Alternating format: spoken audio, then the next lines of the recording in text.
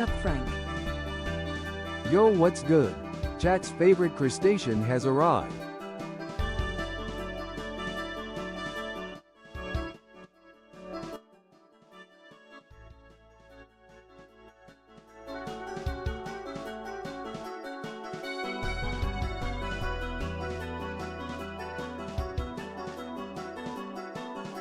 Hey Frank. Yo.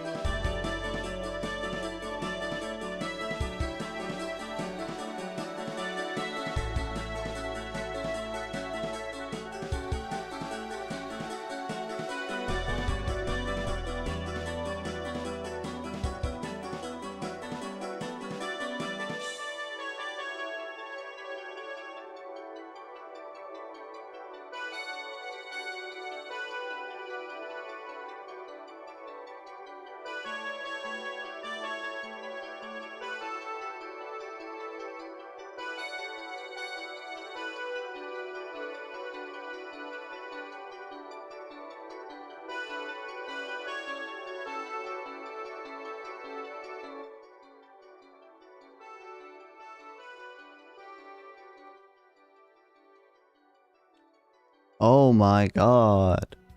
What's up, people? Welcome back. Welcome back, Sauce Rama. Nice to see you in here. Nice to see you still here. Finally. Oh, what's up, Momentum? Welcome back. Should be totally chilling now. Should be totally chilling. We got new fiber optic internet, so I can't show this to you because it shows my IP address, I think, but we are getting, you know, nice, fast, symmetrical speeds.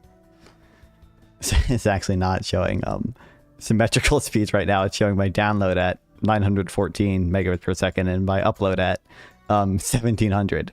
So upload speed issues have been resolved. How was the zoo? It was good. Yeah.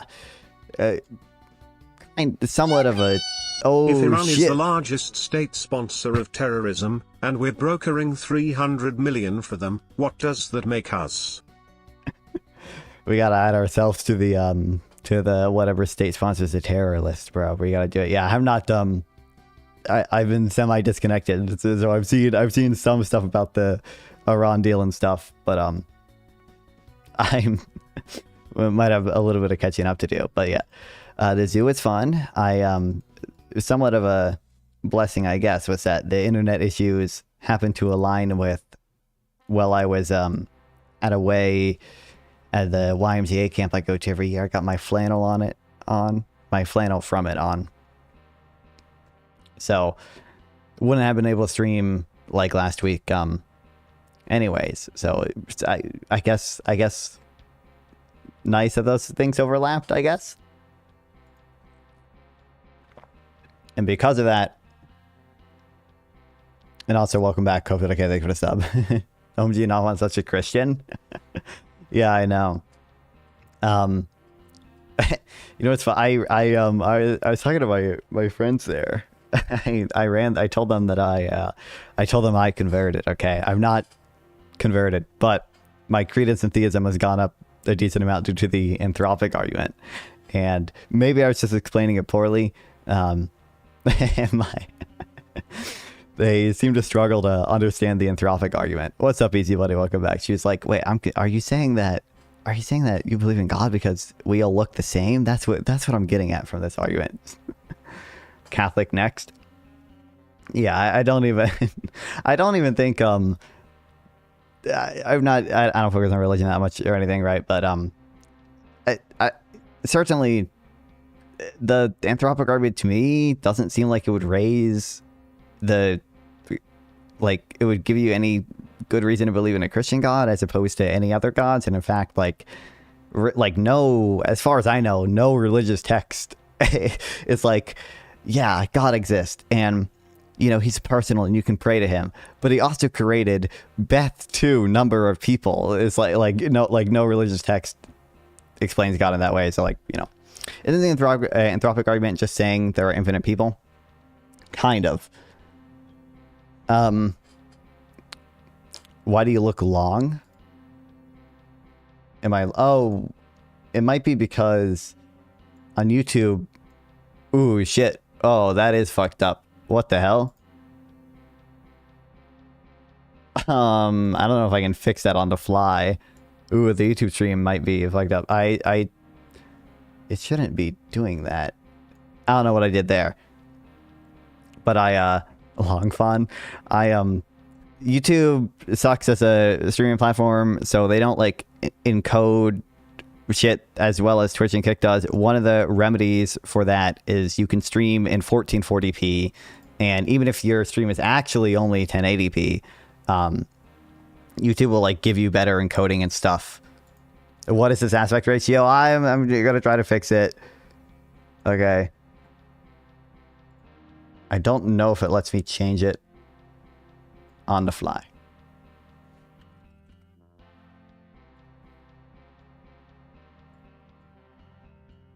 We'll see. Where's the apply button? Okay.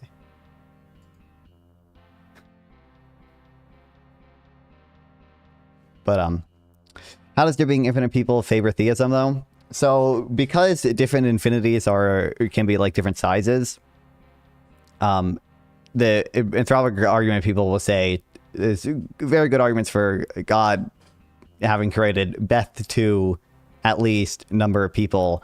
And Beth 2 is like it's like the set of like whole natural numbers as well as irrational numbers as well as like, I think it's like functions or something. It's stuff like sine and cosine. And it's hard to get to, it's not hard to get to infinity people necessarily under an atheistic worldview, but it's hard to get to Beth 2 infinity people because you would need to, essentially, if you take that view, you would have to basically hold the view that like every possible world exists, at which point you kind of like break induction. Can't speak. But yeah, also, you know, because I was there, did it fix the aspect ratio, by the way? Not expected given the infinite universe. No, that would only get you to, or infinite multiverse, a Beth null or Beth 1 amount of people, depending on what view you take there. So I know like some of the like one of the responses to the fine-tuning argument is like oh, you know, there might just be an infinite number of universes or whatever where like these values take every possible parameter or whatever. The possible parameters for those things are like only I think it's only Beth null amount of universes there. It's too bad God is fake and gay. It's true. Why wouldn't it get you to Beth 2? Because Beth 2 includes... to be clear, I'm not that informed in the argument or whatever. Okay, where's Beth and Bulldog? Get him in the chat. That one Fen playing the long game. True. Hold on. I might be able to... I don't know if I can... Dude, hold on. YouTube, if the stream breaks, not my fault. Hold on, give me... It might make me restart it. Oh shit, did that work?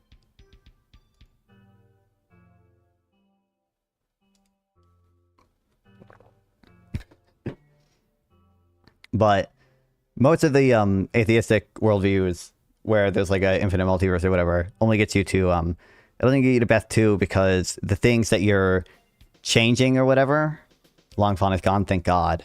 Now you're squished, am I? Oh shit. I'm fat fawn now. Only have like Beth 1 or Beth null possible values. Lies. It showed I was squishing mine for a bit. Yeah, I was at the camp. Exclamation point Insta in chat, guys. Although I wasn't on YouTube and Twitch, I was active on Is that true? I believe it's true. I'm not certain that I'm not certain there aren't other ways to get to Beth 2 people. One of the ways you could get to Beth 2 people is just by being I think it's called modal realist. You could just believe that every possible world or universe exists. But under that view, you collapse induction because, there's an infinite number of universes where the sun does not rise tomorrow, where the sun turns into a tomato, right, of any given size, right, where a tiger randomly spawns in my room. So then it's hard to make philosophical arguments if you take that view. I'm saying multiverse, not necessarily modal realism. Yeah, but I was just multiverse, most of the multiverse, like I said, as I understand it. Oh, what's up, Brian? Welcome back. Have you seen the Ben versus debate on socialism? Hasn't he done a few? Sounds like some Alan Moore type shit. I think I've heard his name mentioned before as it relates to this. Yeah. But like, as I understand it, like, for example, another like potential multiverse thing is like the many worlds interpretation of quantum mechanics or whatever. Like I don't know the specifics of it. Okay. But like every time electrons are entangled or whatever, that actually it creates two different universes. I think that still only gets you to one possible universe under that, because different infinities can be different sizes. Anyway, actually, my point is in the chat. Okay, we got two beautiful Instagram posts.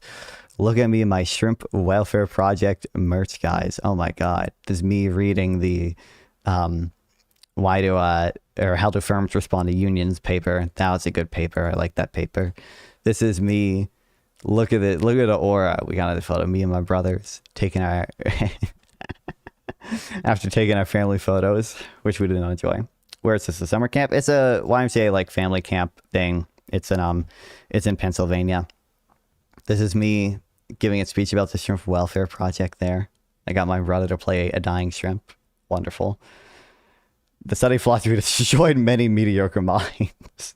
True. It's a recent debate. I'll send you the link. Yeah, if you link it, I can check some of it out. What's it fun? Yeah, I have fun. It's nice to see my friends there at the very least all the time. Oh, I did actually. We had like we had planted people to like give me dollar bills during the little speech thing as like a just as a joke to be funny, whatever. But I did end up getting $9 from other people who ran up on stage afterwards to give me dollar bills. Anyway, fun time. Excellent into the chat. And then the zoo pictures. Look at me having a grand old time at the zoo. And these are the non-fawn mods, if you're wondering. Not the animals, the people. So that's a Chili's.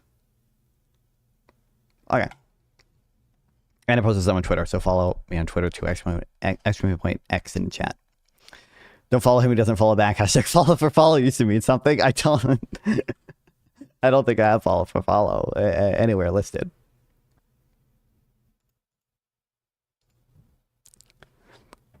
I follow some people back.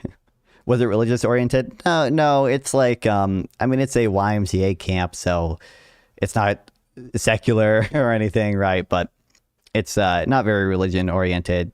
The only thing,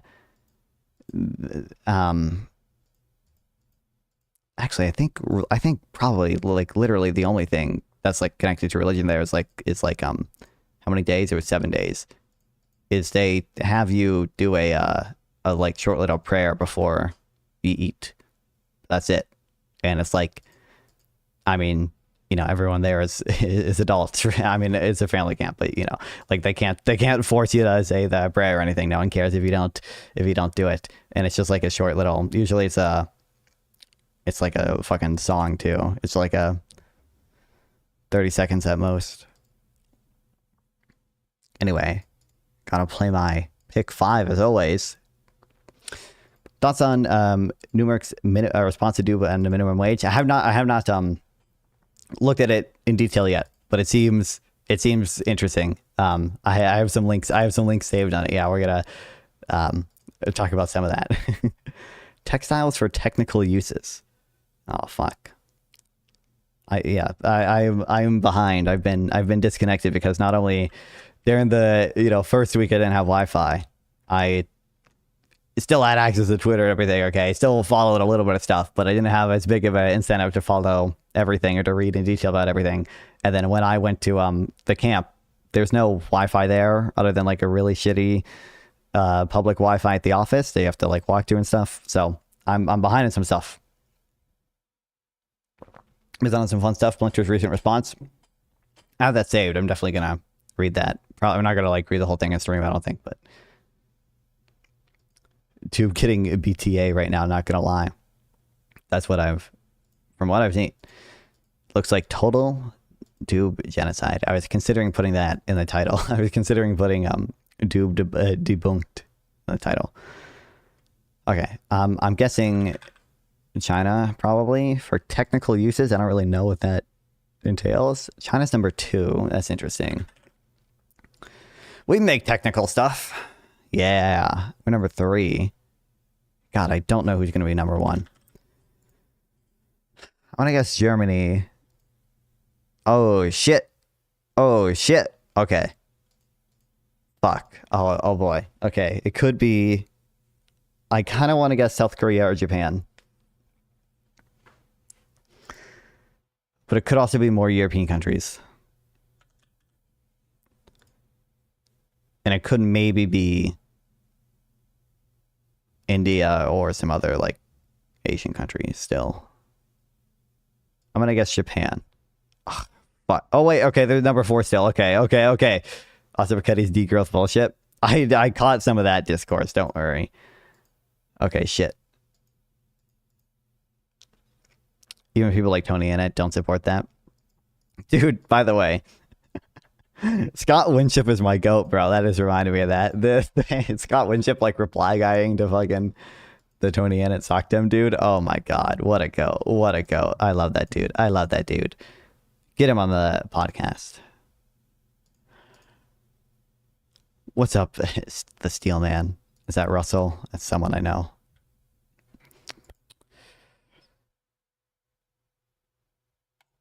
Fuck, I don't know what it could be. It could be South Korea, but I feel like it's probably... I feel like I'm gonna guess Italy. I feel like it's probably another European country. Oh, what's up, Japringo? Like it, y'all? True. Yeah, me and Scott had to argue with some motherfucker trying to argue that CPI was better than PC, LMAO. Oh, boy. Wait, did I get it? 5 for 5? Oh, shit. I'm goated. Oh, my God. Oh, my God. Oh, my God. Not fun. Goated. Let's go.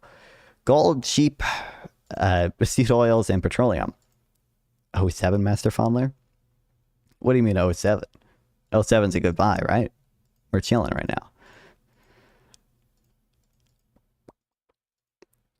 No more Wi-Fi issues. No more of this going outside bullcrap.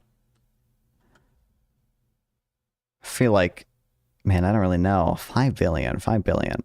I feel like 5 billion is too much to be most of the places I would think of for this stuff, because I would think like some small African nation or like maybe somewhere in South America, but I'm gonna guess like Turkmenistan. I think it might be one of the stans because they got some fuck shit.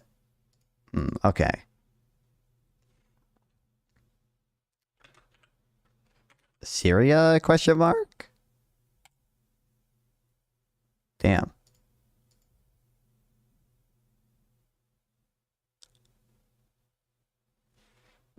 Is it Yemen? Yemen or Oman?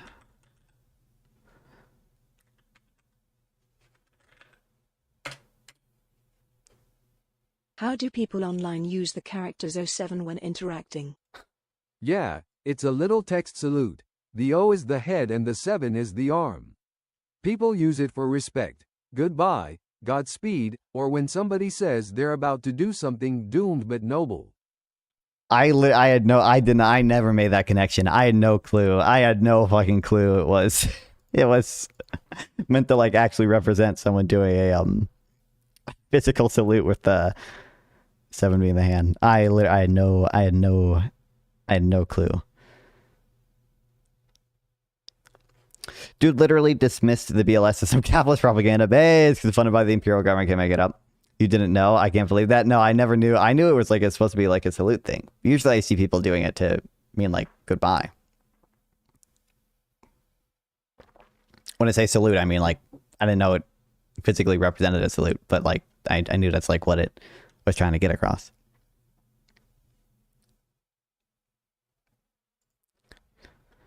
Fuck. 2,000 kilometers west of Oman is too... That can't be Yemen, right? Fucking Chad. Fucking Chad. Oh no, really? Algeria? Sudan? South Sudan? Oh, it's not South Korea. Fuck, it was just Sudan. God damn it. Okay, I can't win. Okay, you know what? I did good on the first one. Thoughts on the Iran deal, L or W? Like I said, I've been disconnected. So my impression of it that I've gotten is that it seems, thanks Microsoft Edge for being a piece of shit, seems quite generous given given the rhetoric Trump has and the situation we had before both pulling out of the Iran nuclear deal and when the war started. Is leaked on Wikipedia already? Isn't this it? Is the Islamabad memorandum? Isn't, yeah, this is it, right? Your trip to zoo seems like a date. Now you don't have to give any further deeds away, but if it was, I'm proud of you, buddy. It was not a date. Did you not see I think there are more photos of Ness, who's been on stream before. You guys know Ness. We're friends. We've been friends for a while. But there are also men in the photos. It'd be weird to just bring 3 men along to a date I had. Or maybe that's the play. Maybe that's the play. You're into men too? No. That was meant to rule out the... I'm saying it'd be weird to think it was a date, given that there are men in the photos. It's over. It's over. Okay, anyways. I have not seen, like, much of this. I already gave you my impressions from the stuff I have seen. But this is apparently the agreement. New Times reporters annotated the agreement, which a senior official disclosed on Wednesday.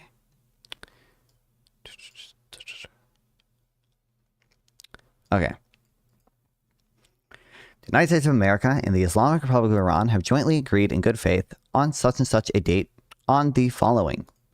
The United States of America and the Islamic Republic of Iran and their allies in the current war, by signing this MOU, declare this immediate and permanent termination of military operations at all fronts, including in Lebanon, and undertake from now on not to initiate any war or any military operation against each other, and to refrain from the threat or use of force against each other, and ensuring ensuring the territorial integrity and sovereignty of Lebanon. The final deal will confirm the permanent termination of the war on all fronts, including, they're really stressing this Lebanon point, including Lebanon and other provisions of the paragraph. I can't wait for, inevitably, we get Israel invade southern Lebanon. Again, I think they're still in parts of southern Lebanon. Okay, and then the whole thing falls apart again. Nothing weird about that whatsoever, actually. Some guys like to establish friendly interactions first, and it can be less intimidating if you... But then I wouldn't say it was a date. I would say I went to hang out with my friends, one of whom I'm would be, in the hypothetical, attempting to date in the future. You're not looking at the full thing? This does have the... I believe this goes through the full text, but... I want the annotation as well. God, Yo, it shit. seems like I've been here for years at this point. Embarrassed smiley face emoji. Thanks for the, not that far from a year, I guess. Thanks for the YouTube membership, Shipringo. I'll send you on X. Didn't you say it was on Wikipedia? I can check it out there.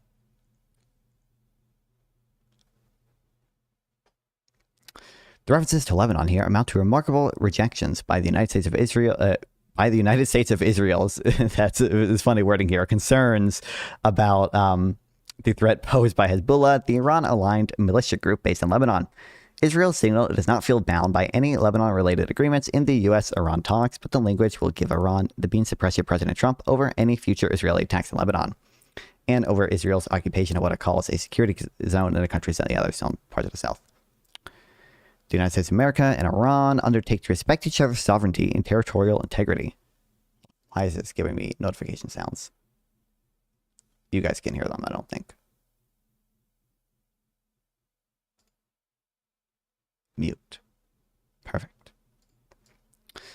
This seems a bit boilerplate, but each country has been accused of attempting to meddle in others' internal affairs, often violently. Mr. Trump openly called for protesters to overthrow the Iranian regime, and Iranian agents have been accused of attempting to assassinate the U.S. president.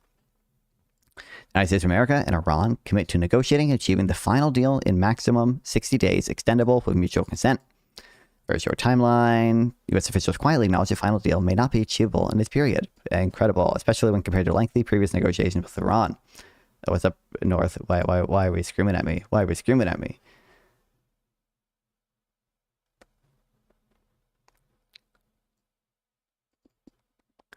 But the ambitious time frame would place they changed the Stellaris UI. It's broken. What is that? Am I supposed to know what that is? What would a progressive Democrat want the MOU to be? I don't recognize the acronym MOU off the top of my head. Marginal.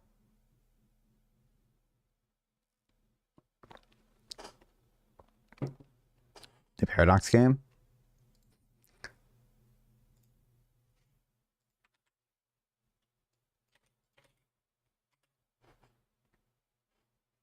Oh, I guess I've seen this before. Memorandum of understanding. This is what a gifted membership should cost. Playful face emoji. Playful face emoji. Thanks for the $3, Shapringo. I appreciate it. Hell yeah. Hell yeah. Oh, also, don't think I'm getting a YouTube payout this month. So the donations that go there, that the Streamlabs donations that I actually get immediately. Very much appreciated. And you reminded me, by the way, with regard to the gifted memberships, I got memberships to send out.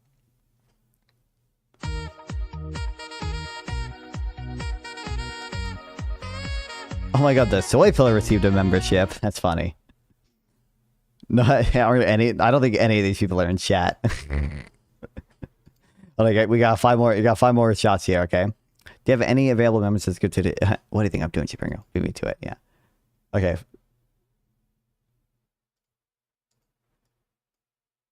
Let's see. Oh. I don't think any of these people are in chat either. Let's go. Why is YouTube so bad at that? It can't be that hard to just give priority to people in chat. Hey, it's Ultra Optimist 1 2. Or wait, I think you all remember already. But it's actually, in a way, it's better for me, I think, when they give someone not in chat, because it gives them like a notification that they got gifted a membership, and then they might come into the stream, you know. I've done that before. I've gotten gifted memberships before, and I get a notification. I'm like, oh, shit. I guess I'll click on a stream now. They can have it to me and Ryan once, but only enough. Do you give those gifted memberships from YouTube Studio? How does the streamer know if they have them available? I just click on the like the regular donation link here, like in my stream, like I can see my analytics and stuff, but just like the regular chat thing is here. And I just click on the money, the free money symbol, and then membership gifting. And then if you have them, it'll have the option to gift 5 memberships. I believe everyone has. I believe every streamer, if they have memberships enabled, has them. Name one pundit more intelligent than Hanania. Or in cast. No, I don't know. I think Hanania is intelligent, but there's definitely got to be some more intelligent than him. Pundit, though, if you're restricted to pundit, I have to think. Iglesias, maybe? Pundit, I don't know.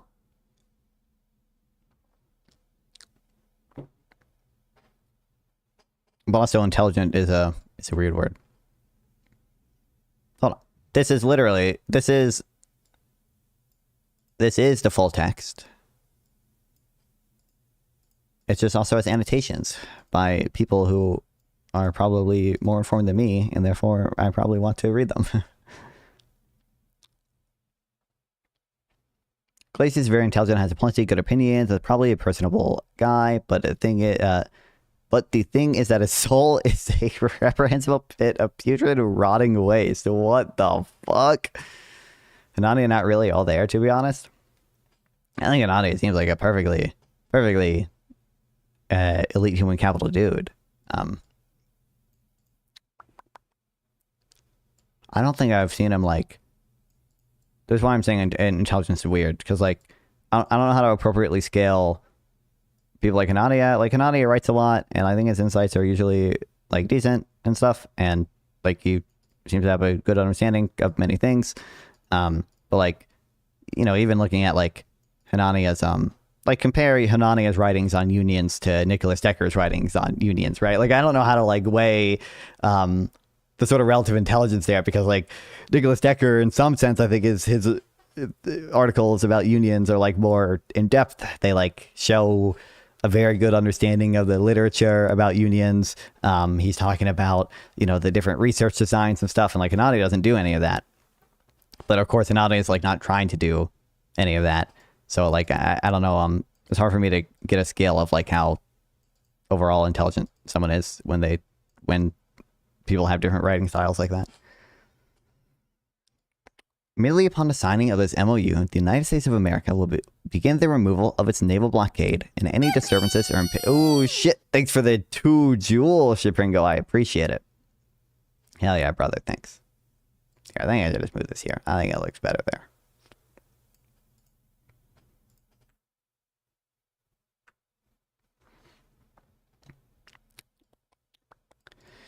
During this period, the traffic of vessels will be in proportion to the numbers of pre-war traffic being restored by the Islamic Republic of Iran. The United States of America further undertakes to remove its forces from the proximity of the Islamic Republic of Iran within 30 days of the final deal. The deal is so shocking because the United States has far superior leverage in negotiations. Not even sure why we're negotiating, to be honest. I mean, I think it might just be... I don't know like what the actual polling of the Iran war looks like right now. But like, I think, to me, one, probably Trump himself is like not that interested in like pundits are more intelligent than Hanania? Oh, we gotta ask Frank. Frank's more intelligent than Hanania. Honestly, Scott Alexander, Tyler Cowen, Matt Iglesias, Tyler Noah Cohen Smith, for sure. and basically anyone who can disagree without sounding like they're auditioning for villain monologues. God damn, I guess Frank does not like Hanania. Tyler Cohen for sure is. I don't know if he counts as a pundit though. I don't know if that's what you're including as a pundit. And Tyler Cohen's kind of cheating because he has, what's it called? He has superhuman reading abilities. Tyler Cohen reading speed.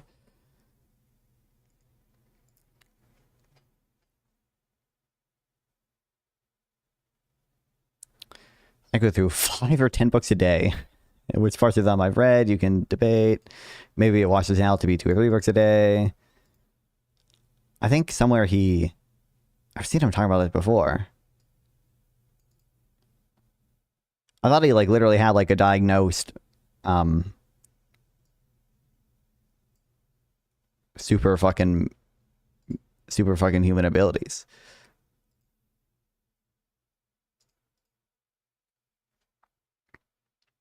Yeah, if we had ground assault from the get-go, this would be over by now. It's hard for me to see ground assault going that well, but maybe. But AXE convincingly proved from his intelligence over Cohen in his fight with him. I'm not familiar with the fight that they had. About what? But anyway, hold on. That's how Iraq and Afghanistan went. They lasted a lot. What counts as over? What counts as over? With regard to the why we're surrendering or whatever, this is what, again, never was particularly informed on foreign policy in the first place, and I have been disconnected for a number of weeks. Okay, but my impression is that one, Trump like probably himself doesn't care that much about the actual state of Iran. Probably does not actually give any consideration to the well-being of the people in Iran. Trump cares a lot more about things like getting positive headlines. I think you saw him like with oh, I'm sorry, it's a funny picture, you guys. Yes, true. With he likes getting these like, hey, he likes being the ones to announce deals, right? With the India and Pakistan, there's that whole thing. With regards to like Colombia early in his term, the like Colombia tariff trade war thing he had, where Colombia did not actually concede on anything. But nonetheless, he still like presented it as like some huge victory, and he got like some positive headlines from it. I think Trump is probably making those considerations. And oh, I guess I have seen this. I've liked this. Yeah. This is, I mean, I don't take this to be like a particular showing of his intelligence or anything. Like nothing in his articles, I don't think like that. Crazy, but yeah. I'm familiar with this fight. I remember now. Control F debates with Tyler. It's right. There's been a general pattern in debates with Tyler. I will criticize some very specific point he made. He'll challenge whether I am important enough to have standing to debate him. Oh yeah, but have you been to 570 different countries? Have you eaten a burrito prepared by an Ethiopian camel farmer with under-recognized talent? Have you read 800 million books? Then made a post about each one consisting of a randomly selected paragraph followed by the words. This really makes you think, for those of you paying attention. I'm not an expert on aid, but the development fellows and econ professors I mentioned above are, and they agree with my criticism. I ran this post by someone who's worked closely with the USAID and affiliated programs for a decade, and they said they took my side. Not that it matters. The blogosphere, like the Royal Society, ought be nullis in verba. Not a is that how you pronounce that? Nullicis?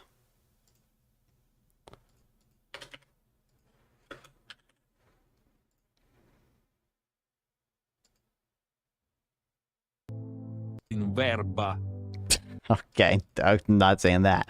Not a chest buffing competition of credentials, but a data dump of receipts. True, I agree.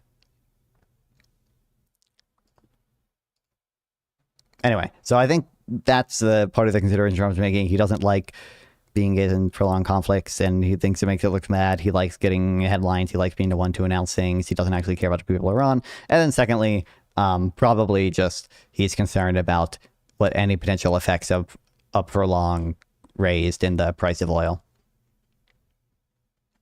And that can be for political reasons too. He doesn't actually, he himself doesn't actually have to care, obviously.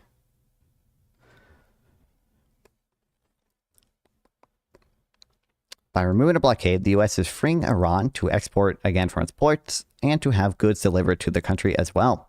That is a critical immediate win for the Iranians, whose exports overwhelmingly go to China. Once the revenue starts flowing in again, Iran's immediate economic crisis will be relieved. But the United States will also lose a key element of leverage in the nuclear negotiations, which means the Iranians may have every incentive to dig in and let the 60-day negotiation stretch to months or years. Is this war a failure, I would say? I mean, from my impression, yeah. I think probably. I think it's probably fair to consider that. Consider it that. I don't think there's any significant positive outcomes that would come from it.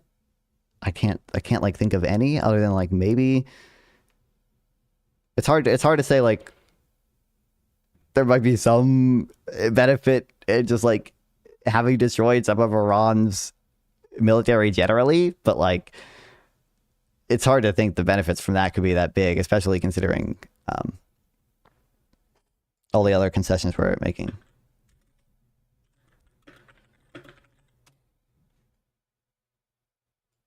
We can check this out in a second, Ryan. Who's this girl? I don't think I know her.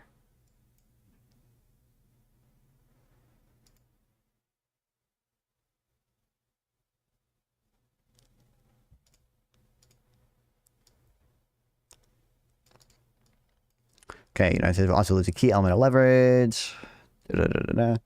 Upon assigning this MOU, Iran will make arrangements using its best efforts for safe passage of commercial vessels with no charge for 60 days from the Persian Gulf to the Sea of Oman and vice versa. The traffic of commercial vessels will immediately start. And considering the need for removing the technical and military obstacles, and by determining the Islamic Republic of Iran will be instated within 30 days. Iran will conduct dialogue with the Sultanate of Oman to define the future administration and maritime services in the Strait of Hormuz in discussion with other Persian Gulf littoral.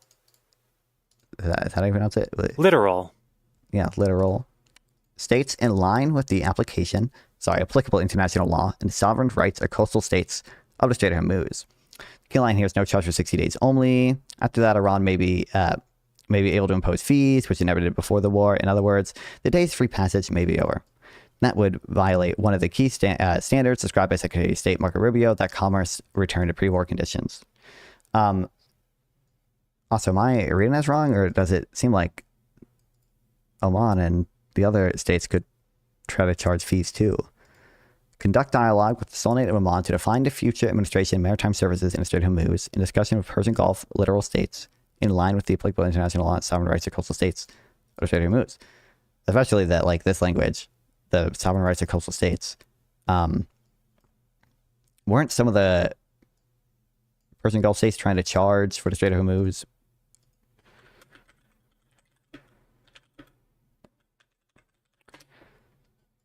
Before? Hold on, what is this? This is new.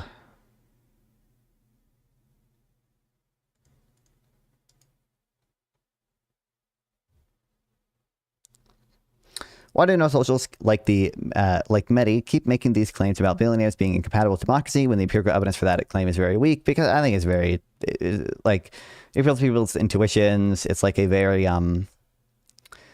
is very much in alignment with a strategy that, like, this strategy alone, I don't think is bad faith. And I think a lot of people employ this strategy or whatever, where you want to appeal to someone's existing intuitions and appeal to someone's existing values. So, like, if someone says they like democracy, I think if rhetorically it's strong to, like, try to appeal to that and say, well, I want democracy in the workplace, and say that actually, you know, one outcome is just on billionaires is, like, incompatible with democracy, right? Like, I think you're appealing to, like, those shared values or whatever. You're trying to make it sound good based on their own standards. And, like, I do that, right? Like when I talk to people about effective altruism or, like, the Shrimp Over Project, right? Like I'm appealing to, like, make it good by people's own standards, right? You know, I don't think you have to be utilitarian to support the Shrimp Over Project. I'm making a much more modest claim. So I don't think that strategy alone is, or on its own, is, like, bad faith or anything. But I think the reason why they do it is because they want to appeal to people's, like, shared intuitions and values there. I wish we could have finished the job and freed the people. Well, I wish I could press that button too, but Iran won't uphold any of the ceasefire on an extended period of time. Well, I mean, I haven't read all of it yet, but so far it doesn't seem like there's much for Iran to uphold. The one thing Iran has to uphold is not charging fees for 60 days, and then afterwards they might be able to charge fees even. Obvious currently saying it's a disaster so far. Yeah, okay. Bobby Bitterman is saying it, and he was obviously someone very in favor of war for Iran. How would you do ravine change without boots on the ground? I doubt that you could, unless it was, it'd be, I don't know. I don't think there's any example in history that's working, but, like, it's, you know, not technically impossible probably for the U.S. military to do airstrikes, enough of them on, and use surface, are they called surface to ground missiles? To launch missiles from our fucking ships off the coast of Iran, to destroy enough of the military, such that it helps a domestic movement or with other government. That it's in theory possible. Technically, I don't think it would ever happen in Iran, really. But the new regime would continue to fund Hamas and radical Islamist jihadists in Palestine and Lebanon. I mean, so far, none of language has even mentioned their funding of other states and non-state actors. Okay, America undertakes with regional partners to develop a definitive, mutually agreed plan with at least $300 billion for reconstruction and economic development of the Islamic Republic of Iran. I've seen a lot of discussion about that. The mechanism for implementation of this plan will be finalized as part of a final deal within 60 days. All required licenses, waivers, and permissions needed for the relevant financial transactions will be granted by the United States of America. Mr. Trump on a Wednesday insisted the United States would not invest in the potential $300 billion reconstruction fund for Iran. but appears to leave open the possibility that Persian Gulf states could provide the money. It is a sensitive political issue for the president, given his constant criticism of Barack Obama for shipping $1.7 billion in cash to Iran as part of the 2015 nuclear deal that Trump exited. This isn't even the 1.7 billion in cash to Iran. Wasn't this assets that we unfroze? Like, it was their assets. Oh no, it was dating back to the it was dating back to this. Settled a decades of legal dispute dating back to the failed 1970s arms deal. That might have been more than, we probably unfroze more than 1.7 billion in assets.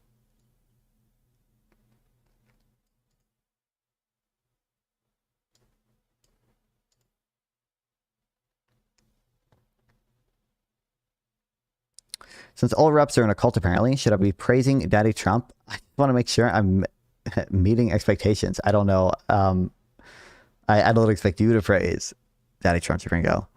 And I expect even a fair amount of like semi-MAGA people to like not like this outcome, but people to like make excuses for it, like they do everything, right?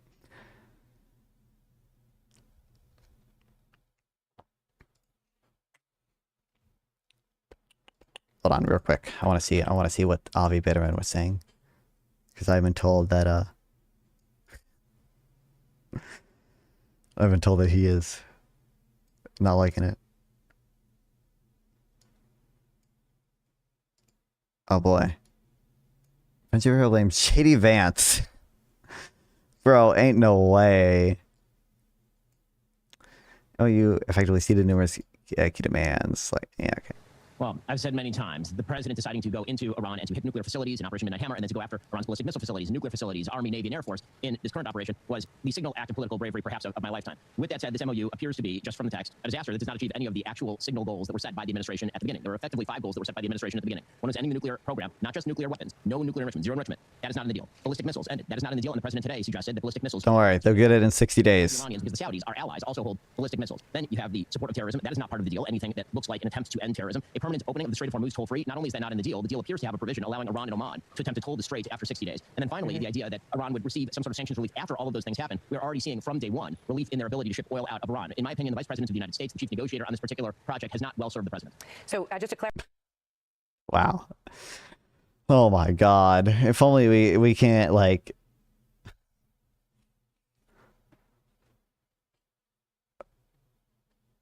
Was there ever anything... I'm trying to think. There probably is something I'm just not thinking of. Was there ever like anything where the excuse from Democrats was like, what is wrong in that analysis? The frustrating thing, I don't think the rest of it is necessarily wrong. The frustrating thing is that like Ben Shapiro, he like clearly does not like the deal. He clearly thinks it's like a failure. It feels like if, you know, this was something that Biden had done or something that he didn't like more had done, the excuse, it wouldn't be like a simple like, oh, I don't think the vice president served the president well. I think it would be this is a failure. Oh my God, I can't believe Biden did this. I just can't imagine him having this like standard for the other side. What is my, I just noticed the backgrounds you guys are supposed to have if you're a sub aren't on this chat. Not that it really matters, but I think I can fix that pretty easily. If I can find where the chat is.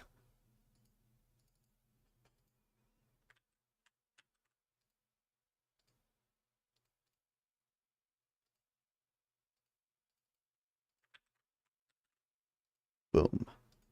Okay. Members, say something in chat right now. Trump is a very bipolar person and is well known to be influenced by people around him. Vance has been the lead voice in... and I understand that. Like, I think... like, to some extent... yeah, there we go. Thanks, Ashrama. There we go. It's working now. And, like, I think... But like, again, the frustrating thing is not necessarily that, like, it's totally wrong. It's that I just feel like we would never make these excuses for anyone else. Like, people were always like, people made this excuse all the time when it came to like Trump's first versus second term, where they're like, oh, Trump in his first term was weighed down by the deep state. That's why he couldn't do anything. This time he's going to pick a bunch of fucking loyalist people. Like,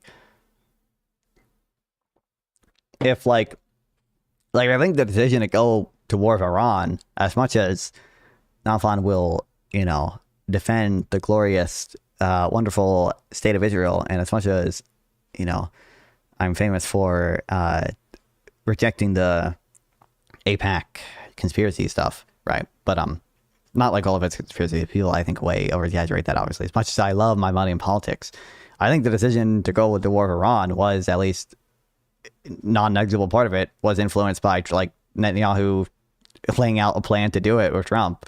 And obviously Ben Shapiro was pretty favorable to Netanyahu. But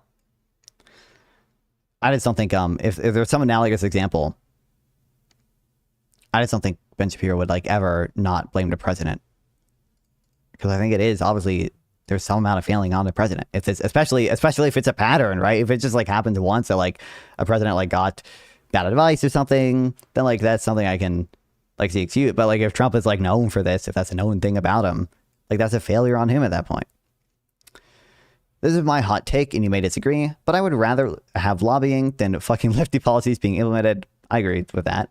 I mean, obviously it can depend on the policy and the margin in which it's happening. But yeah, I think all politicians aren't responsive to the public. I think they are fairly responsive to the public overall. But the average person just aren't well read. I don't value democracy intrinsically. Me too. Only that it's instrumental benefits. I agree with that, brother. Ben Shapiro blamed the president on Liberation Day. That's true.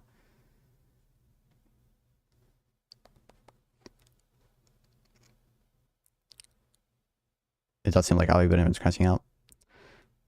Messages to Obama re Iran. The worst thing you could possibly do in a deal is seem desperate to make it. The art of the deal. Wow. Unless it's some sort of ploy to get, don't know how to pronounce the name, but that's the new injured Supreme Leader, right? Yeah. Come out of hiding for an assassination attempt. We can be honest about what it appears to be. Capitulation. Bent over face down as of capitulation. The sort of capitulation makes Obama look like a hardliner comparison.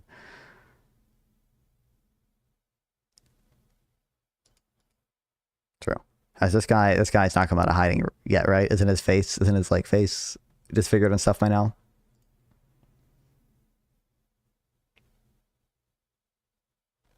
Allegedly.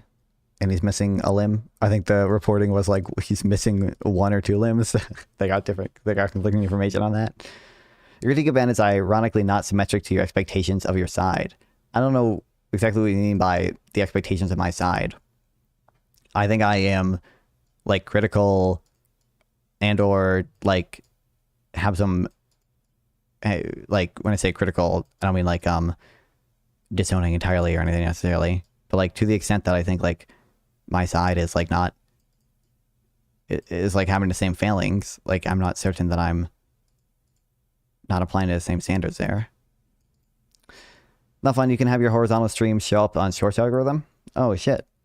I think I might know what you're talking about. I've had like the whatever dual stream thing for a while, but the cropped version just like doesn't, I mean, it just takes the middle of the screen, right? And there's, I don't think there's a good way for me to lay out the stream like that. I would prefer to just do it manually.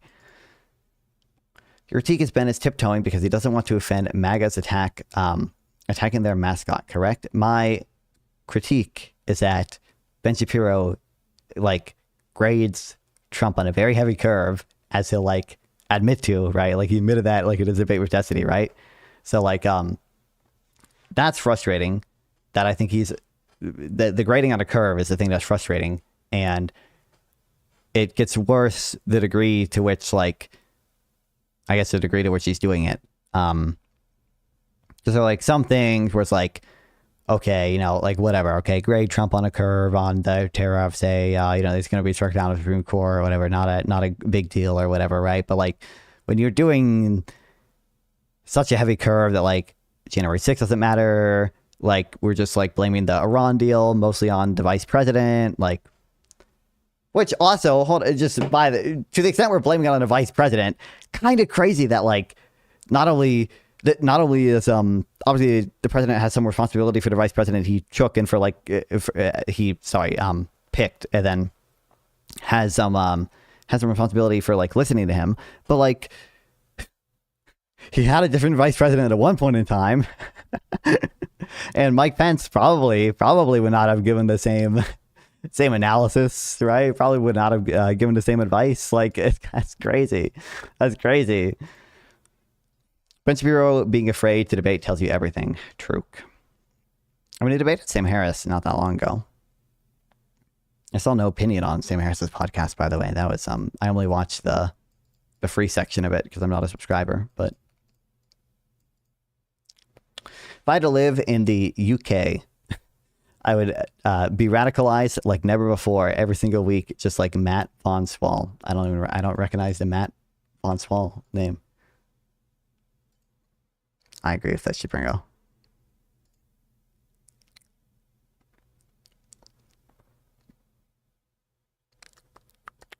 Okay, where were we in this?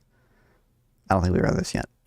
Okay, the U.S. terminates all types of sanctions against Iran, including the United Nations Security Council resolutions, IAEA Board of Governors resolutions, and all unilateral U.S. sanctions, primary and secondary, in an agreed-upon schedule as part of the final deal. Iran and the U.S. acknowledge the critical importance of sanction termination issues above mentioned, and express their intentions to immediately address these issues in negotiations in order to achieve a mutual agreement on them. Relief from crushing economic sanctions may be the only thing that can persuade Iran to surrender its nuclear program. This was the basis for the 2015 Iran nuclear deal, which traded sanctions relief for strict caps on Iran's nuclear activity. These caps were limited to a maximum of 15 years, however, and Mr. Trump says he wants much longer or even permanent constraints on Tehran's nuclear program. A big challenge from here will be determining the agreed-upon schedule that establishes what sanctions the U.S. will remove and when, as Iran fulfills its nuclear commitments. That will likely mean a gradual process in which the two mistrustful sides take alternating incremental steps. Iran reaffirms that it shall not procure or develop nuclear weapons. We did it, guys. The U.S. and Iran have agreed to resolve the disposition of stockpiled enriched material pursuant to a mechanism that will be mutually agreed upon in accordance with the schedule mentioned in paragraph 7, with the minimum methodology to be down blending on site under the supervision of the IAEA. The two parties also agreed to discuss the issue of enrichment and other mutually agreed matters related to Iran's nuclear needs based on the statutory framework being agreed upon in the final deal. The final deal will confirm the provisions of this paragraph. The United States of America and Iran acknowledge the critical importance of nuclear issues above mentioned and express their intention to yeah. This is the only paragraph of the agreement that deals directly with the nuclear program, the core cause of the war, and thus is perhaps the most important. As expected, it is vague on all the main points of contention. As the word reaffirm suggests, there is nothing new about Iran's promise to never seek or buy a nuclear weapon. It first made that commitment in 1970 when it ratified the Nuclear Non-Proliferation Treaty, and then repeated it in the opening paragraphs of the 2015 agreement with the Obama administration. The paragraph recovers, oh my god, AI viewers. Just see how consistent you are about critiquing your own side. Was the JPCOA actually a good deal? My impression of it is that it probably was a net good deal. That is my impression of it. I'm not super well researched on it. So for example, my understanding is that Iran did adhere to the parts about not enriching uranium. My understanding is that, or it's not clear to me, I've heard conflicting things and I've never looked into it, about how much Iran continued to fund non-state actors and, state supporters of terrorism and such, or whatever. It's not clear to me how much Iran adhered to that. Certainly, it doesn't seem like they, they still have many of those goals, and I assume for the duration that the JCPOA was in effect, they were still doing it to some extent, but I'm not certain.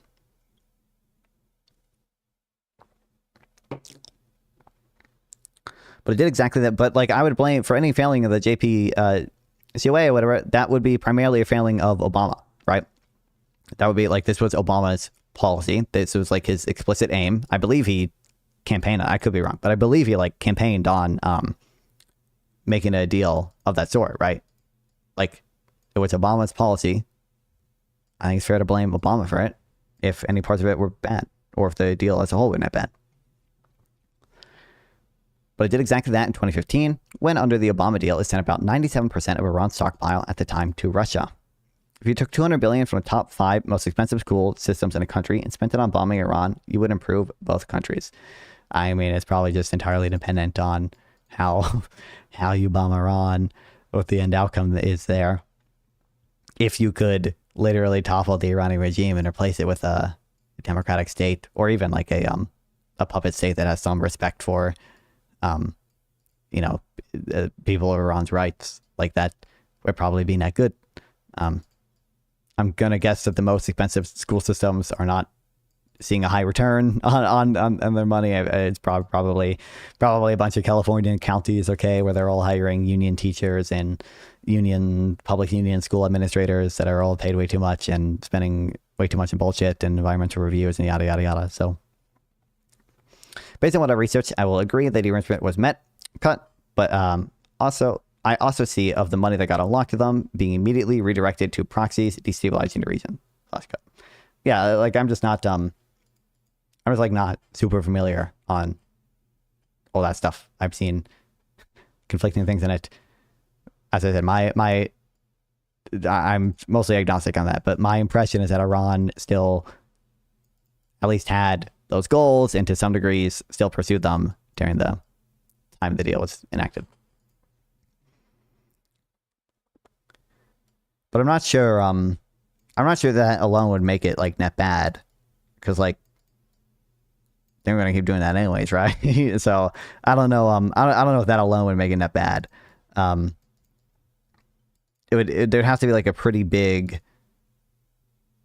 effect on the amount of like spending and money and weapons they sent to those people for it to end up being net bad. Then I would doubt that the effect of giving them whatever assets we froze in the 1.7 billion transfer would be like that big.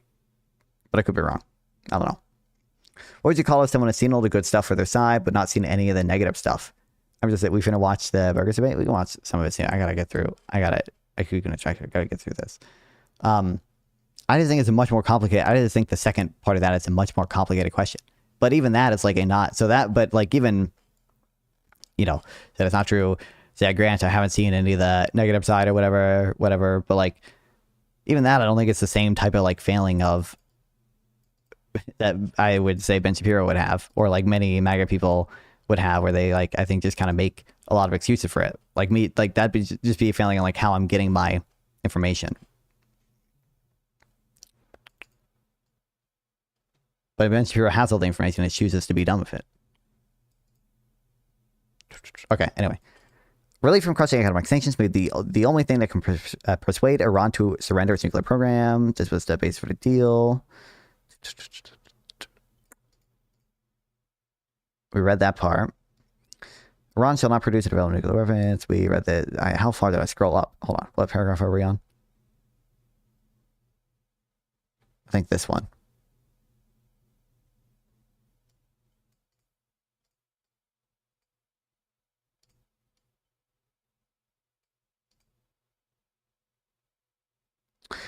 Okay, we were here. That leaves a huge number of issues to be resolved in the next negotiation, whether Iran will keep the nuclear material, whether it will have to shutter all of its major nuclear facilities, whether it will be allowed to continue enriching new material, or suspend that work for something between 13 and 20 years. In a phone interview on Sunday, Mr. Trump said that Iran would also agree to a new, far stronger inspection regime. Introspection. But that needs to be that too needs to be negotiated. The reference to Iran's nuclear needs refers to Iran's insistence on retaining nuclear capability for peaceful energy generating needs, a way of keeping its nuclear potential alive. If you were president, would you station troops in Taiwan? I don't know. If you could, so I don't know whether or not like the mere stationing of troops in Taiwan violates any of the agreements or implicit agreements that we have with China. I'm not certain. If it does, I'd be against it. If it doesn't, then I would like probably be for it, but I'm not certain about that. The issue is like I think it could be a decent deterrent, but I think that would also at that point like kind of commit us to going to war with China if they ever were to like attack Taiwan. And I probably always want the option to like avoid that because I think that would just be very bad. So, you know, I think the deal is a de facto failure. FYI, I agree with the Jeb 10 take. No control to straight equals failure to beat the Eisenhower plan. I'm sure. Okay, sounds like the TikTok chuds who we just responded with. I've never heard of that. But that'd be a different... I think that's a failure how they get their information in that case as well, right? Like, I think that's... these are two different types of failures that we're talking about. So we'd rather they take it and not go to war? I don't know. It would probably depend on a couple of things. I think, like... I don't know. It depends what war looks like. I want to have that option open at the very least because I think war with China would just be like very, very bad in terms of like if it was even not a full scale war, but a decent scale war in terms of just like human life laws and in terms of, you know, the disruption to like trade in the global economy. I think that would just be very bad. So there are worlds out there where I would like accept China taking over Taiwan if it avoided a, you know, disastrous enough consequences from going to war with them. Those are obviously short-term considerations. I mean, kind of, but like for one, there's always like the opportunity cost. So like if you're spending a ton of money, a ton of resources to go to war with China, and you have trade disrupted with China and probably many of China's allies, and probably trade even with, you know, some of our allies disrupted because certain straits are going to be blocked off. There's going to be a lot of stuff in the South China Sea or whatever. You know, maybe one day we can build up a bunch of semiconductor fabs here. Maybe eventually we can build up enough missile production here or whatever. But like, there's always that opportunity cost like never goes away. Like you kind of just have to eat that cost, and that's bad. Chinese mainland produces memory and low-level microprocessors. I believe the number is 90% of the production of quality processors come from the island of Taiwan. Shut the distinction is crucially important. What distinction?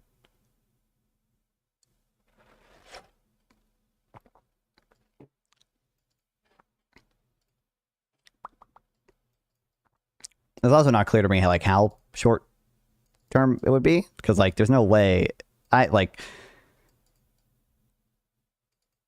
the war in Ukraine is very different, to be fair, but like that's been going on for 3 years at this point. So actually more than that, 4 years at this point, right?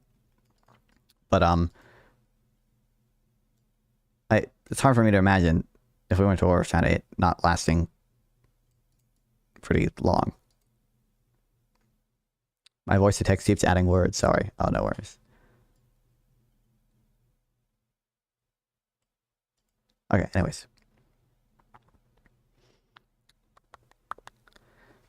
Paragraph 9. Pending a final deal, the US and Iran agree to maintain the status quo.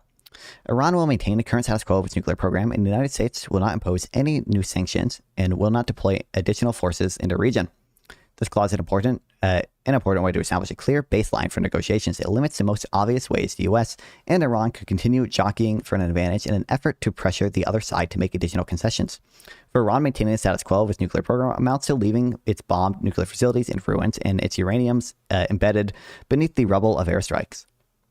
Didn't they move their enriched uranium? Isn't it actually... I mean, obviously, the maintaining the status quo would still mean they like are not enriching further and such, but like Iran did actually avoid most of their actual material getting struck, right? Iran moved enriched uranium before strike.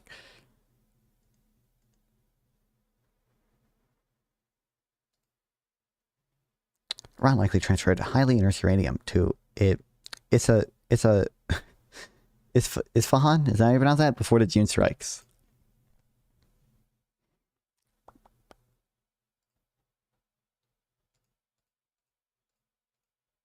Might eventually strike that. How reliable is this reporting? The New York Times reporting or the atomic whatever board reporting we're looking at here?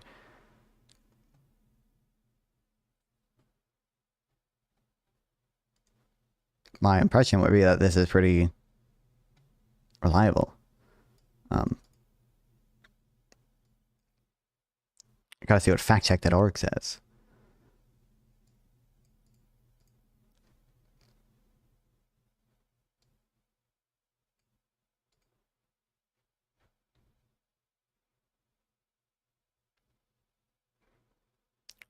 Share of European governments.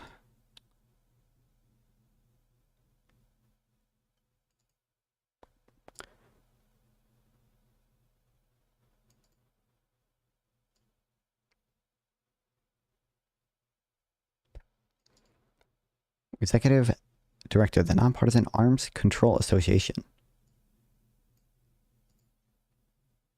I don't know, it seems like there's some amount of consensus that this is a pretty likely outcome.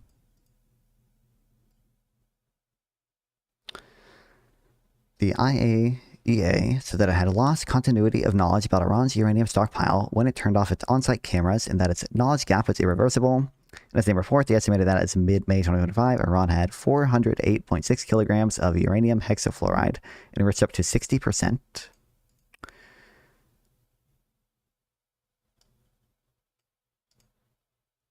But I don't know. I don't think anyone has commented on, or like any official state actor has commented on whether or not they have moved these other ones. It all seems like private analysis, to be fair. I'm starting a site called Truth Social. The reliability of things posted is clear is clear in the name. This is true. I was playing into that when I said we gotta check what factcheck.org says. I mean, I think factcheck.org probably has a much better record than Truth Social, to be clear, but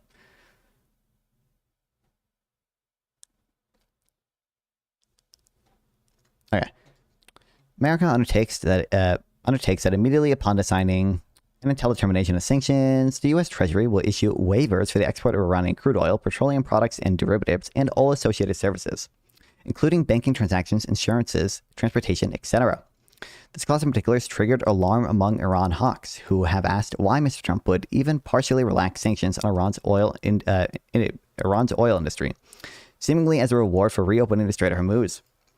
The U.S. would be trading away its most durable economic lever before the hard part of the negotiation even started, wrote Maliki. Is that how you pronounce that? I think that's how you pronounce it. A senior fellow at the Hawkish Foundation for Defense of Democracy. Sorry, I thought the Hawkish was part of the organization, but it's not. I'm pretty sure I know these people. I'm pretty sure they have some slop on Israel that I've read before. Yeah.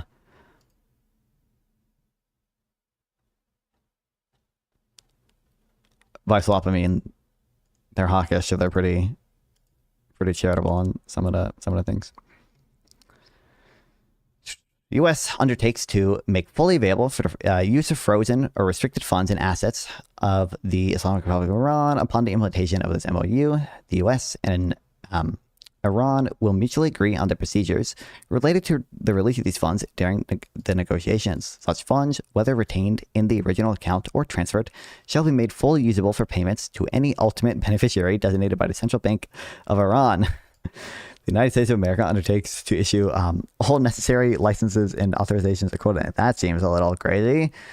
Addressing the Iranians get access to federal funds, $24 billion or more upon the implementation of this MOU. That suggests money could start flowing very soon before the follow-on agreement is negotiated.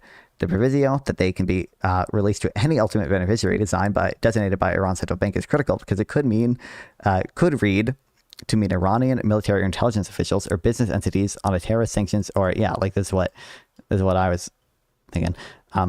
Or business entities on terrorist or sanctions lists could be among the beneficiaries. Like, I don't know why you wouldn't why the hell are we not? Is there at least not a carve out for that? Like, why? Like, at the very least, it's crazy to not have a line that says like for civilian purposes or like for non-military purposes. Like, that's kind of wild, but okay. The U.S. and Iran agree that an executive mechanism will be established to monitor the successful implementation of this MOU and the future compliance of the final deal. Finalizing how a deal will be enforced is perhaps the most important part of any agreement, a U.S. official said.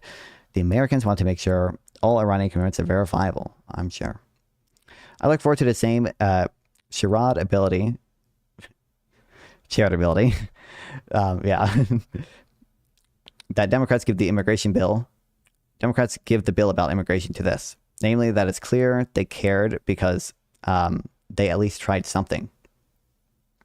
I don't think that's a fair compare. For one, I think like the scale to some extent does matter in a sense that like, you know, obviously Democrats and Republicans have different positions on immigration, but it was a like not meaningless like I think like this is a pretty crazy deal in the sense that it is giving a lot of concessions to Iran.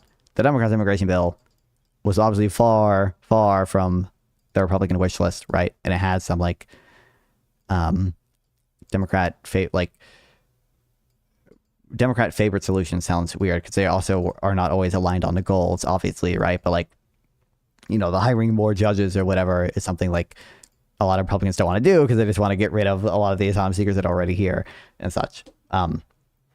But like, I think that was a closer, or it's not anywhere near in scale to like how I think kind of crazy some of this is. And then secondly, this was a undertaking by the Trump administration that had certain goals, and it seems like the deal he got is just to not like achieve any of the goals.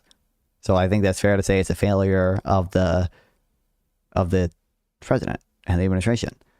I don't think you can say in the same way that like there was a like certain immigration policy that like Biden came into office with like a goal of achieving or whatever that he then like failed to do and like didn't achieve any of the goals of it.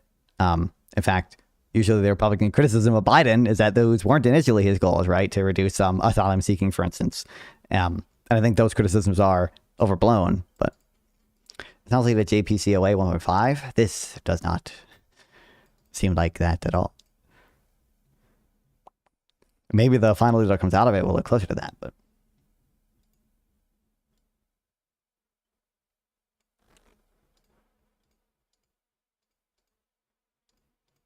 I think everyone left because I was just reading. I just noticed my entire chat thing is red because it's just a Pringo with the membership background. Anyway, I love you, Pringo. You're based. You're goated. After signing the MOU and subject to the beginning of the implementation in paragraphs 1, 4, 5, 10, and 11 of this MOU, and a continuing implementation of these measures, the U.S. And Iran will start negotiations regarding a final deal exclusively on the other paragraphs.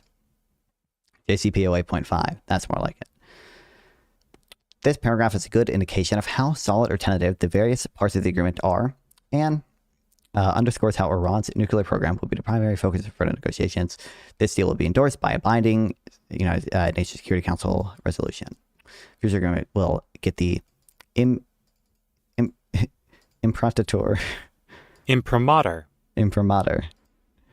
of the United Nations Security Council, as Mr. Trump's Gaza deal did last year.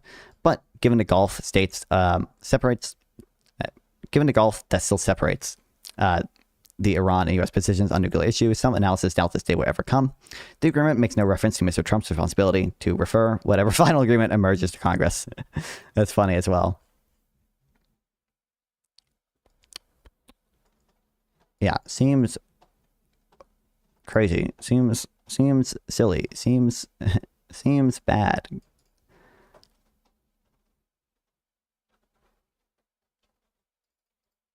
I feel like I recognize this company name. What is this? A Danish shipping and logistics company. Oh, wait.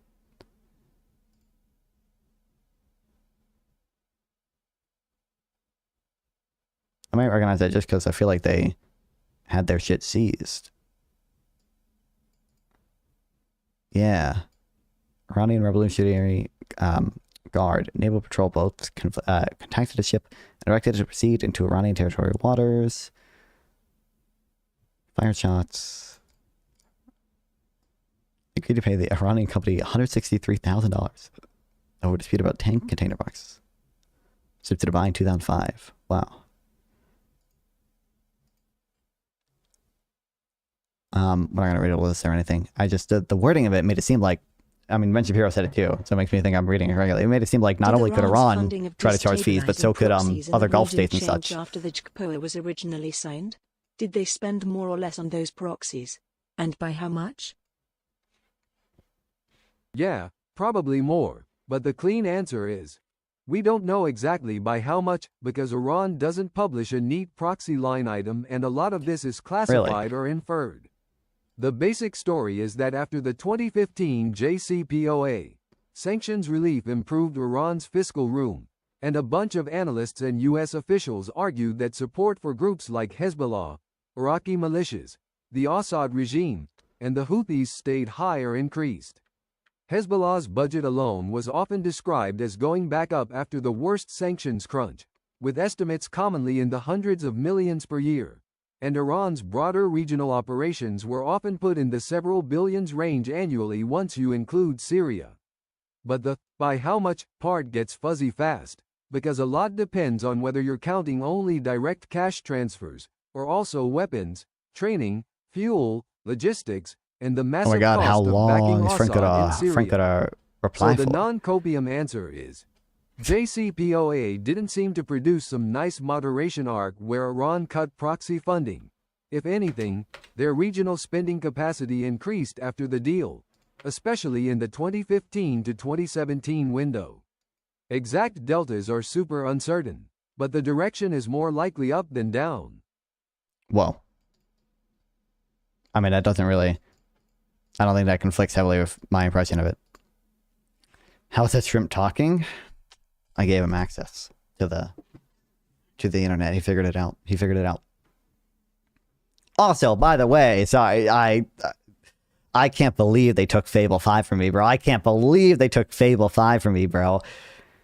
The worst part is, this month, okay, I had I bought the $100 Claude plan. I bought it earlier this month just because I wanted to work on my GitHub thing I'm still working on sometimes slightly, and to potentially future-proof Frank because Streamlabs was shutting down, but I think they are not shutting down now. They have a buyer, it looks like, so hopefully we're good on that, and I don't need to do anything. But they released Fable 5 while I was at while I was at this camp with no Wi-Fi. So I did like 3 tests of it because I could go to the office and use the public Wi-Fi and tell it to do stuff, but can't have it do much while I'm there. And the fact that before I came back, they stole it from me. They shut it down. Donald Trump himself shut it down. Oh my God. Horrible. And now I'm stuck with Opus. Currently reading Phil Graham's book on income inequality. It's actually very interesting how there are less prime working age persons that were working in a bottom quintile, whereas it's the opposite for the top quintile, where there are way more prime-aged workers who actually are employed and actually work. Kind of slams the whole this narrative of the working class or low-income individuals having to work so much until they die. True.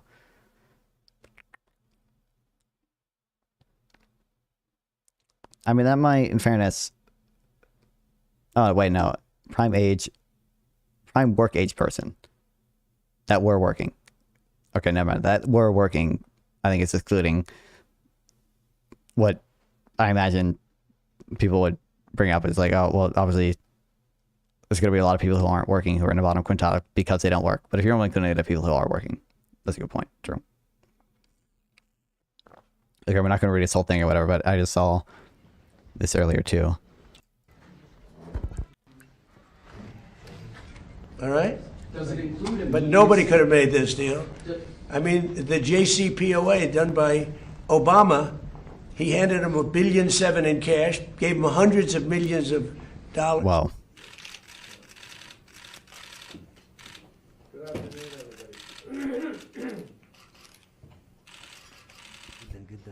I can never, that guy's Joe Keery, right? Is that his name? I can never see him without thinking of fucking Sammy Gold on Twitter. He's just like such a, Joe Keery's just got a incredible face that I forever just associated with that guy on Twitter.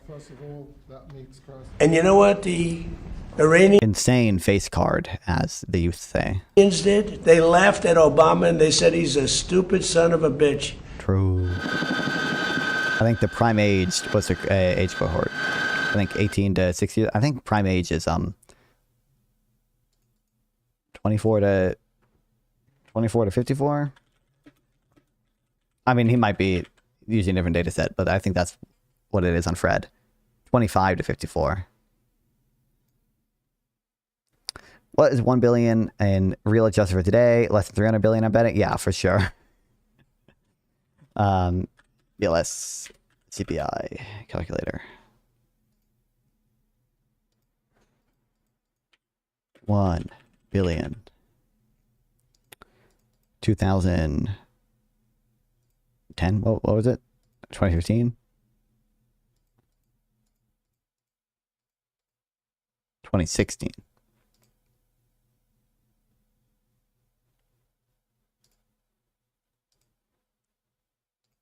Oh, I gotta type in the numbers. How many zeros is it? 9. That's a million, right? And then I do that's a billion, right? Okay. That's what I would do it. But we can just do, let's just do a million. And then we can all multiply by 1,000 in our head. 1.9 million billion. Just do $1. Yeah, but then that's like so much work. You gotta add so many zeros. I gotta move the decimal point so many times in my brain. Yeah, he puts him at age 1865. Okay. I mean, that probably makes more sense, you know, for the analysis he's doing. Which, by the way, we'll talk about Kevin Warsh in a second, too. His press conference was funny, bro. He's fucking Elizabeth Warren, not posting, but speaking. I got a task force for that. I'm making a few task force. I'm gonna put my task force on that. What are we doing, dog? Rich.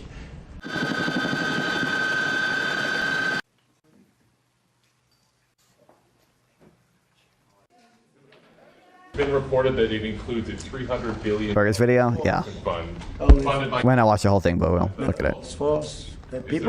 People, you can invest if you want. I mean, what am I going to do? Say nobody's ever allowed to invest? I'm investing. I'm bullish on Iran. Let's go, guys. We're not investing. We're not putting up 10 cents, and people can decide to do that, but that's up. Calling it now. This is an official non-farm prediction. Very informed. Take it as 100% true. Going to happen. 100% certainty. What's going to happen is we're not going to give Iran money. What we're going to do is we're going to give Persian Gulf states military equipment, and then they're going to give money to the Iranian Reconstruction Fund. That's what it's going to be. That's what we're going to do. That's the official non-farm prediction. Okay. It's going to be like, we're going to give Qatar a few F-35s, and then Qatar will, you know, at the same time, strangely give, I don't know how much a few F-35s are worth, a few billion. I think they're like 11 billion each or something. F-35 cost per plane. Oh, I thought they were more than that. I might be thinking of the development of them, because yeah, there's no way they're gonna be billions each. 15 million to 40 million.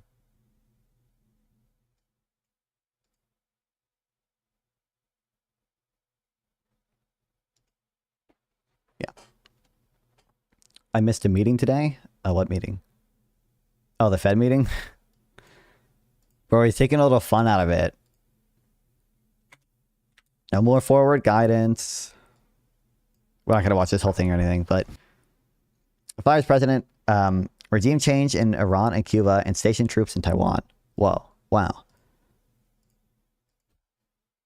I think Cuba's government is bad. Obviously, Iran's government is bad. They do a lot of bad things. Iran does more bad things than Cuba, from my understanding. I don't know how much like bad to other nations Cuba does compared to Iran. But I would press those buttons too. It's just a question of how effectively you can do it. What's my notification? Whoa. Good day. It's an honor, a true honor, to be back at the Federal Reserve and to take up this duty at a time of such consequence. I've been especially heartened by the warm welcome of old friends and new colleagues both.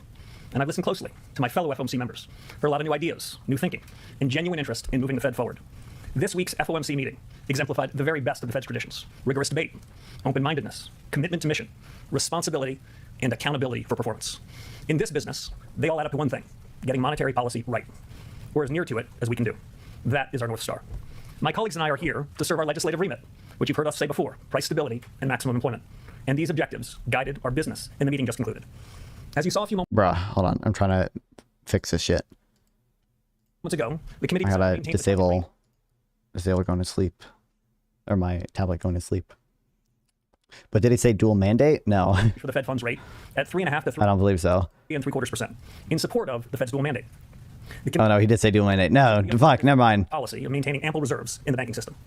By the way, this is like, Warsh he's just doing this to signal that he doesn't like the ample reserve system, because I don't think he has, my understanding, Warsh does not really have a choice in us being in ample reserve systems, other than he could decrease interest rates to 0.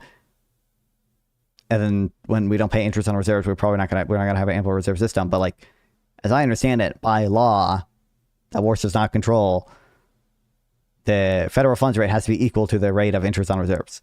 So I don't believe Warsh can actually do anything to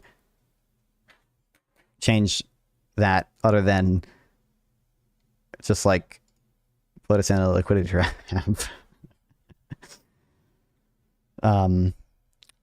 They don't call it, I think it's just interest on bank reserves by law equal to federal funds rate.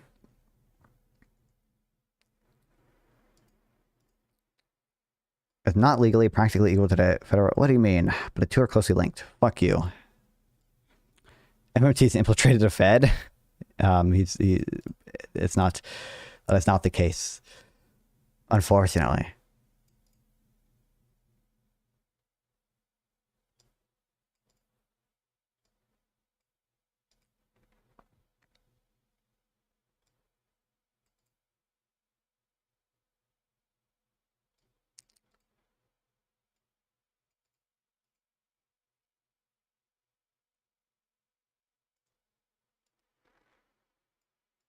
Right, this says they're usually adjusted in the same amount, which if you just look at the graphs of them, red, interest on bank reserves, or reserve, fuck you, reserve balances, fuck. Like, it's the same as the federal funds rate.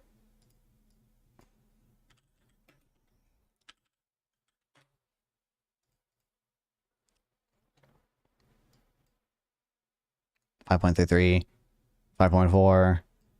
And this is like, I mean, this is going to be the average of the target range, I think, is what they do. Starting in July 29, 2021, the interest on excess reserves and interest on required reserves were replaced with a single rate, the interest on reserve balances. Interest on reserve balances is the rate of interest the Fed pays. And yeah, I know that. I swear to God, I read somewhere. I'm not making this up. I'm not crazy. I gotta run in 5 minutes. Channy duty. Do nanny duty calls. Chat will clear up then. No worries, I appreciate you being here. I'm not making this up. Hold on. I will find it in a second. I swear to God. I swear to God.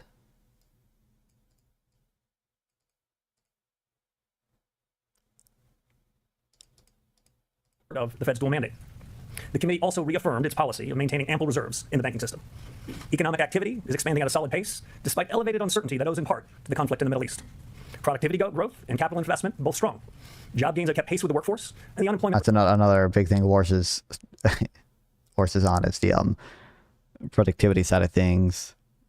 I think Krugman made a blog post yelling at him about I forget this exact statement or whatever, but it was like, oh, we don't have to worry about that much about inflation or whatever because AI will, make us a lot more productive, and then that actually puts downward pressure on inflation, which, like, all else equal, it can be true, but believe it or not, there are more general equilibrium effects of productivity increases than merely increasing supply. Turns out the other variables in MV is equal P times Y is not actually constant. Rate has changed little. We recognize that inflation has been running well ahead of the Fed's long-stated inflation goal of 2%. That's been going on for more than 5 years. Persistently high prices are a burden for the American people, but the recent past need not be prologue. I am pleased to report that members of the FOMC are unambiguous and unanimous. This committee will deliver price stability. At any institution, a change in leadership is a natural and timely opportunity to reaffirm its mission, to review current practices, and to consider whether those practices best meet our objectives. My Fed colleagues and I will be working in close collaboration to ask what changes might improve the conduct of monetary policy. On that score... Hey, there we go. Look, I can draw. You pulling an all-nighter? It's 9 a.m. where I am. I was not planning on pulling an all-nighter. And I set it with my foot pedal so I can click it and I can draw. I can be awesome. And it's got pressure sensitivity. And I click my foot pedal and it all goes away. And I'm back in normal stuff. You might have already noticed them. Kind of goated. By I mean I had Claude write an auto hotkey script for me. A difference in today's policy statement. It's a bit shorter, a bit simpler, and it dispenses with some older language. That statement just gives you the facts as best we can judge it. Absent also is so-called forward guidance, which we agreed was not well suited to the current policy conjuncture. This afternoon, you also... Yeah. Okay. Where's the task force? Can you draw on yourself? Not really, because I have it's not drawing within my OBS. It's drawing within my desktop. So there's no way for me to put just the layer. Actually, hold on. Maybe I can. Also, welcome, 5Mio. There might be a way. Hold on, I'm going to try. But as of now... Consequential, and in my view, worthy of a friend. I'll see you later, Chipringo. My colleagues and I discussed them with energy and purpose over the last couple of days. For each of these independent task forces, I'm enlisting some of the very best minds, both inside and outside the economics profession. They will be supported by subject matter specialists from our superb Fed staff. And they'll have a straightforward charge. Start with first principles. Ask hard questions. Examine current practice. Consider alternatives. And ultimately, propose next steps for policymaker consideration. Since last summer, my colleagues discussed possible improvements in the form and function of Fed communications. This new task force will build on that effort, and I expect to propose some well-considered changes, including to the SEP I mentioned a few moments ago. The second task force, the one on balance sheet policy, will review the benefits and risks of the current ample reserves regime and the composition of the Fed's balance sheet. They will assess alternative frameworks for the conduct and operation of monetary policy. The third task force, the one on data, will evaluate new information sources and consider methodological changes to improve data gathering, with the aim of giving policymakers more accurate, relevant... No, I'm not paying attention to the point I wanted to do.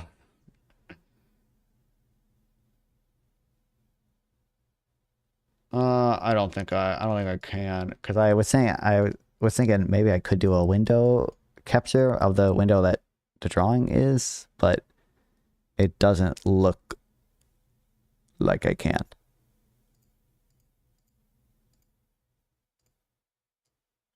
There has to be a way for me to do it. I can try to set up for next stream, but I don't know. Contemporaneous, and perhaps most important, actionable information on the state of our economy. Fourth, the task force on productivity and jobs. It'll survey the pace, the reach, the economic impact. Thanks for the follow. I appreciate it. Since last summer, my colleagues... Anyway, the task force. And ultimately... His, in the Q&A, his answer to 50% of the questions was, I have a task force on that. Next steps for policymakers. He was literally Elizabeth Warren. Do you know Will Chamberlain? I've heard that name. If I look it up, I think I'll recognize him. Did you mean Wilt Chamberlain? I definitely don't know the basketball player. Is he like a Twitter poster? Have I seen him on Twitter? Do you know who Wilt Chamberlain is? I just answered that. This dude? I've seen this dude. If you're talking about this dude. I recognize him now that I see his face. I feel like I've seen this guy's tweets before.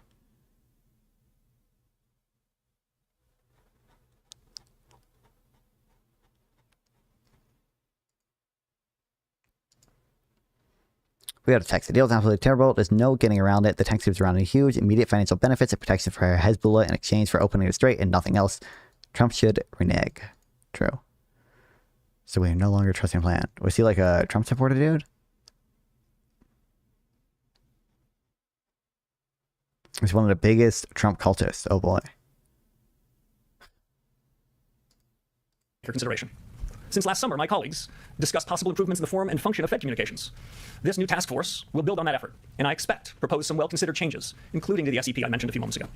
The second task force, the one on balance sheet policy, will review the benefits and risks of the current ample reserves regime and the composition of the Fed's balance sheet. They will assess alternative... I wonder what conclusion they're going to come to there. He hates ample reserves, okay? He hates the Fed's balance sheet, or the size of it.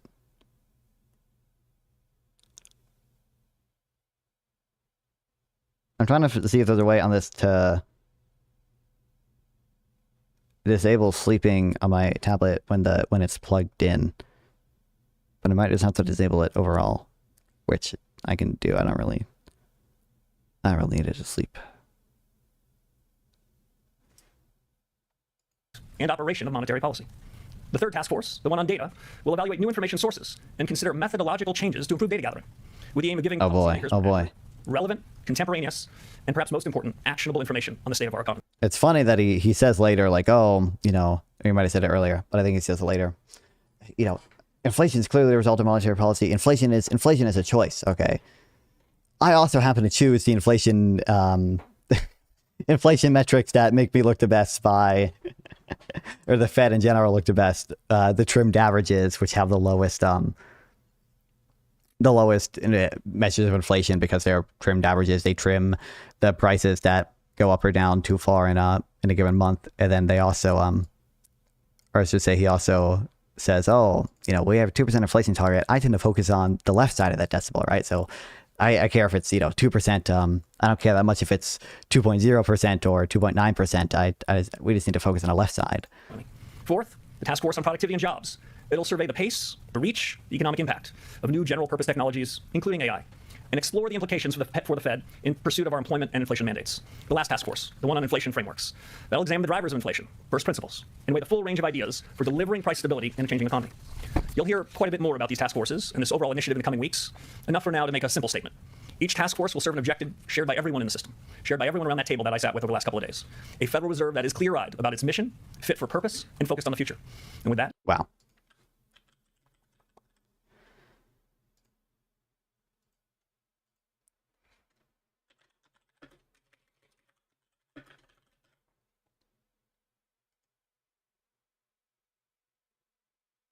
There was something, I think Krugman responded to Kevin Warsh's point about AI and stuff or whatever. Oh, no, AI doesn't justify lower interest rates.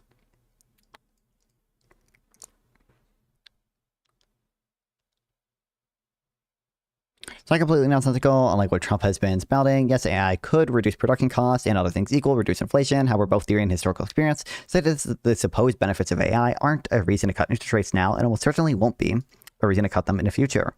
First, it's dangerous to base policy on the assumption AI will sharply raise productivity growth. That might be a serious case of counting your digital chickens before they're hatched. AI might deliver big productivity gains, or it might not. Nobody knows yet. Krugman is ideologically captured now. I agree. I think he's very much a pundit, but he's been a pundit for how long did he work with the New York Times for? For a while now. But I don't think the analysis here is wrong. It's just a thing I'm familiar with because I read Paul Krugman sometimes. I think I subscribe to him in Substack.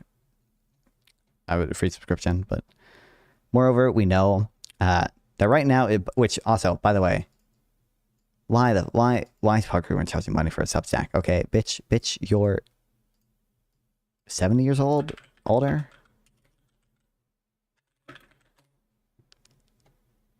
73. Okay, bitch, you got like 10 years left, maybe, okay? And you are still making... First of all, you should have a lot of money saved for retirement. Second of all, you should still be getting money for some of the books you've written. What are we doing? What are we doing? The whole back and forth of PvP being a good metric was really interesting to see. Europe versus US. Yeah. I read some of those, some of the stuff about that while I was at camp as well. I think I might have said this the last stream, but like, I was worried because my family usually listens to like an audiobook on the car ride there, and it's like an 8-hour car ride, right? I noticed I went to Audible to see if I wanted to get anything to listen to, because I wanted to listen to what my family's listening to. In the cart was like, I downloaded a book. It was called, I think, The Nordic Theory of Everything. And it was about how awesome and great the Nordics were. And I was worried I was going to have to talk about that. But they didn't end up listening to that stuff.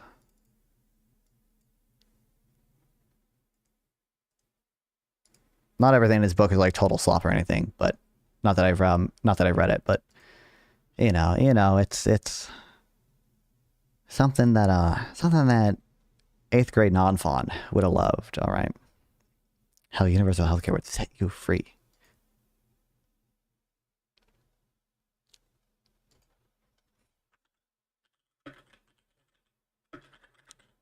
For sure, it's going to say we're going to do the highest per capita spending of all the developed countries, or like twice as much per capita health spending, but we have worse outcomes.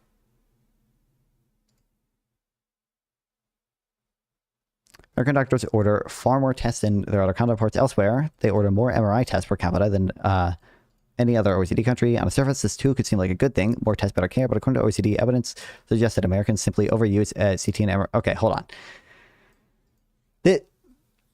From my understanding, it is true that like screening and stuff is not always necessarily good. Like it's not always necessarily good to screen for prostate cancer because like a lot of men die with prostate cancer, and a lot of prostate cancer is like slow, and it's just like not necessarily good for every 80-year-old to constantly be screened for prostate cancer, because if you don't have like symptoms from it or whatever, then it's probably not the type of cancer that would even like be worth like treating, right? And it could lead to you treating cancers that really did not need to be treated. They would have died of something else otherwise and such. But like the thing that is evidence for is that we get more medical care in part because our like incomes are higher. The quantity still matters there regardless. She might not do it. She might not do it.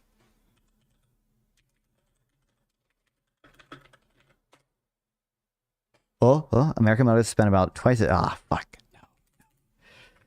She might not do it. She might not do it. It might be better than that. Anyways.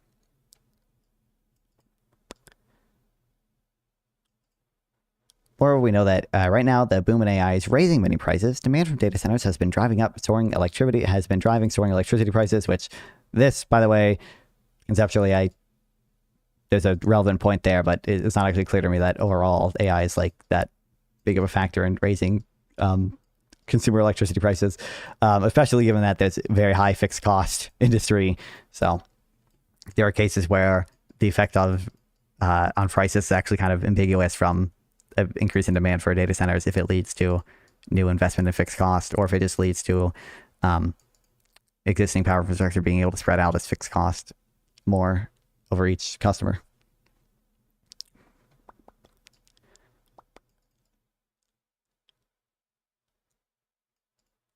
Look what happened in 2007. Technology was changing to stop. Notably, this era was marked by the rise of smartphones. But a macroeconomic payoff at a mobile internet and other post-2007 innovations is invisible in the data. This is a general observation. The economy is huge and diverse, and flashy, attention-grabbing technologies often don't matter as much as one might expect.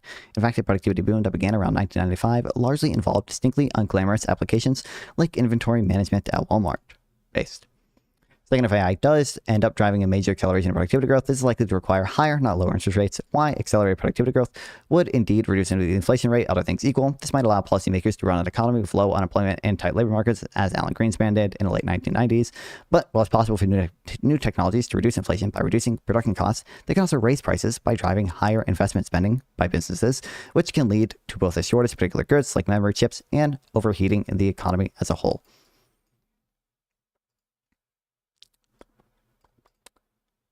Anyways, okay. We'll check some of this out now. Shrine still here. And then, you know, plenty of other memes and stuff for us to go over if we don't make it through this all, or if we finish it. It sounds like a lazy bum to me. Jump. They're shaping our world.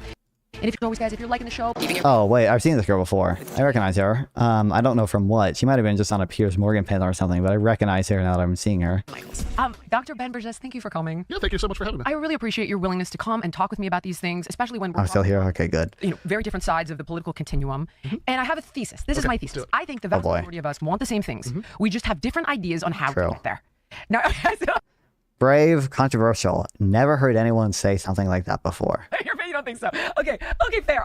That is my thesis for the vast majority of people. I think we all want to be healthy. I think we all want affluence. We all, you know, love our family. Isn't she the Israel defender lady?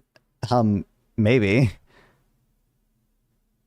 Yeah, hold on. I went to her Instagram real quick. She's talking to this girl who I know this girl's a Israel defender. She has a Star David on her. I've seen it. I feel like I've seen these people, and I've definitely seen this girl on a Piers Morgan panel. I feel like I've probably seen this Jillian girl on a Piers Morgan panel too. I feel like it's probably where I recognize it from. Moderate, because I want people to have a choice. I want there to be a choice between like more welfare or more tariffs, you know, like more immigrants or less immigrants. Like that is a legitimate debate. We should be having that debate. But instead what we have is like, you know, guy who sided with like the world. So tell us, what's it like to be a white supremacist? Well, you make great friends.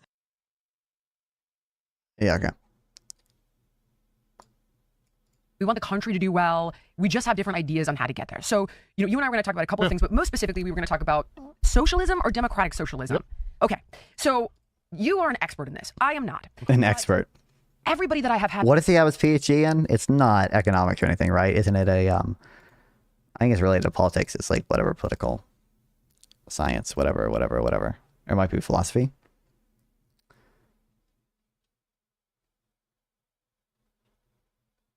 MA in philosophy, PhD, I'm assuming also philosophy, University of Miami. Philosophy, yeah. On my show comes from the, like, this is evil perspective, right? I've never been able to talk to anybody who does not think so. And this is where I'm like, okay, teach me what is the other side of this? So I have a million questions. And if I could start out with like the most. Oh no. Sure. A lot of times when we think of. Oh no, death count. The death count. I say we. Say it, 100 million. More aligned with me politically. Immediately you think of this as like a stepping stone into communism. And even Marx himself said like it's an inevitable stage towards communism.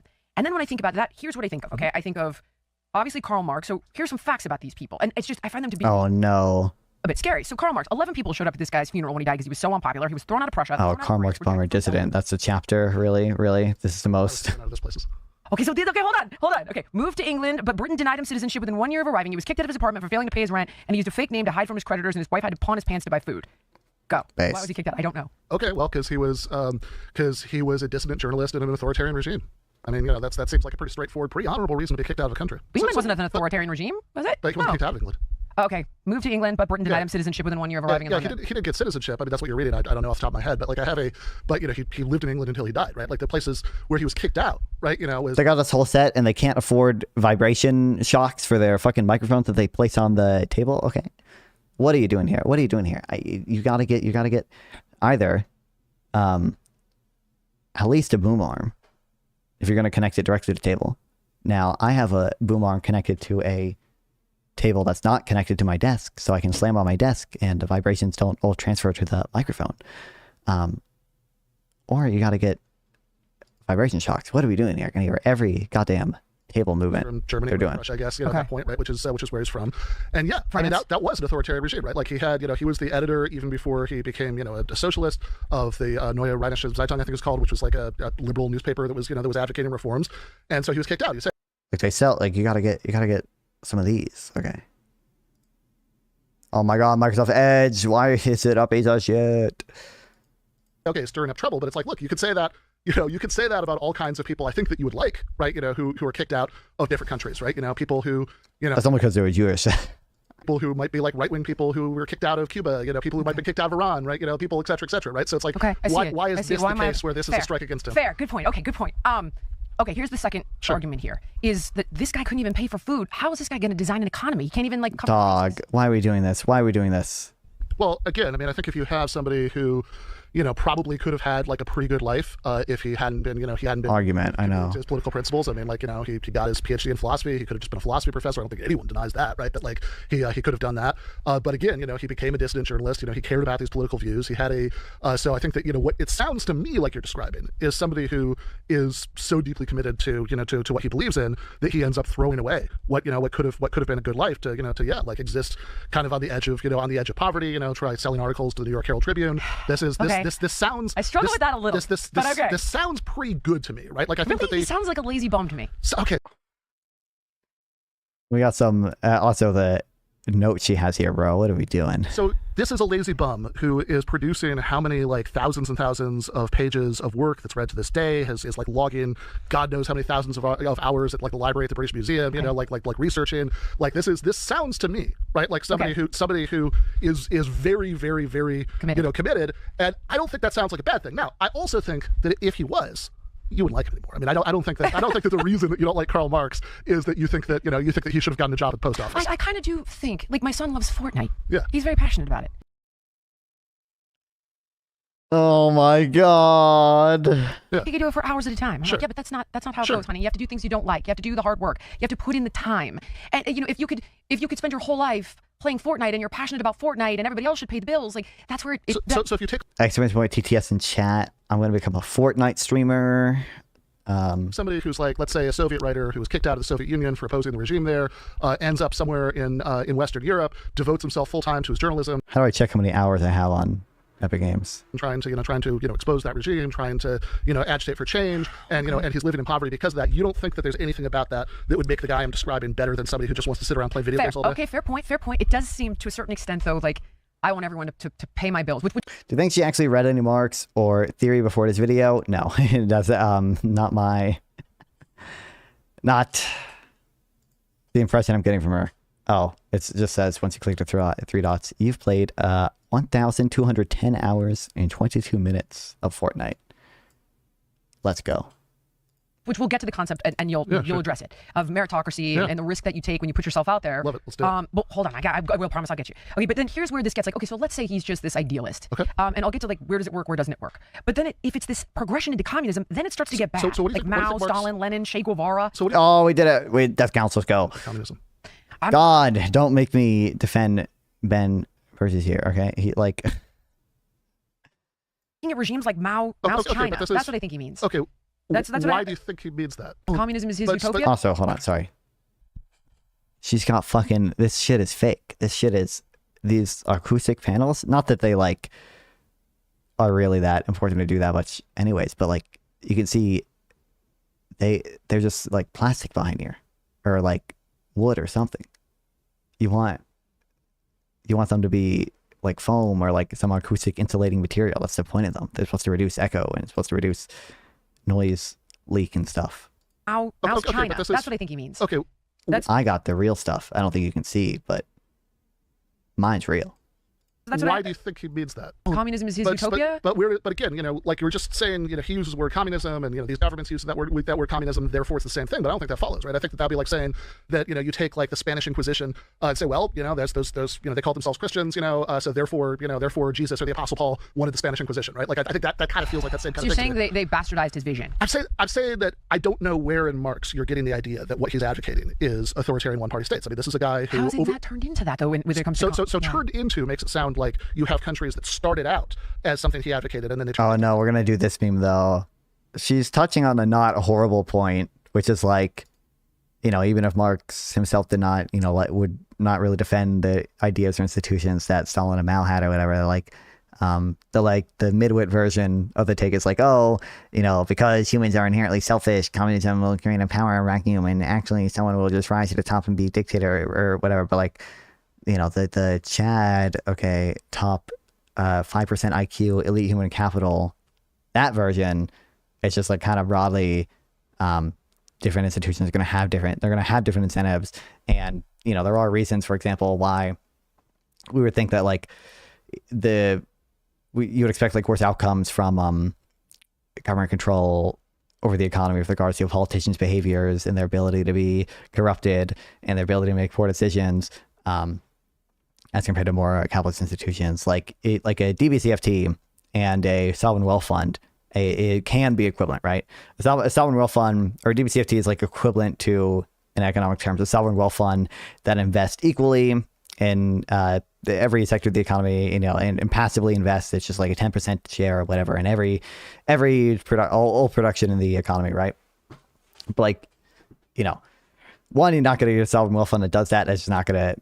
The political rallies are not going to align, or not going to lead to a sovereign wealth fund being like that. But even if you could get one like that, probably there's kind of more incentive, there's kind of more reason for to be concerned when the government is like a direct owner of those assets than when simply these things are just legislated in the tax code. There's probably bigger reasons to be concerned about some types of potential corruption there. I mean, even like Trump and the golden shares that he has at Intel and some of the mining companies, like there's obviously more reason to be concerned about corruption there than in the tax code.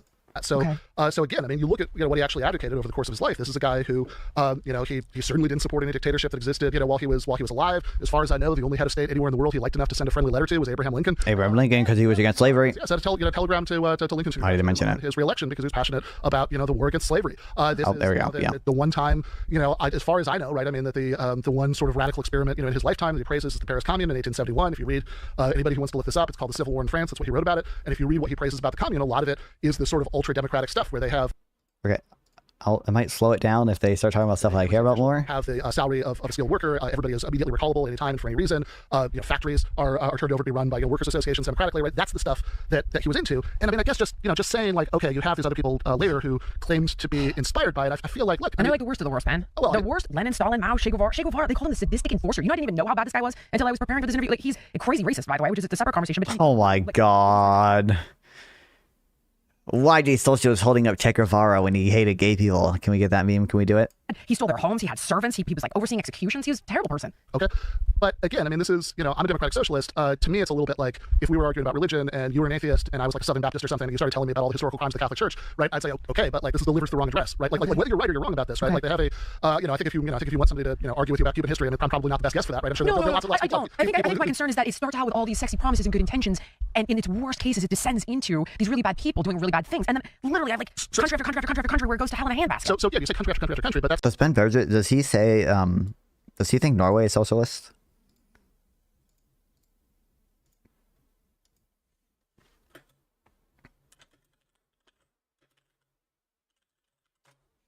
I don't think I've seen him.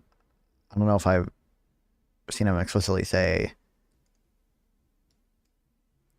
that before. I imagine he has had to have said something about it somewhere. That suggests country after country after country where you start out with a democratic form of socialism, you become an authoritarian one-party state. Okay. Is that what you're claiming? Okay, so here's the. So let's just start with this one example. Presume so since he supports the Nordic model. Yeah, like I think I would kind of be expecting him to appeal to, like Norway and Sweden and Scandinavian countries and be like, oh well, like I clearly have like modern examples of like this not happening, and they're even more democratic than the U.S. based on X index or whatever.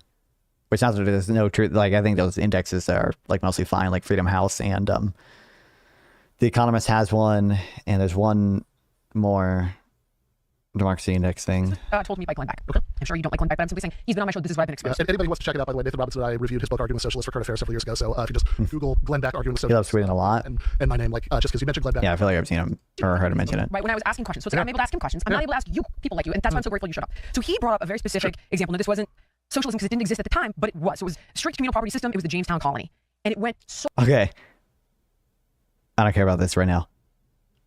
Give me, what's this next section? Works in all these scenarios. I know we've got the Nordic countries, and we'll get to that, but the parallels between them and us are... Nordics. Which I know you'll address. The topic is so boring to have a diversity of time. Why not debate specific Chinese policies that Burgess believes to have been successful? I agree, and talk about the impact of those. I would love that world too. Okay. there's read-ups given parts of this video. Unfortunately, we got low human capital grifter here. I don't know for sure if she's a grifter or whatever, but you know. Versus how do I describe this guy? Elite human capital, kind of. Relative to her, elite human capital, Philbro, egalitarian chud. There's got to be gotta be some combination of words. Equality cell. America First versus Globalist. Picture of Obama. Sorry, I'm getting distracted. Barack Obama flew to Toronto on May 8th, 2026, and he shook hands with Canadian Prime Minister Mark Carney at a closed press gala, and they literally broke the internet. What? It was officially a speaking engagement. Unofficially, it was a move on a chessboard that most of us don't even really know we're playing. The visit landed against the backdrop of the most severe U.S.-Canada trade rift in a century. Billion-dollar tariffs, sovereignty threats, America first. Here we go. Obama to X, and the caption said, "Welcome back to Canada, President. The American right detonated. Calls for Obama's arrest, Logan Act violations, treason." And then the left fired back, "Absurd, no crime committed. MAGA is manufacturing outrage from thin air." But both versions are not accurate. The truth is actually far more interesting than either I'm sure. of those stories. So Trump's... Hold on. I could be wrong. Logan Act is like, you have to do like some pretty crazy stuff to break the Logan Act, right? What was I'm gonna get my presidents mixed up here. Was it Nixon who was allegedly undermining the negotiations in South Vietnam? Logan Act. Nixon, Vietnam. Like, I don't know exactly what Obama was doing, but like, I think this is, I don't think he was not charged or anything, right? But like, I've only ever heard the Logan Act, I think, brought up in relation to this. And it was like Nixon, I don't know if Nixon directly, but at least his team, people who knew, like directly contacting like people in South Vietnam to like undermine the negotiations regarding the like withdrawal and Vietnamesization, whatever, however you pronounce it. I can't imagine Obama did anything comparable to that. Has come in 4 layers, right? And fairness requires distinguishing them. So first, fentanyl. The White House declared a national emergency over northern border drug flows, but the actual numbers... So the CBP seized 43 pounds of fentanyl at the U.S.-Canada border in 2024. That is... Which is enough to save 300 million people, 100% of the U.S. population.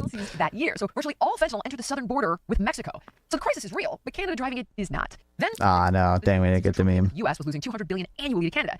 But the actual 2024 goods and services deficit was about $35.7 billion, which was overwhelmingly driven by energy imports. Sure about energy and a small surplus. I like how I'm so confused what point we're going to get to here then, if we think this was so unjustified. Then there's dairy and lumber, and these are genuine, bipartisan, decades-long grievances. Canada's supply management system imposes tariffs above quota thresholds that can reach 241% on American dairy. The softwood lumber dispute, rooted in Canada's below-market provincial timber fees, has been litigated through NAFTA, USMCA, and the World Trade Organization for 30 years. And is he going to bring up the quota that we never meet? It's important to note the International Dairy Foods Association explicitly thanks Trump for pressing Canada on this, and these complaints predate him. They persisted through Biden. And then there's the fourth reason, which is annexation. They seem the like 241% Canadian tariffs and dairy or whatever. That's only if we import like above a certain amount, or sorry, I think if they import our exports above a certain amount, it has literally never been reached before. The one Trump kept returning to in his own unscripted words. He posted that Canada should become the 51st state. Frankly, Canada should be the 51st state. I'm so confused with this girl is what we're doing here. When someone says, can we go back to the original video? Yeah. More Carney, ultimate globalist. 93. Now, let's get back to our handshake scandal. I'm just infatuated with what I'm looking at here. You need to understand who Mark Carney really is. So his biography reads, depending on your worldview, either as a magnificent public service record or as a perfect catalog of every institution the populist right has spent a decade targeting. Here we go.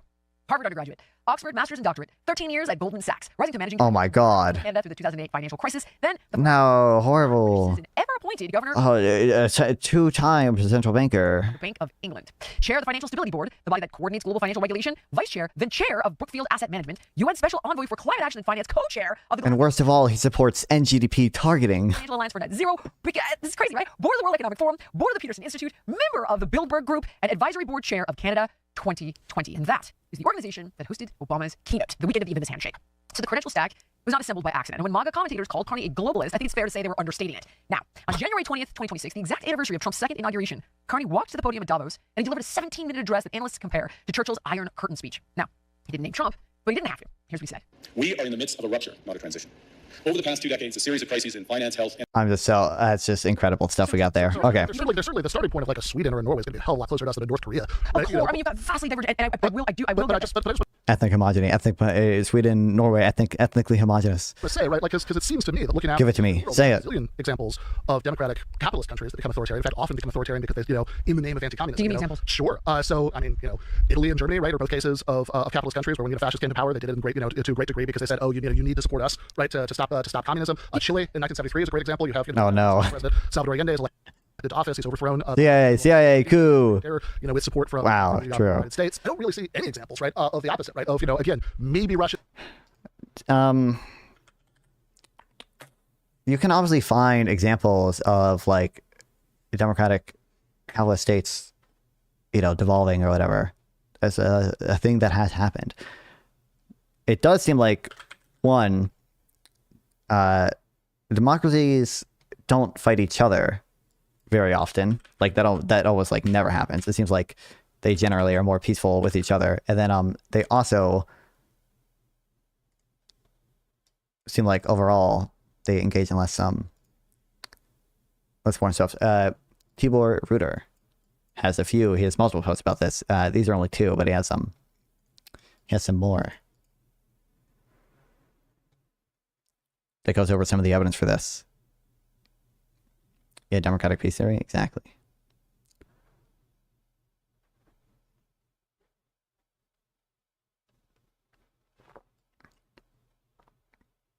This is just like I think he says in here like probably the biggest consensus in like foreign or like in international relations is the democratic peace theory.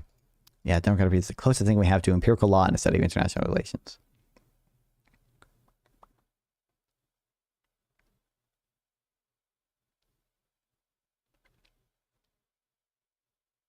Democracies avoided fighting each other during a Cold War because they shared a common enemy.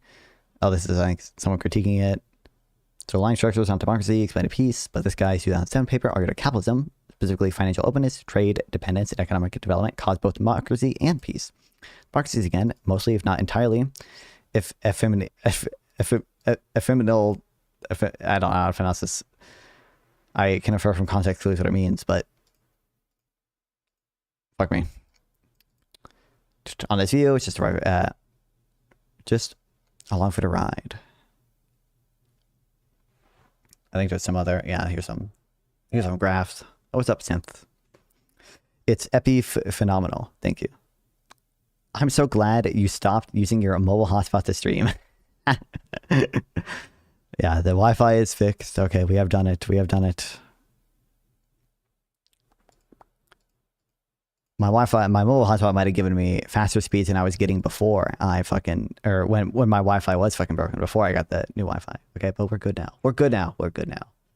Depending on how you sort of see what happened the first couple of years of history there. But other than that, I see no examples of countries that started out with a democratic form of socialism and became authoritarian because of that, right? So I think that if you say... You think these guys all start? It seems like it was a very slippery slope. Like the people... Slippery slope from what? Okay, so for example, every time I hear people who come from these regimes, whether it's like Venezuela or... I feel like someone finding out there's gotta be a quote snipe you can do of Ben Burgess where he says, oh, actually Lenin had democratic workers' councils and it was actually really democratic before Stalin and stuff. There's gotta be a quote snipe out there, okay?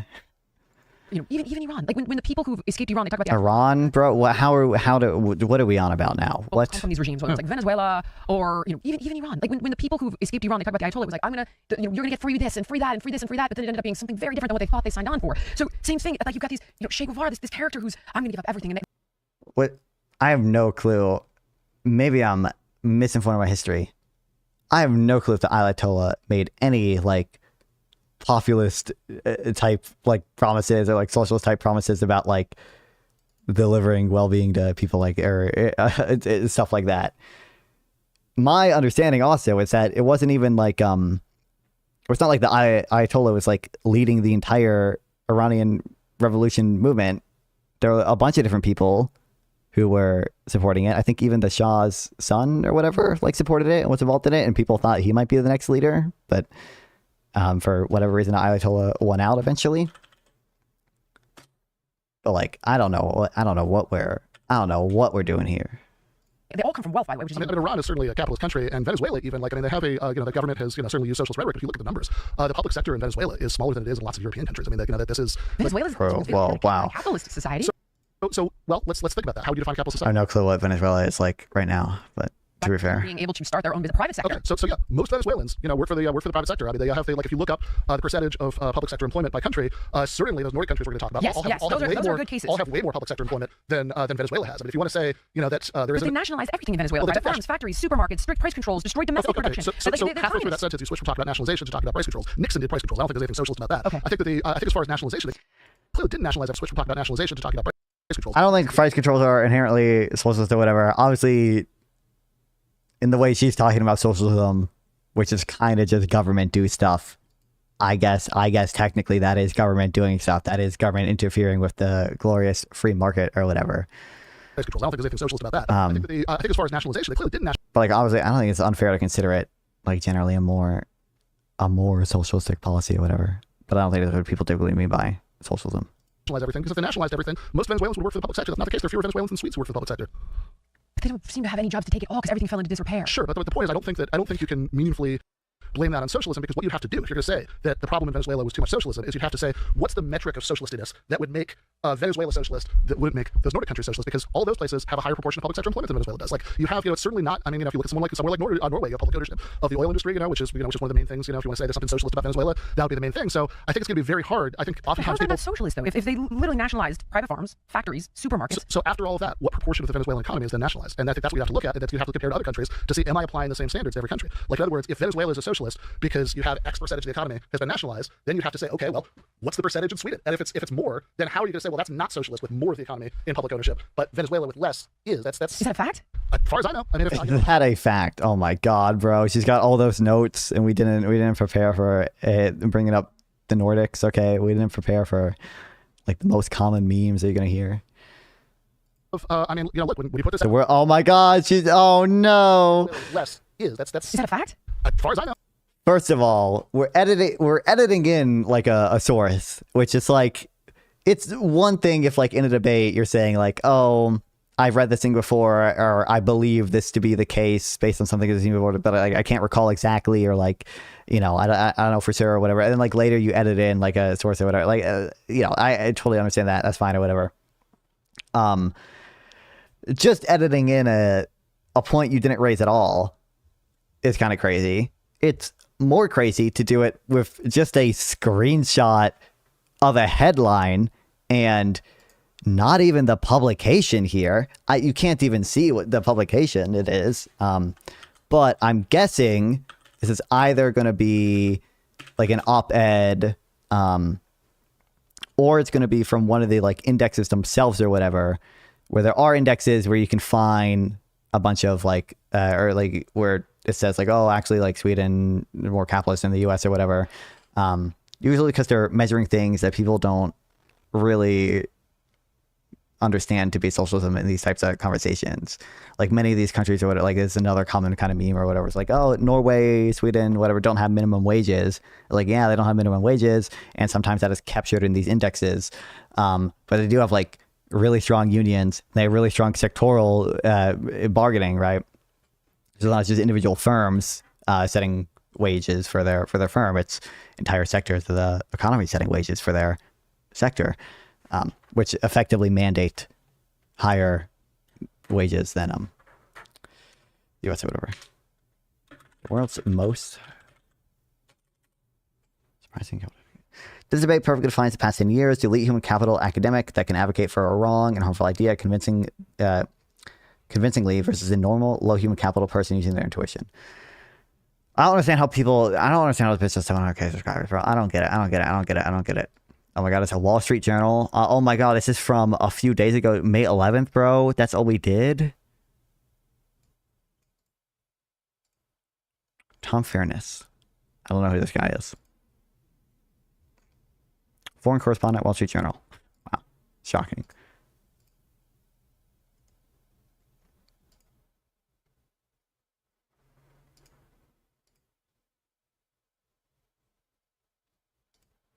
Yeah, I mean, if, I have, I mean, look. Also, the phrasing of this, most surprising capitalist makeover is underway in Sweden. It doesn't even, that implies that Sweden is like more socialist right now. Like, when you put this out, right? I mean, like, if I'm wrong about this, I mean, like, absolutely stick something in the end, about this. But last time I looked it up, it was certainly a fact. So here's the short and sweet fact check on this. Ben is right that. Oh, we got the fact check. Okay. More people work in the private sector in Venezuela than in the Nordic countries, but there's a very key difference between the two economies. So the Venezuela economy failed because the government controlled everything that private businesses needed to survive. So even though people work in the private Chavez and Maduro also championed extremely destructive microeconomic policies. Their governments asserted heavy-handed control over the economy and were overtly hostile to private markets and private property. Wow. I don't doubt that characterization is like broadly accurate, but like it's just not very meaningful to me. It's just not very. That's just I would if we're doing a fact check here, I want a bit more specificity.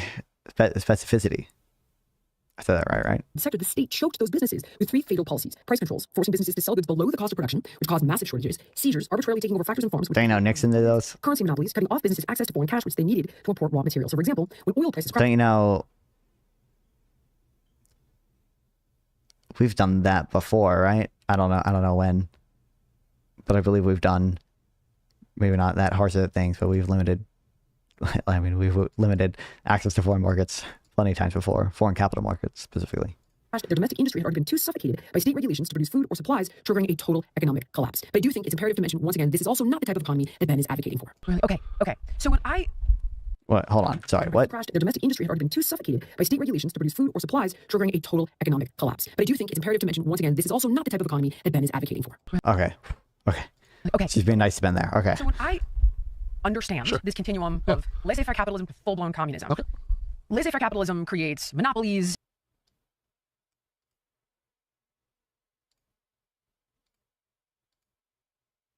I can't tell. Is this the same exact thing?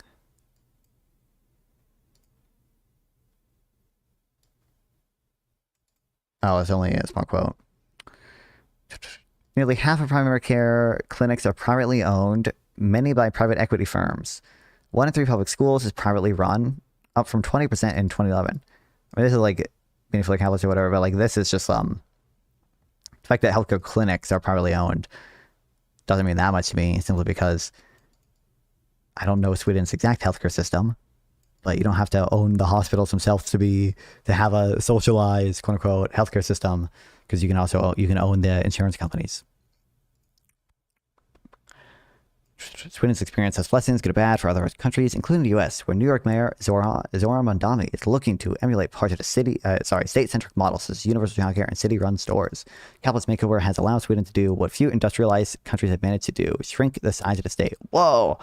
That has enabled the government to sharply lower taxes, and economists say has sparked a surge in entrepreneurship and economic growth. In the long run, governments create monopolies, believe it or not. Its total public spending bill, which includes healthcare, education, and all welfare payments, has fallen to 24% of gross domestic product, similar to the U.S. and well below the over 30% for nations like France and Italy. Sweden's economy is expected to grow by around 2% a year through 2030, roughly the same pace as the U.S. and double the growth rates of France and Germany. Shocking. Sweden literally lets you short your own school. Yeah, I think I've seen. I might have literally been in Canada tweet about that. I've seen that. And just, I think, is a disaster. I also think communism is a disaster. Regulated capitalism is where I would land. So on the scale. Wow, brave. Right, if you've got, so laissez-faire capitalism. Just like me, for real, guys. Socialism, communism. Where's Sweden? Sure. And where's Venezuela? Sure. So I think I would think about the scale a little bit differently. That might be part of the reason we're disagreeing. Right? So the way I would think about it, right, like, is that full socialism. What I would mean by socialism, would be a situation where you had a society that wasn't divided into a class of people who were running things, and a class of people who were working for them. Okay. By the way, 20 minutes in, she just now asked him what he means by socialism. Because, workers, right, collectively and democratically, broader communities they're part of, ran that economy. And so I would say that like what you've got, what you've got in authoritarian, capitalist communist countries is just something pretty different from that. If you want to say that the kind of socialism, I like the semantic argument doesn't seem super interesting to me, right? Like if like tell me how you want to use the word, we'll use it that way, right? But like if it is a kind of socialism, it's a very different kind of socialism than the kind of socialism that I would advocate. Sounds like there's a ton of nuance, basically. Well, I mean, it just which is great. I love nuance because I think that we are incapable of holding it nowadays. So I mean, here's maybe like a simpler way of doing it. I love nuance. I'm a fan of nuance. Conversations these days lack nuance. Thank God I invited Ben Burns on my podcast to talk about why communism killed 100 million people. Or sorry, 100 million people. Right? Okay. Just say. To be fair, she didn't say the 100 million number. I don't believe, at least.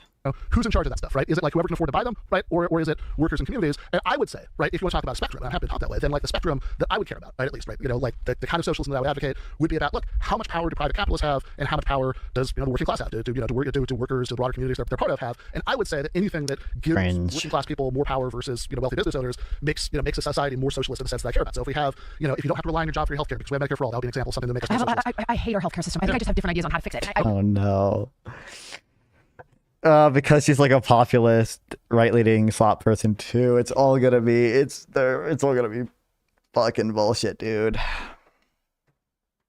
I just want to get to like she hates our healthcare. Probably hates big pharma. Probably they have like 90% agreement on like big pharma and stuff. Oh no. I thought that I need to walk through with you of my sort of belief system and because I see this is my point. Yeah, sure.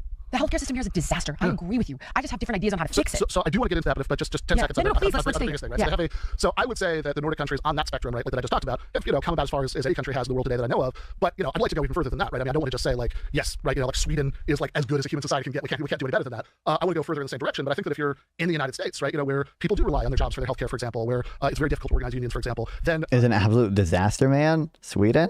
Then I think that like that at least shows us that we could travel much further down. I think it's unfair to say Sweden is an absolute disaster.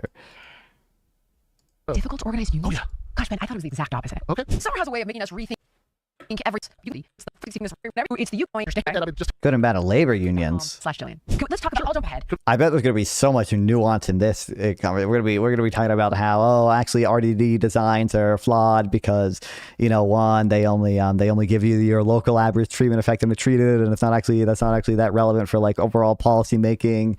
And actually, a lot of RDD designs or findings are not misspecified is the word, but are flawed because close union elections aren't actually random. They differ a lot based on which political party is in office because a lot of political interference in close union I bet it's going to be so much nuanced.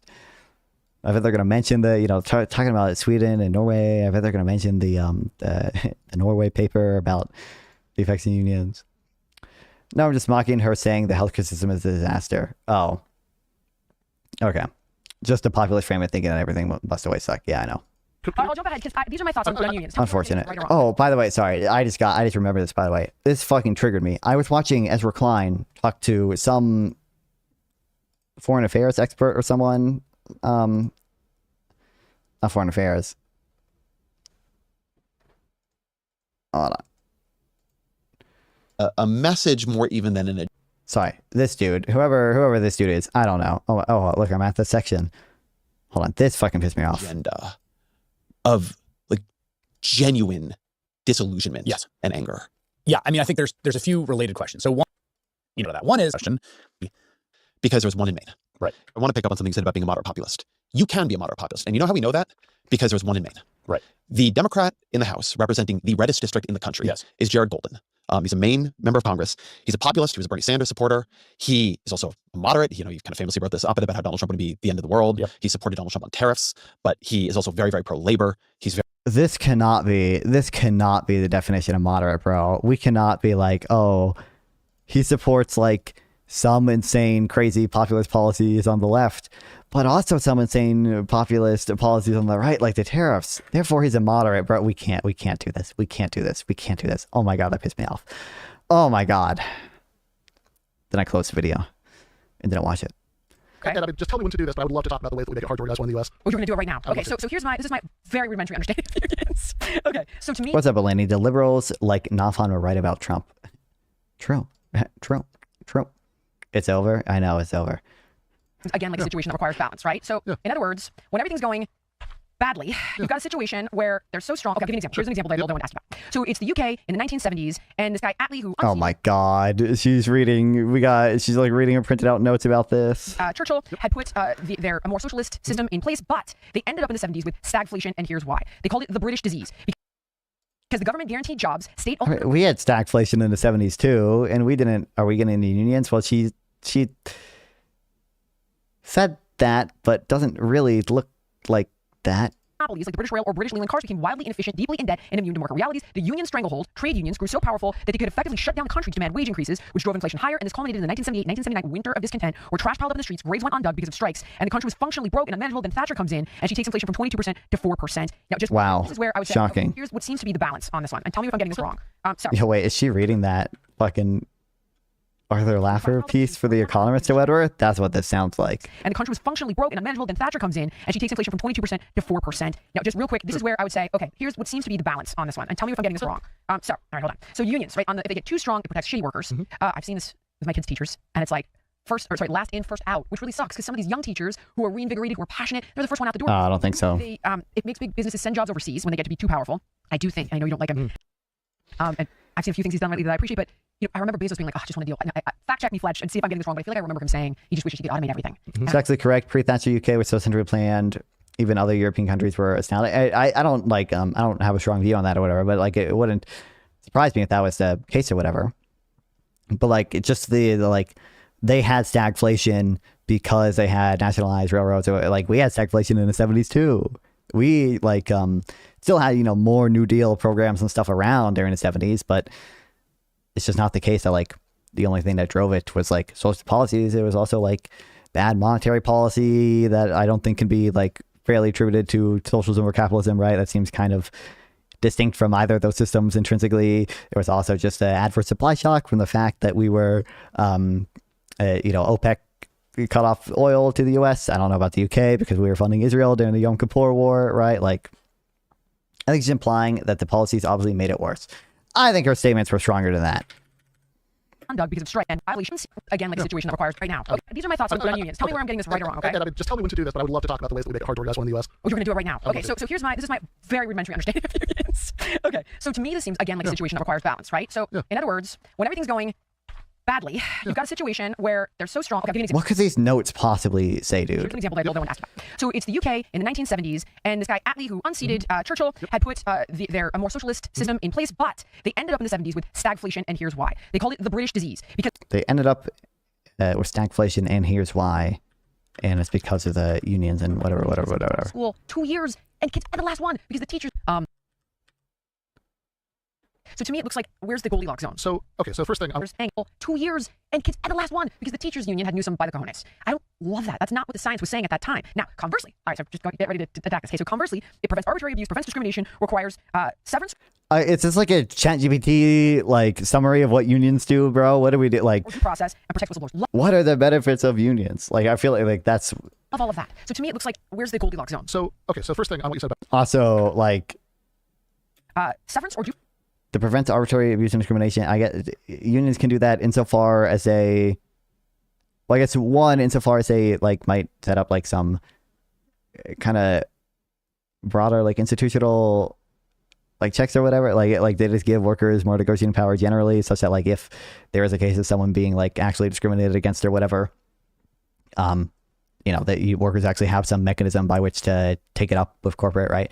That might be the case, but most of the ways they require severance or prevent discrimination or whatever. Most of those things are they do also increase the cost of labor, and there are reasons for believing why that might be bad for investment and why that might be bad for employment overall.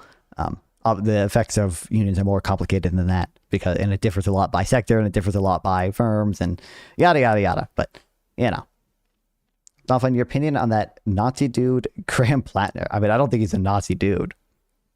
I don't know. I think I'd still vote for him if I lived in Maine.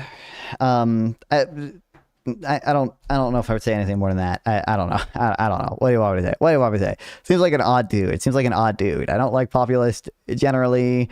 And I think he very much a populist dude who has policies I don't like, and then he's very much just a kind of creepy, weird, wacky little guy. Okay, I don't think he himself is a Nazi, but it does seem like he lied about the Nazi tattoo situation, and it also seems like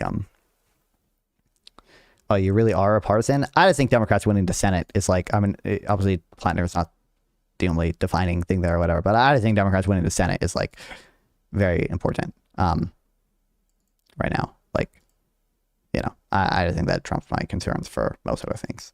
Due process and protect whistleblowers. Love all of that. So to me, it looks like, where's the Goldilocks zone? So, okay, so the first thing on what you said about Britain, I would just point out that that story that you just told has a big time jump, right? Because you started off talking about Clement Attlee, and then you were talking about the 1970s. It's like 20 years, right? Yeah, I mean, Attlee comes to power right after World War II, right? And it went well for a while. And this is, I think, what a lot of British people would, I think, look back on very fondly, right? It's where they created the NHS, which is, like the most popular institution in British society. Even conservative politicians, this is the National Health Service, for anybody who doesn't know this. Yes. Even conservative politicians never campaign on, I'm going to get rid of the NHS and have private health insurance, because they know they never win another election. Did they offer it though? They do offer it as well. So yeah, it is at this point kind of. What are we doing, dog? A complicated, messy patchwork, right? Okay. That just like, sorry, it pisses me out. Like, you brought up a pretty specific point or whatever of like the policies of this person caused this stagflation, and he points out, well, actually, there's like a big time gap between when the guy came into office and then these actual bad effects happen, and he also did like a lot of good things that stick around to this day, like the NHS, for example. And then like our response is like, but they also offer private insurance. Like, what the fuck? What are we doing? Like, who gives a fuck? Why precision remains he's bad because he ran a very left-wing economic view, that would harm society. I think that's elbow 15 next to the name over any Republican, exactly, based. True. It's just like, I think this is the case for, one, there's going to be like a inversely related, I raised one to you before, but like a cultural point, I think with most Republicans, like I think, and to a lesser extent, they have bad economic views too, to the extent like a lot of populist right-leaning people support tariffs and don't like globalization and don't like immigration and don't like property taxes and such, right? Like I think there's some of those views there too. And like, I mean, this girl's like on the right? And she does not, she's like a populist, she hates big pharma, all that stuff. But I also think that many Republicans are bad on cultural issues and run on bad cultural issues that are just like negative for society, even though in effect, those views don't have a big effect of policy on the federal level, at least. They can on the state level, but still have certain things are protected, like gay marriage by the Supreme Court and such and such and such. Not that Republicans wouldn't, get rid of that. Like I think if there was a case about gay marriage in front of the Supreme Court today, they'd probably strike down the constitutional right to it. Now it is also codified, but Obama handed economy hanging on by a thread. Ask non-fun. Oh, George Bush destroyed. I don't think George Bush destroyed the economy. I think it's just silly too. I think the general game of like attributing the economy, quote unquote, to presidents is just like silly because like the president like is just not going to have like that much control over the macro economy, and I don't think it's fair to blame a lot of presidents for certain things that I think are either the fault of Congress or the Federal Reserve or just a general existing business cycle to the extent there is or isn't such a thing. But, Biden was handed an economy that was on life support. Again, I just think the whole game is a little silly. Just talk about policies and whether they're good or bad, okay, and rely on actual causal evidence, okay. We don't need these silly games with not even time series. It's like not even real time series graphs or anything. It's just like sequential events of not even defined variables.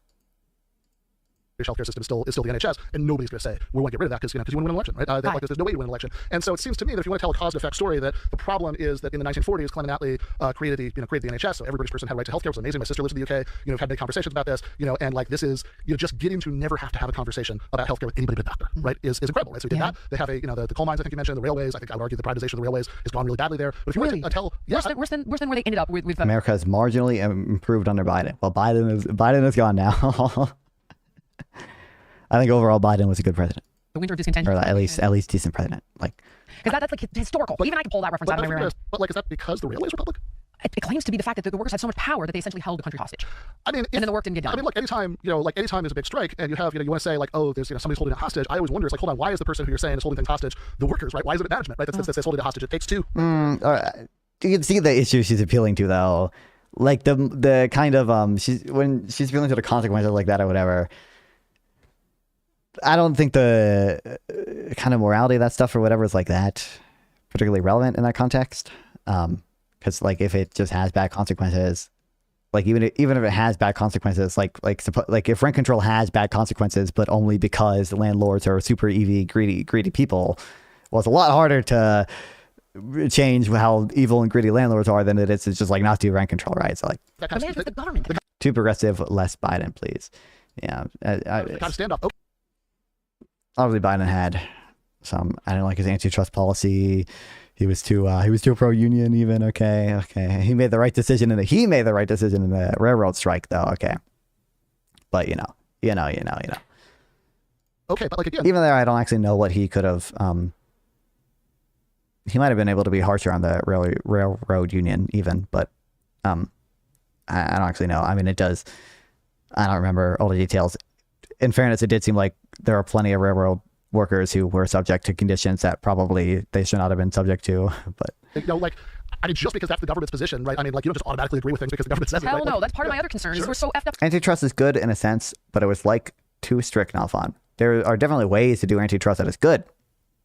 I just think even the framework prior to Biden was like flawed, and then expanding the framework to be even broader under like Lena Khan and pursuing it more aggressively, I just think it's silly, right? Like not caring about consumer welfare as much, like Lena Khan was big on, her whole Amazon antitrust paradox, yada yada yada. I think it's very easy to see the Spirit airline merger being blocked in retrospect was probably kind of bad. I mean, in fairness, there's a world out there where like JetBlue and Spirit Airlines just both went bankrupt because of the spike in oil prices afterwards. But, some workers deserve unions. Others don't really need them. Like railroad unions are useless. I mean, I don't know why I would think that railroad unions are like necessarily worse than other unions, I guess. I don't know. Obviously, they're like more essential infrastructure, I guess, but. And dysfunctional. Who in the world wants to give them more power? But you're talking about the union piece. Sure, right. So again, I think that anytime you're trying to make a cause and effect claim over like 25 years of history, I get really suspicious. I really want to see the work on that, right? To say that this thing happened in the late 1940s and that's why this thing happened in the 1970s. So that's one like very basic point. Could it be that they accrued power and then it ended up getting to a place where it was untenable because that balance that could it be? Could this be the case? To make a case for at the beginning of this conversation became. Read your notes, bitch. Sorry. I shouldn't call women bitches. My bad. I'm woke. Okay. Read your notes. Woman doesn't sound much better. I think the difference between you and I is that I prioritize 0.5 points of economic growth over giving people more welfare. I mean, I just think that like that we might have like some disagreements on how much redistribution is like worth or whatever in terms of giving economic growth, but like probably most of it is just on how much the trade-off there actually exists. I read some of the welfare state as piggy bank on when I was at Deer Valley when I was on the vacation. I didn't read that much of it, but I thought it was good. I enjoyed it. There were some kind of weird memes where, for example, like I'm not gonna be able to control F find this even because I'm gonna forget the exact phrasing.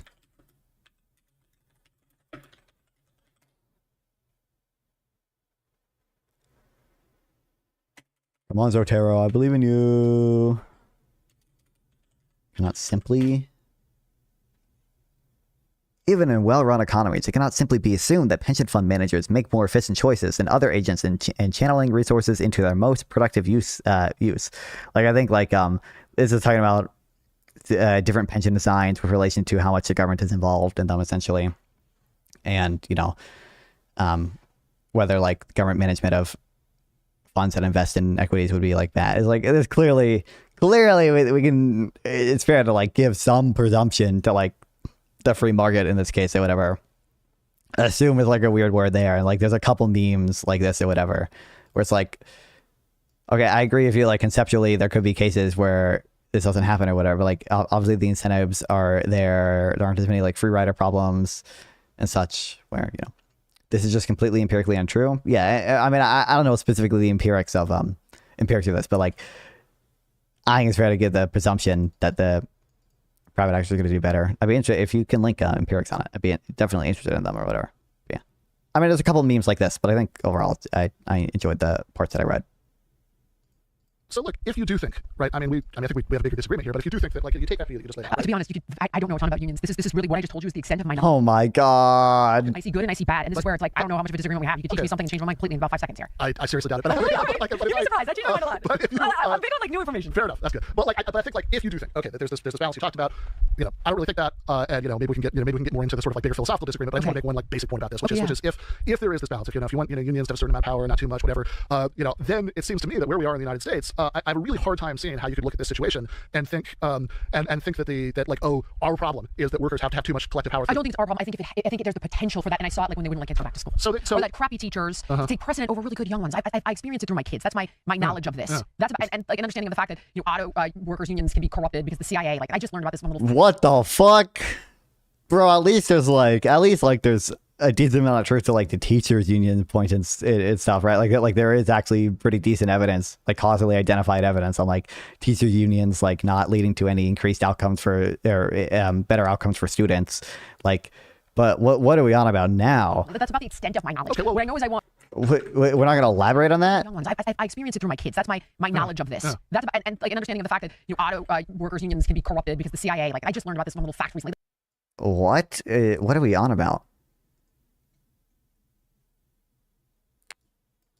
Covert partnership during the Cold War when U.S. labor leaders alongside AFL-CIO collaborated with U.S. intelligence to fund anti-communist international labor movements.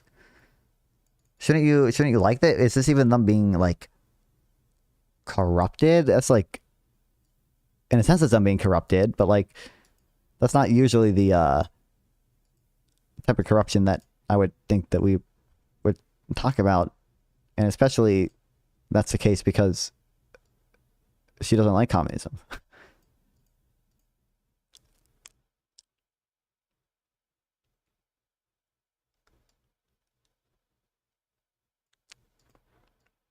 I'm surprised they didn't bring up ever the I always forget the sequence of events here or whatever, or who was doing what, but the coal workers unions in the UK, I believe, that were trying to get Soviet funding and Thatcher blocked it.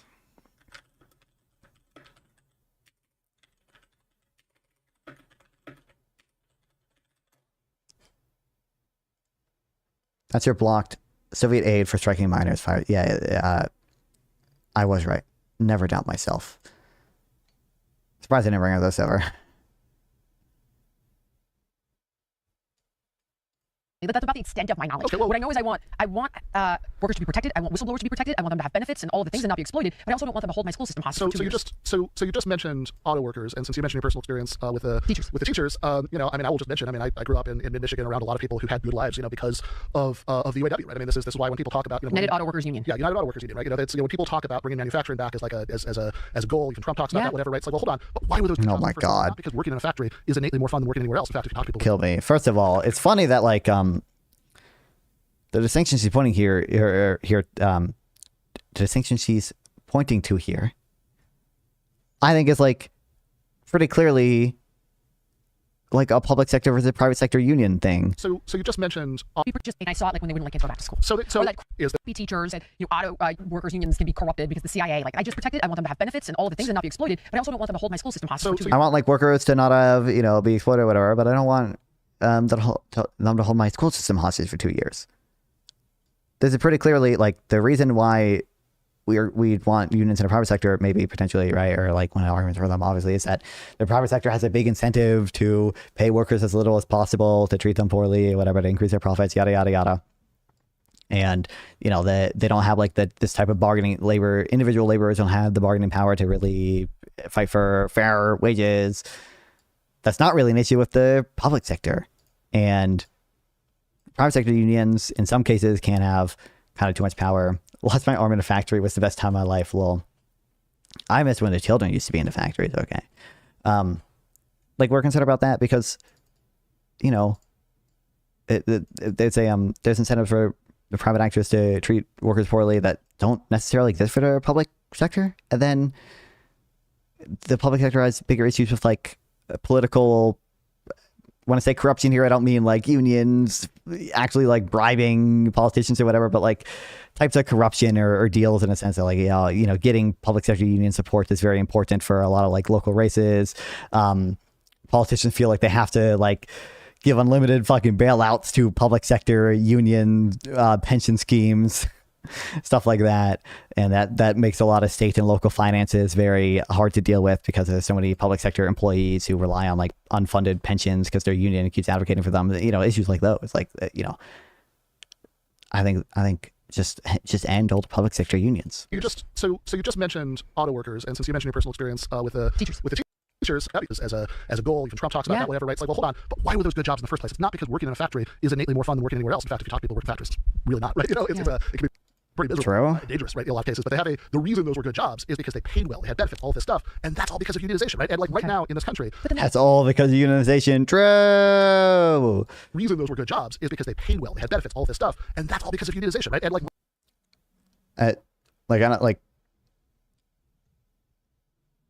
I don't know what to say honestly. Believe it or not, jobs still pay well and still give benefits. In fact, they give more benefits today than they did historically because we incentivize companies giving, you know, like healthcare to employer-provided health insurance to people, and we kind of incentivize setting up employer 401k contributions as well. There's actually more non-wage benefits than in the past. Right now in this country, but then they left. They did though, Ben. Then they took their jobs for cheaper labor. Okay, so is that Drow? No, but it seems to be a reality. That's, I guess, what I'm saying. Sure, it is good, and it didn't even happen because there was all these productivity increases and income effects in domestic countries. Okay, I don't think you have to just accept that like that this is a reality. We just have to deal with it. You just have to give the companies what they want because otherwise, I mean, you want to talk about hostages, right? Otherwise, they'll destroy entire communities, you know, by pulling out the source of, you know, all the jobs there. And again, this is one of the reasons that I think, sure, but like that's like saying that, you know, hey, you know, this guy shot the hostages because we didn't give in to all of his demands. Therefore, what we learned from the situation, the only thing we learned from the situation is like, oh, next time we got to give in to all the demands faster, right? Like I think there are things we could do as a society to make that, you know, to make that less likely to happen. To, you know, like. Can I ask you a question? Sure. Okay, so when. Can I ask you a question? I just want to like, let's just like draw. This is what's the undo button? Oh, I don't have a cleanly binded undo button. This is the PPF curve when you don't give in to the demands of the evil corporations. And this is the PPF curve when you do give in to the demands of the evil corporation. Okay. Or technically, I mean, really, probably, well, in the like basic Econ 101 model, like you might have a case where trading actually kind of only gets you to that or whatever. But in the Chad real world, where there are economies of scale, network effects, and productivity effects, and effects on information, because, you know, Japan, for example, trade only like on a first order effect, like increased their GDP by like 8%, but a second order effects, because they had to like learn how to translate a bunch of information. There's a bunch of like new codified knowledge that Japan had access to that increased their productivity like way more. Infinite possibilities, true. We can have so many possibilities, so many. When I look at what Trump's doing, I'm sure you hate him, I totally understand. But when I look at what he's doing, here's what it seems to me. He's like, okay, no problem. You're going to build your cars over there. You're going to tax the cars that are built over there higher. I'm like, oh, okay, that's interesting. I'm not an economist. But I see the intention. I'm like, oh, I'm not an economist. You want to build over here? I'm going to give you a tax. I'm not an economist, but I see the incentive. To build over here. What's up, Metro? Started reshoring. Now I've heard the argument of like, oh yeah, good luck. They're going to outweigh his. Did they? Term. Maybe they. You want to build over here? I'm going to give you a tax benefit. Build over here, and then come. I have an insight on SF. Want to hear? San Francisco? Sure.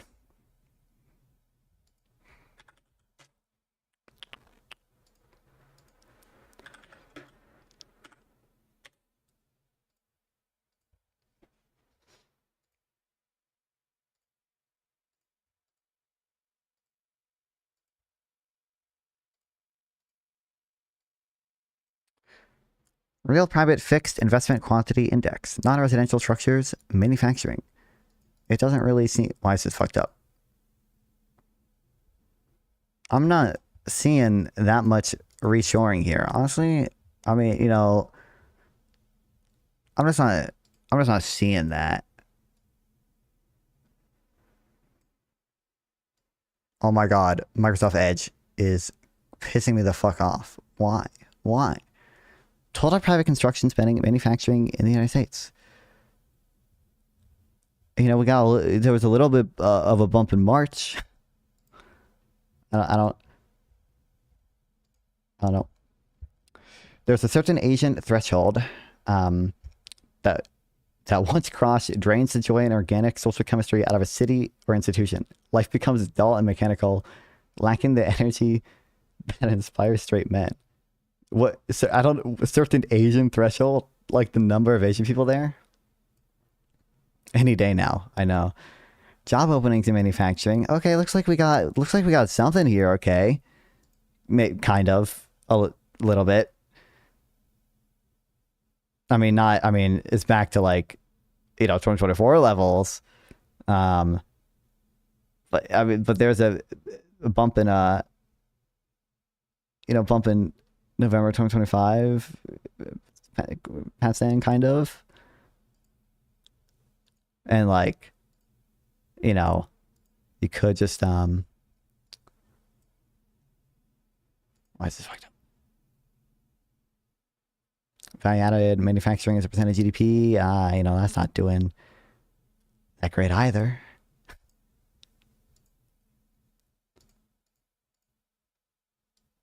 This has some stuff in it. Have you seen San Francisco dating social scene? It's evidently why would I have seen that? It's evidently clear they have crossed their threshold.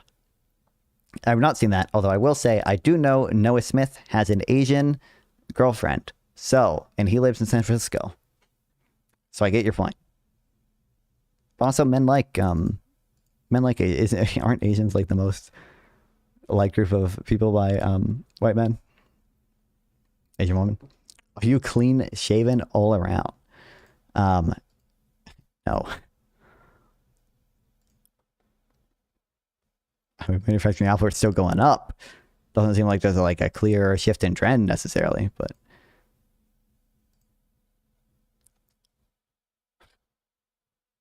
Anyways, companies started reshoring. And then also, you know, there's like causal evidence you can look at, you know, if you want to care about that, you know, if you want to like use a natural experiment and see that in 2002, the Bush steel tariffs actually negatively affected, you know, not only manufacturing in the short term, but also in the longer term because of the expectations that steel tariffs may come back. And it turns out people are kind of right about that expectation. So there were like persistently lower manufacturing jobs and employment in countries particularly exposed to it. I mean, you can look at evidence from Trump's first trade war and see the effects the steel tariffs had on manufacturing employment overall and find that it was negative, yada, yada, yada. Outweigh his term. Maybe they are. I don't know. But unquestionably, companies are reshoring jobs here. Started reshoring. Wait, sorry, they're going to what? Now, I've heard the argument of like, oh yeah, good luck, they're going to outweigh his term. Maybe they Oh, they're going to outweigh his term. Are. I don't know, but unquestionably companies are reshoring jobs here. And that's where I look at them and I'm like, how are we not unquestionably. The problem is trying to solve it. So he's incentivizing with taxes and tariffs. And also, you know, opportunity costs and net effect thing, maybe some manufacturing employment shifts back here, but that might come at the cost of service sector jobs or agricultural jobs, but you know, that's fine. We can get rid of those. Yes, I don't care about those. Those are fine. Right. So there are two issues there. One is the Trump tariff policy, which I am much less optimistic than you are about because I think that he's done it in a way that I don't think makes very much sense. I don't have a problem with tariffs in principle. In fact, I agree. Oh no. The argument that recognizes the efficiency of Asian culture in producing successful professional and financial outcomes while also recognizing its downsides of the overall vibe and social landscape of city institutions is correct. This is not something we can quantify, but we all know. No one thinks a SEC college, for instance, will be just as fun as it is now if the student body were 50% Asian. Oh. And the UAW, who I mean, but I think that's like okay, like I think I don't know what I don't know what implication I'm supposed to get from that really though. I think I understand probably Asians on average, right, are gonna like come from cultures that place heavy emphasis on the things that lead to success or whatever, and things that don't care about partying and stuff as much or whatever. But like it's also like that's gonna be the case with I'm certain that there are domestic U.S. colleges that are just like known for having a culture that's just like not a party culture at all, and people there just want to be nerds and do their software and do their engineering or whatever. The auto tariffs came out and Fain hates Trump. He was like, yeah, sure, great. Like, Okay. that sounds good, right? Okay. But I think that the way that Trump has done the tariff policy is, one, there's all this like blanket across the board stuff. I mean, we have tariffs on like coffee, which is like, that's certainly not protecting our domestic coffee industry. I don't know what part of the United States Part of that stuff is leverage For real. stuff. And listen, I don't like when he's like, I'm putting. Oh my god. Even, True. First of all, there's got to be some trade-off between leverage and like protecting domestic manufacturing and raising revenue. Like, to the extent that some of this is just like leverage, you're going to probably get rid of the tariffs at some point, and you're not going to raise revenue, and you're not going to protect our manufacturing jobs. I just read. And then like some of it is like leverage, but like most of the deals are just like shit. they're all like at the very least not close to free trade agreements. We reach a deal where maybe they lower the trade barriers in our goods to 0 or almost 0, but we still keep 10% tariffs on them, right? That was the deal with Vietnam.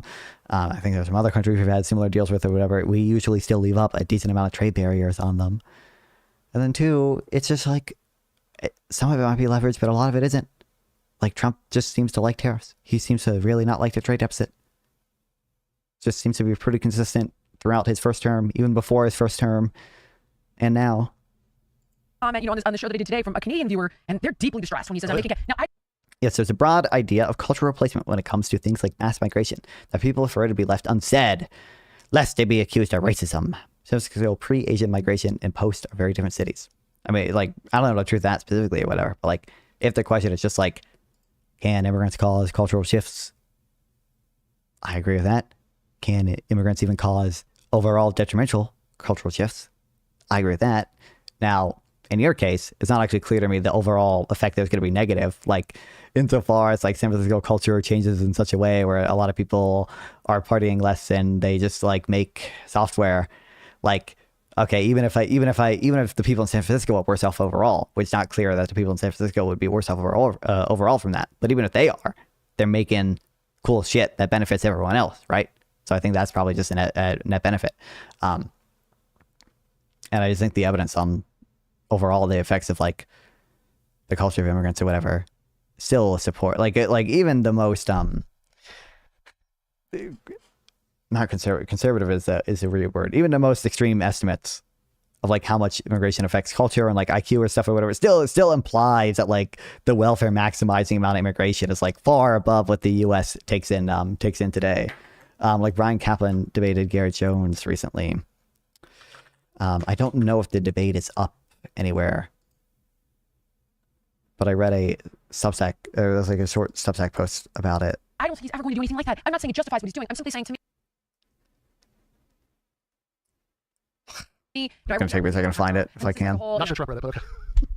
Fair. But my point is simply, I don't believe that he's going to do it. I'm going to blow them to oblivion. He didn't. So, well, I think if other countries that had the power to do it were making threats like that of the United States, I don't think we'd like that. But you're not wrong. I don't think he should make them. I'm simply saying he doesn't seem to ever. Hence the coffee conversation. But going back to the tariffs, yes, right? Like what we basically got between Liberation Day and when the Supreme Court slammed the brakes on like a lot of tariffs we had, what we basically got was a tariff policy that was changing like once every couple of weeks. And so my problem with this is if you're a capitalist who's like thinking about building a factory in the United States, like that is a long-term commitment, right? Over the course of many years. True. Uncertainty, very bad. Notable. You're not even confident that the tariff policy is going to be the same next month as it is right now, so that doesn't make a lot of sense to me. He did reshore hundreds of thousands of jobs. The other thing that I would source hundreds of thousands. No. To point out about this is that again, bringing back manufacturing jobs, like the reason those were good jobs is because of the unions, and Trump is one of the most anti-union presidents we've had, maybe since before the New Deal. I mean, it's already, this is what I was trying to say earlier, it's already incredibly difficult. We have labor laws that are more, tilted against labor here than I think just about any other modern, liberal capitalist country. So if you want to organize a union at your workplace, even if you've got a majority of people who work there to sign union cards, you still have to wait to do a certification election. During the lead up to that election, the company can make people do what called captive audience meetings, where as during your working hours you have to go to this meeting where you get one-sided anti-union propaganda. You're not supposed to threaten to close the place down, but they always insinuate that. It's standard. There's no right of reply. Get a union organizer. Right of reply. I'm really sorry. Sir, there's no right of reply, meaning like you only get one side of the conversation. Okay. And so if by some miracle after this, you actually win that that certification election, and then the boss brags their feet during bargaining for the first contract, in order to go on strike, after you pass the strike vote, you have a legally mandatory cooling off period before you can actually go on strike. Okay. When you do go on strike, sorry, I'm trying to find the thing.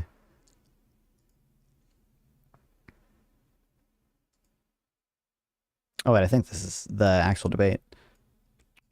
It's just that discussion of this cultural replacement has been dismissed as racist for decades, not even considering it for evaluation as a relevant trade-off. I agree during the height of the awakening, like, and like, definitely there's like some liberal kind of presumption towards some of that rhetoric being racist or whatever. Now, I think there's like not zero concern there, given that it, like, a lot of it, like, is racist. Like, a lot of it is from corporates who are racist, right? Like, you know, a lot of that's very much along the lines of the racist rhetoric. I think a lot of corporate and corporation people use. But I just don't like Garrett Jones's work. You know, we're talking about him. It's like not entirely dismissed for that in the economics community or anything, right? I'm not aware of, like, for example, Brian Kaplan calling him racist or anything ever. It's possibly did, but I'm just not certain the effect is that big. I don't know.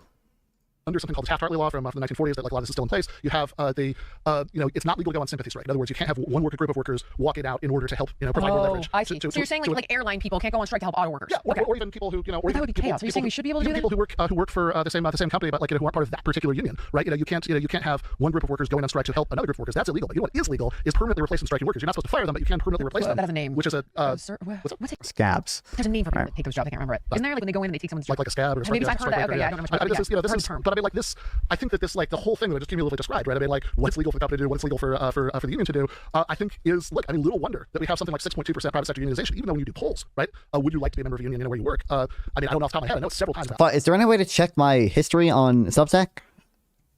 High, right? Because again, we make it really, really difficult to do so, and that's even under the existing rules. And the Trump administration has been trying very hard to weaken even that, right? I mean, there's something called the NLRB, the National Labor Relations Board, that enforces labor rights. And there's I don't know what the current state of the lawsuit is, but last I checked, there was Elon Musk through SpaceX. There were several big companies that had a lawsuit going saying that the powers of the NLRB to enforce labor law are unconstitutional. They want to completely get rid of it. There was definitely some.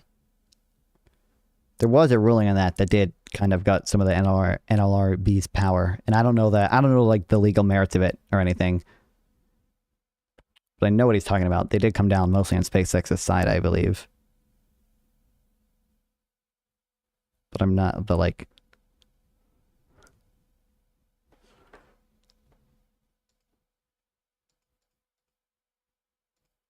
I'm not certain it's necessarily bad on that.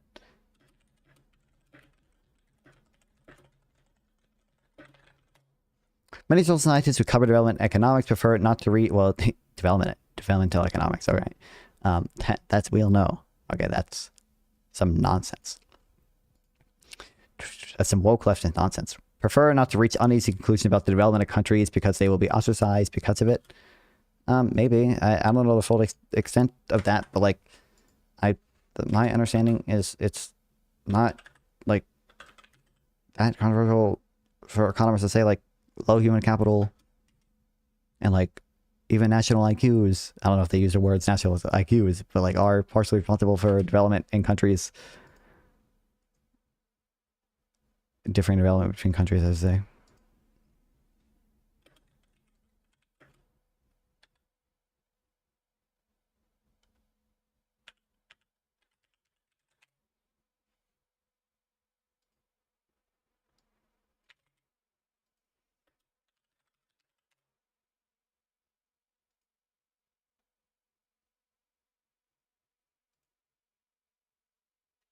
How can I not find this fucking Substack? What?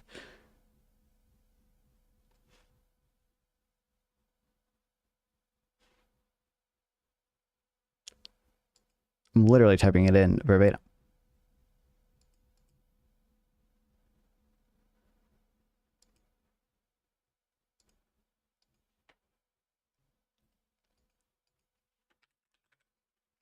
Trump is a moderating force on the right.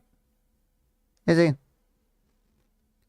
I don't think that's the case overall, but if you, when it comes to immigration, vaccines, and abortion, I don't think that's the case overall. And I think Trump is like, to the extent that there are segments of the MAGA party or MAGA movement, Republican Party that are like further to the right of Trump will just issues, and like Trump will like say stuff about H-1B visas and stuff that like contradicts them. I think Trump is partially responsible for those movements gaining some traction in the first place.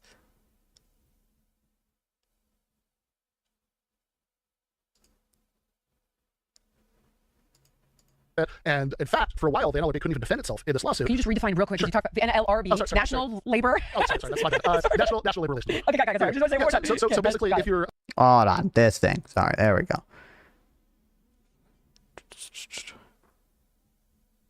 All right, let's do whatever. Kaplan claims to have done the math. Using Jones's own numbers, he claims that moving the entire world population into the United States, reducing U.S. IQ from 98 to 87 average, would still raise gross world product by 81%, even as U.S. per capita GDP would decrease. Shouldn't this more or less end the debate? Not necessarily a question of whether pre-immigration, blah, blah, blah, blah, blah. But like, even if you don't want U.S. GDP per capita to decrease, like say you just like really care about the well-being of people in the U.S. more than increasing global world production 81%, I think it's a little crazy, but let's say you do.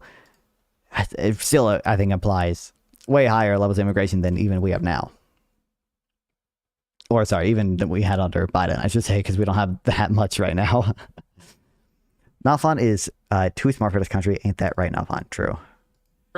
You kick me out, and the average IQ in the U.S. falls to I don't know which countries have low national IQs.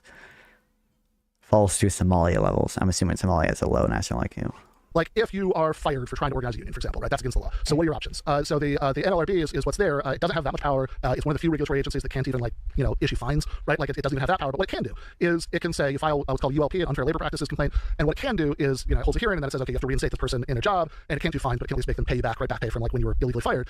And again, these companies are trying to get rid of even that, and the Trump administration for a while was trying to make it impossible for the NLRB to even defend itself in that lawsuit because they fired one of the members, I think illegally, but they fired one of those members, meaning it was below quorum, right? So they couldn't make any decisions at all. And if the NLRB didn't exist, then okay, you still have the regular court system. But what that means is if you're illegally fired, then you have to wait years, right? For your case to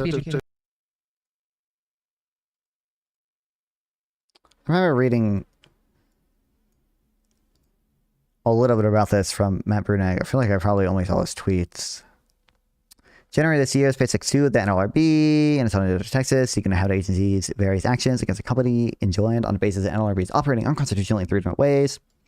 3 arguments are as follows. 1, the NLRB administrative law judges are too insulated from presidential removal, which violates constitutional requirements that the president must take care that the laws be faithfully executed.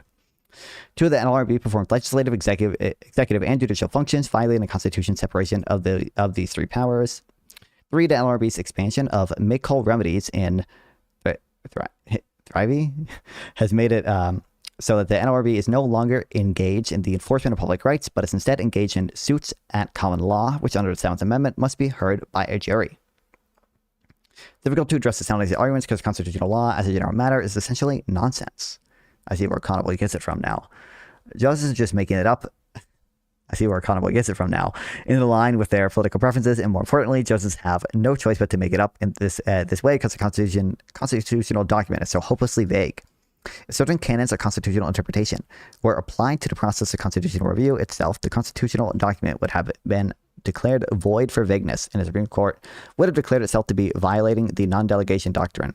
But we nevertheless muddle through.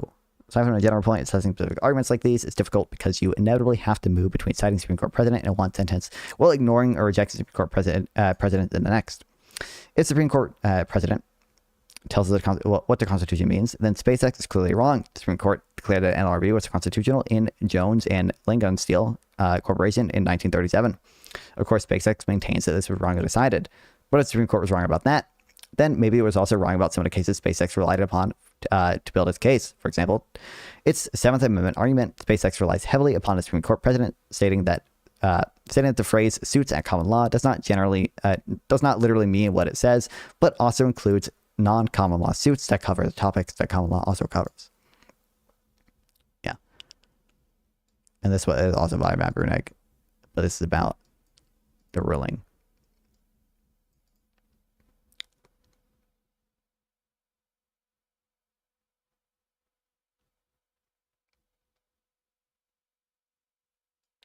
First of all, before, I don't really think that the president having the power to fire NLRB members and NLRB LJs will make much of a difference in how the agency operates. So the real problem is created by all this legal activity is the way in which the agency is being hobbled during the period in which these legal challenges make their way through the courts.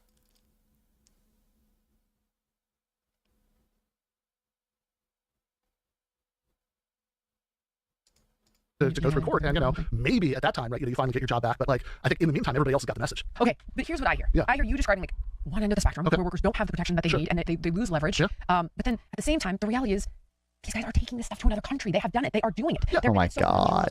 Okay, so then what I'm saying is, the more it's like we're gonna give them all this power, like, oh yeah, we're gonna leave. So then even if I said I totally agree, the result isn't good. So this is where I appreciate Trump's approach of how do we incentivize businesses to stay here, and is there a combination where you've got more of a regulated form of capitalism? Go after antitrust, you go after monopolies. You have like there's a basic, decent human wage. We'll get to the health insurance stuff, but that becomes a component. Why is this girl like a Trump supporter? What do we do? Like this is like median Democrat fucking rhetoric here. Like what do we do? And more, by the way, it's a sidebar, but there's millions of empty jobs that they can't even fill right now. That's like, how do we, you want workers to come to these jobs, you gotta be competitive. There's like I heard 7 million previously, but now I'm hearing 10 million job openings that people don't want here. So if you want them to come work for you, like if it's a competitive market, you have to provide something sexy to them to a certain degree. It's not that people don't. So one, it's not the same 10 million jobs I think we get them monthly. I believe it's reported monthly every month that we survey businesses, right? Some of those jobs are higher, or they fill. Some of the jobs, there are some new positions open up, and you're just seeing the flow of them. So it really just represents how long it takes for employers to hire people. It does not represent how many just like sitting open vacant jobs there are permanently because no one wants them. And I also think where it used to be the case up until like 2024, maybe up until 2025, that there were more job openings than unemployed people. I think we're reversing that now.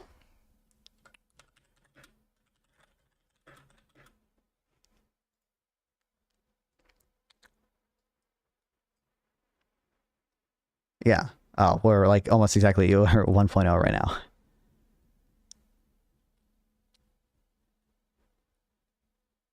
Where we're basically almost exactly equal for the past few months. People don't want here. So if you want them to come work for you, like if it's a competitive market, you have to provide something sexy to them to a certain degree. I just think, how do you thread that needle? Because when we do it, in my experience, or from my observation, when we do it the way you're saying, these guys just leave, Ben. Okay, but I guess what confuses me is that I hear you say two things. One is you can't have unions that are too strong because then the employers will just pick up and leave. And then the other thing is, oh look, here's what Trump is doing. It's great. It's going to make it harder. Or they can cripple things. They could drive up the price of a cheeseburger double. Stuff like that. It's my understanding that we have narrowed the gap on some of these trade deficits. It hasn't crashed the economy, and jobs are being reshored. This is where dog. What? Employers will just pick up and leave. And then the other thing is, oh look, here's what Trump is doing. It's great. It's going to make it harder. Or they could cripple things. They could drive up the price of a cheeseburger double. Stuff like that. It's my understanding. First of all, they could cripple things that drive up the price of a cheeseburger double. Or they could cripple things. They could drive up the price of a cheeseburger double. Stuff like that. It's my understanding that we. Don't we also probably have reasons to believe why like tariffs would increase the price of goods, or why even unions might increase the price of goods? Have narrowed the gap on some of these trade deficits. It hasn't crashed the economy. We have not significantly narrowed the gap on the trade deficit. If I just look up current account as percentage of GDP, not really making that much progress here.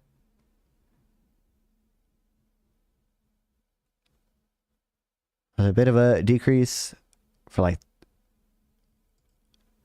from 2025 to, or during 2025 as a percent of GDP.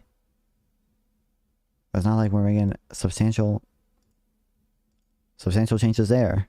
Economy. And jobs are being reshored. This is where that's true. Also, what do you mean jobs are being reshored?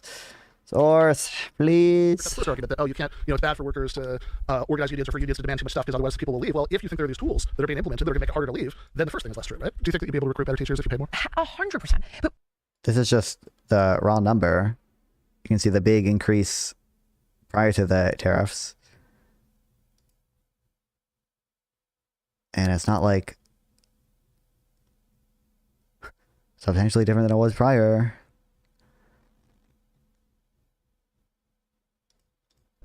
explain to me that, like, who makes that decision then here in California, let's say? Who chooses how much these guys get paid? It's not the unions, it's the state. That's not public. Okay, It is a public this is the thing. Like, you're going to say the teachers. So it's not a private company effing these guys over. Because they get paid more at private school. I mean, if you think that the union having too much power is the problem, well, I mean, I'm saying if it gains too much power, it seems like it can lead to like what we had with because the thing that, like, look, I mean, the thing that they have the most ability to negotiate over is stuff like what the wages are. So if you think that the wages, the state, that's not even a private company. Why do we want to give more power to the state? They're not even honest actors. So we just real quick let you around two things, right? So, so one, on the winter discontent, because that's come up, that's come up a bunch of times, right? I think that, like, if you really wanted to have a discussion about that, right? I mean, we could both like spend some time, right? I feel like over here no good, over here no good. You won't let them. It's not going to happen. I don't know why you're assuming that the unions were in the wrong in that situation, right? That they have, like, in other words, that it's the quintessential example of unions having too much power. But people using it as lots of people use lots of things as quintessential examples that you wouldn't agree with, right? I mean, like, just because, like, lots of people who have a certain perspective use that as their main example doesn't mean that they're right. It does seem like you got 2 + 2 and it equals 4. So but what's okay? Oh my God, what are we doing here? Can you not track the logic he's doing? They have, like, in other words, that it's the quintessential example of unions having too much power. But people using it as lots of people use lots of things as quintessential examples that you wouldn't agree with, right? I mean, like, just because, like, lots of people who have a certain perspective use that as their main example doesn't mean that they're right. It does seem like you got 2 + 2 and it equals 4. So but what's okay? So, like, again, I think that just because lots of people who have this, I'm gonna start doing that with things. It does. I don't really think that's good evidence. I don't know. It seems like 2 + 2 equals 4. Perspective point to that as an example doesn't necessarily mean they're right about the example. But the other thing I was going to say, and I guess this is like the bigger thing when you talk about giving the state more power, right? I think that, look, if giving the state more power means that you and I have fewer free speech rights, for example, then I'd be very against that. That gets to a lot of my problems with the Trump administration. By the way, we could talk about that. They have, well, I see the exact same stuff. Do you think? Well, I don't think it's exactly the same, but also I mean, I'm sure you know. Clip after clip, and even for magazine covers. Conversation under the impression that I love the leadership of the Democratic Party. I know. Okay, table that. Table that. What you mean by the government having more power? Okay, keep talking. Oh, they're not going to get into it. They're going to avoid that. They're going to avoid that. More power to, like, we're gonna do the both thing before it's the same. People and put us in jail. No, hate that. No. That's like one thing. But what you mean is that the government has more power to protect workers and consumers against. I feel like everything up. There's so much fraud and corruption, and that seems totally different to me. Oh my God. So yeah, if that's what I'm talking about. But what I'm saying is, like, if more power means, like, more power to put people in jail, that's one thing. If more power means more power to protect workers and consumers against private companies doing whatever they want. I'm with you on that. I see it in food and healthcare all the time. Right. So they have I want them regulated. I would also say that if you want government to have less power, I think oftentimes having social programs be universal, so there's no government decision maker who can decide, oh, you get it, you don't. But, like, rather. Oh, he's appealing to the libertarian means testing argument. Let's go. We're part of the society. We all have a right to it. That actually seems to me that it makes government bureaucrats have less power because they can't decide who gets it and who doesn't. Okay, hold on. Now streaming podcasts on Fox 1 is sometimes the headline. And we got an ad. Okay, let's go. Incredible. That you can watch or listen on your schedule whenever it works for you. Stream podcasts on Fox 1 anywhere, anytime. The reverse blowback from age gap discourse is implying that there is no age limit to which to where dating an 18-year-old would be creepy is very weird, to be honest. For devices. I'm not on that side of Twitter, okay? I don't know. So I have a bunch of thoughts on that. We actually spend a ton on this stuff. From SNAP and Medicare and Medicaid and all of this, and it's a shit show. So I had all the freaking lists of the programs. Oh, here. Okay, bet. So when I looked at the comparison... Only because they're corrupted by capitalist interest. To how much, proportionately, we're putting towards social programs. Oh, no. In Nordic countries. But the outcome is super duper divergent. So in a terrible way for us. So Social Security, Medicare, Medicaid, ACA, subsidies, SNAP, housing assistance. And we still produce terrible outcomes. Poor health, poverty, inequality. So I guess the argument, right, that becomes, you want to give them more control, you want to add more to this when we can't even manage the stuff that we are. What did you check your notes for if you didn't even, like, say a number? I don't think we spend as much as a percent of GDP on social programs as the Nordic countries do. Even government spending as a percent of GDP, I think it's definitely lower than Norway. It might be higher than Sweden. It's similar to Nordic countries, but the outcome is super duper divergent. So in a terrible way for us. So Social Security, Medicare, Medicaid, ACA, subsidies, SNAP, housing assistance, and we still produce terrible outcomes, poor health, poverty, inequality. So I guess the argument, right, that becomes, you want to give them more control, you want to add more to this when we can't even manage the stuff that we already are doing. I think there are, I forget all the qualms with the OECD data. There are issues sometimes with how they count or don't count like health insurance expenditure, but this is just percentage of spending, or social spending as a percentage of GDP in 2024. We're at 19%. The ones lower than us: Iceland, Netherlands, Hungary, Switzerland, Korea, Ireland, Turkey. I'm just going to say Turkey. I don't care about the proper new pronunciation. I'm racist like that.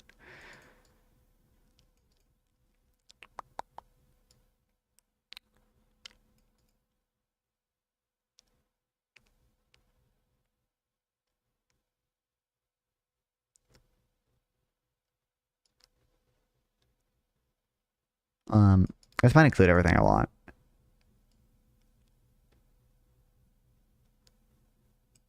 Expenditure is public, managed by government, private transfers excluded. Net social expenditure includes both public and private spending. It's also for the net impacts of taxes and tax breaks. Tax benefits, in-kind goods and services, tax breaks with this social purpose. Imagine saying this in 2020. Who is it? What the hell am I looking at? Joe Biden 2006. Oh no. Growth in population is Indian Americans moving from India. You cannot go to a 7-Eleven or a Dunkin' Donuts unless you have a slight Indian accent. It's a fully, I'm not joking. Oh, gigantic. I agree. People would have gotten mad at that joke if he said it in 2020. Or is it that we're that actually, if you have something like the ACA, which was on your list, Yeah. It's like, what does the ACA do at its core, right? It's this Let's provide affordable health insurance. Not socialist enough. Right? But the way that the ACA does that is, through this, Benefiting all the big corporations. Regulations and subsidies oftentimes go into private companies, which is a very efficient way of doing it, right? So if you want to say, hey, we're spending all of this healthcare-related money, right, but we're not getting as good results, well, I would say let's look around the world and let's see some of the places that actually have really good results. Certainly, if you look at the World Health Organization does rankings of healthcare. What are the results they're talking about? They're not even mentioning the results. I can't they're not even bringing up life expectancy. So can I even talk about why life expectancy is not actually a good proxy for the overall performance of a health care system? We do have good results on things that actually more directly reflect the performance of the healthcare system. For example, cancer survival rates. For example, the amount of screening that Americans get relative to other countries. For example, the amount of drugs that we consume per capita is a lot higher. By different countries. We do spend more on brand name drugs, and part of that's a little. The issue, it's hard to sort out with drug prices what things are responsible for what, because plausibly part of the reason we spend more on brand name drugs is because Americans just have higher incomes and therefore prefer to buy higher quality, superior brand name drugs. But also another reason is also probably just that brand name drugs do cost more in the US than they do in other countries, right? So it's hard to, I'm not aware of any way to sort out the exact distribution between those two factors when it comes to spending on brand name drugs. And if you look at a bunch of the places that do better than us on there, instead of having some weird patchwork of subsidies, and we'll do a little bit of Medicaid expansion, and we'll do this health insurance market where we're supposed to do window shopping for health insurance plans that nobody, the difference is, it's like asking people to do window shopping between what are essentially just complicated financial instruments that you don't understand when you're looking at it. Doesn't make any sense. Yeah, that sounds like an incredible. Well, that's why we standardize plans, though. And that probably is good. Way of doing it's it. a mess. As opposed to just saying, hey, do what Canada does, right? Canada's got tons of problems too, though. But just saying they have tons of problems. The question is always, which system, right? Comparative choice. Which system would you rather live under? And again, I think there's a reason. I go back to this conversation, right? Okay. I could show you, I have a friend who had breast cancer and almost died. It was 30 weeks for her to be able to. Oh my God. I have a friend had 14 months for a hip replacement. Rich Canadians, I know, they come over here to get healthcare, and the wait times and the different territories, and it's 30 minutes for an ambulance. He's gonna latch on to the rich. He's really gonna latch on. He's gonna latch on hard to that, I bet. They have an absolute devastation of medical talent because the doctors aren't getting paid enough, so they leave. So I'd be like, okay, well, you're asking me to compare bad and worse. To me, I'm like, how do we solve all these problems together? And has anyone thought of this before? Has anyone thought about solving all the problems together?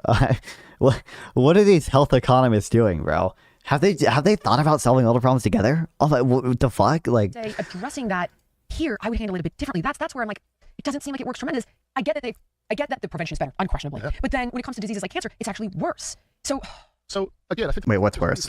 We are. Here, I would handle it a bit differently. That's where I'm like, it doesn't seem like it works tremendous. I get that the prevention is better, unquestionably. Yeah. But then when it comes to diseases like cancer, it's actually worse. So again, I think there's a reason why so few Canadians want to trade for what we have. Right? I mean, I hear the shit that I just told you. Okay, you hear that, but when's the last time that? But not that many, depending on how you ask the question, not that many Americans want to trade for what Canada has. Canada still has private insurance for things like dental and eye care and stuff or whatever, which I think Bernie's plan would have gotten rid of. But if you pull people about banning private insurance, they don't tend to like that. If you pull people about just how much they like their current healthcare plan, people tend to have generally positive views of their current healthcare plan, and it's easy to see how status quo bias is influencing that, but status quo bias is also influencing the Canadians. So even somebody like Pierre Poilievre, right, the sort of very conservative politician who's in the last election, who by the way was going to win and would have won if Trump hadn't tanked him. But they have even somebody like Poilievre wasn't saying, hey, let's end Medicare. That's also what they call the single payer share in Canada. Let's end that. Let's privatize it. Right? Let's do the American system. He wasn't saying that. He couldn't have said that. Because it would have been a catastrophe for him. If he had said the middleman. You make prices transparent. Don't let hospitals buy up family businesses. This kind of stuff. Prices being transparent. I mean, What the fuck? Also, don't let hospitals buy up family businesses. What are we on about? Because like it would have been a catastrophe for him if he had Get rid of the middlemen. You make prices transparent. You don't let hospitals buy up family business. There are like, believe it or not, countries that do this. By the way, that are a middleman between single payer option and privatized healthcare. Called like a public option. Like there's still evidence on that. There's still evidence on the relative effectiveness of how public versus private insurance performs in the U.S. because we also have Medicare and Medicare Advantage, right? Oh, hey, Kat, how you doing? Oh, he wants to sit on my lap, I think.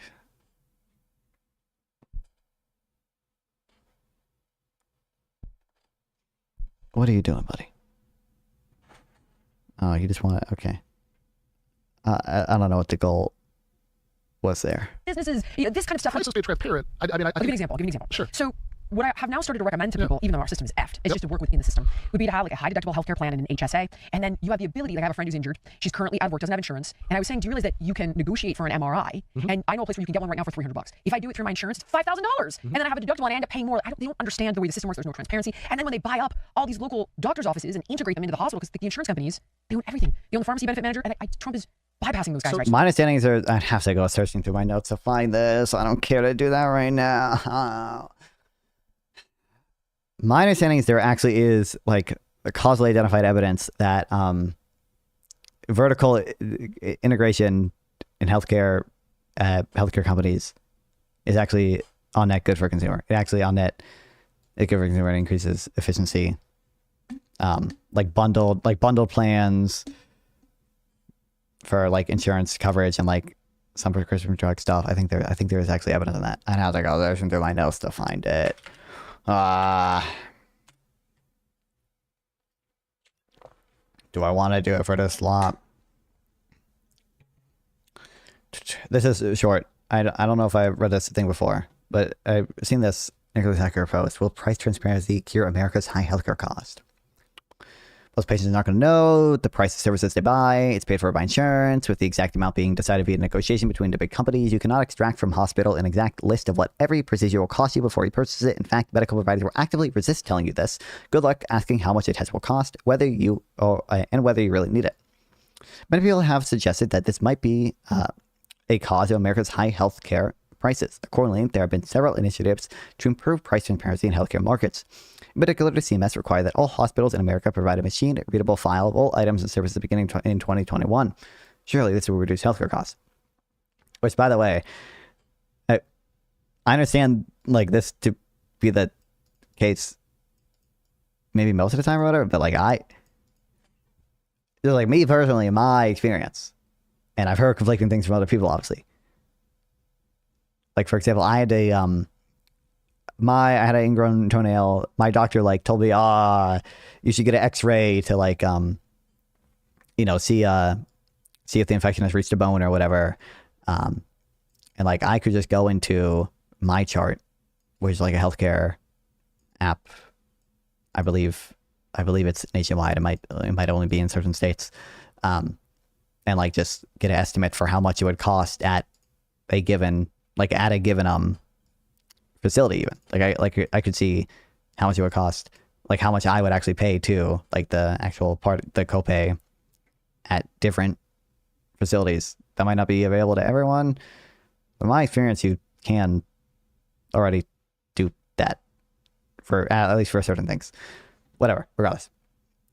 We cannot be so sure this is the case, though. The relationship between information and market outcomes does not have a ready, reliable relationship, and could go either way depending on the circumstances. Suppose that there are several sellers of a homogeneous good. Under Bertrand competition, which is to say prices are set first, the price will be equal to marginal cost. The only way for them to get positive profits is to collude to set higher prices. Stigler argued that the great enemy of such collusive behavior are secret price cuts. Green and Porter show that collusion is still possible even when you cannot observe prices in quantities by treating every decrease in demand for your own product as a breakdown of the agreement, but it makes the agreement fragile and imperfect. What colluders would really like is to know exactly how much every other firm produces and what they sell it at, even though it's not in their interest to unilaterally reveal it.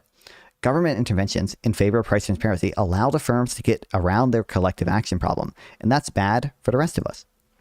There's a cool case study of this, a cool case study of the ready-to-mix concrete industry in Denmark, which is relevant here. Concrete, note, not cement, is an extraordinarily non-transportable good. Once you mix it together, it starts hardening, and it must be delivered on the job site within an hour. This means that each concrete mixing plant can only serve a small area, and while there are many plants, each market serves only a small area. In 1993, the Danish government decided that the status quo, rigid posted prices but frequent secret discounts to bulk buyers, would not do. So they required that each quarter, the concrete firms place their prices in the industry newsletter. Prices immediately rose by about 10 to 50% and stabilized at a high level. What's more, there was no more dispersion of prices, strongly suggesting that firms were using the information to converge upon the same price. Not without some embarrassment, the Danish government repealed the law in 1996. But what is strange is that it can actually go the other way. Consider the case of the gasoline market. In gasoline, above competitive prices are maintained not through direct collusion, but not through direct collusion at a permanently high level, but through an Edgeworth cycle, which was formalized by Maskin in Tiroli in 1998. In the simplest case, suppose that there are two firms who set their prices every other day, trading whose day it is back and forth. Suppose the good can be produced at no marginal cost and with no cost of storage, and that the optimal price for their own welfare would be 1. Both start with a price of 0 and make no profit. It is therefore a matter of indifference to the firm if their price is 0 or 1. So one firm chooses to raise their price and goes from 0 profit to 0 profit. The point is that the other firm will follow them by setting their price at just a hair under 1 so that you can undercut them the next day and just a hair under what they set, back and forth until you go down to 0 and the cycle resets. It looks like this. Well, I'm assuming he has empirical evidence about healthcare. I want to skip to that part.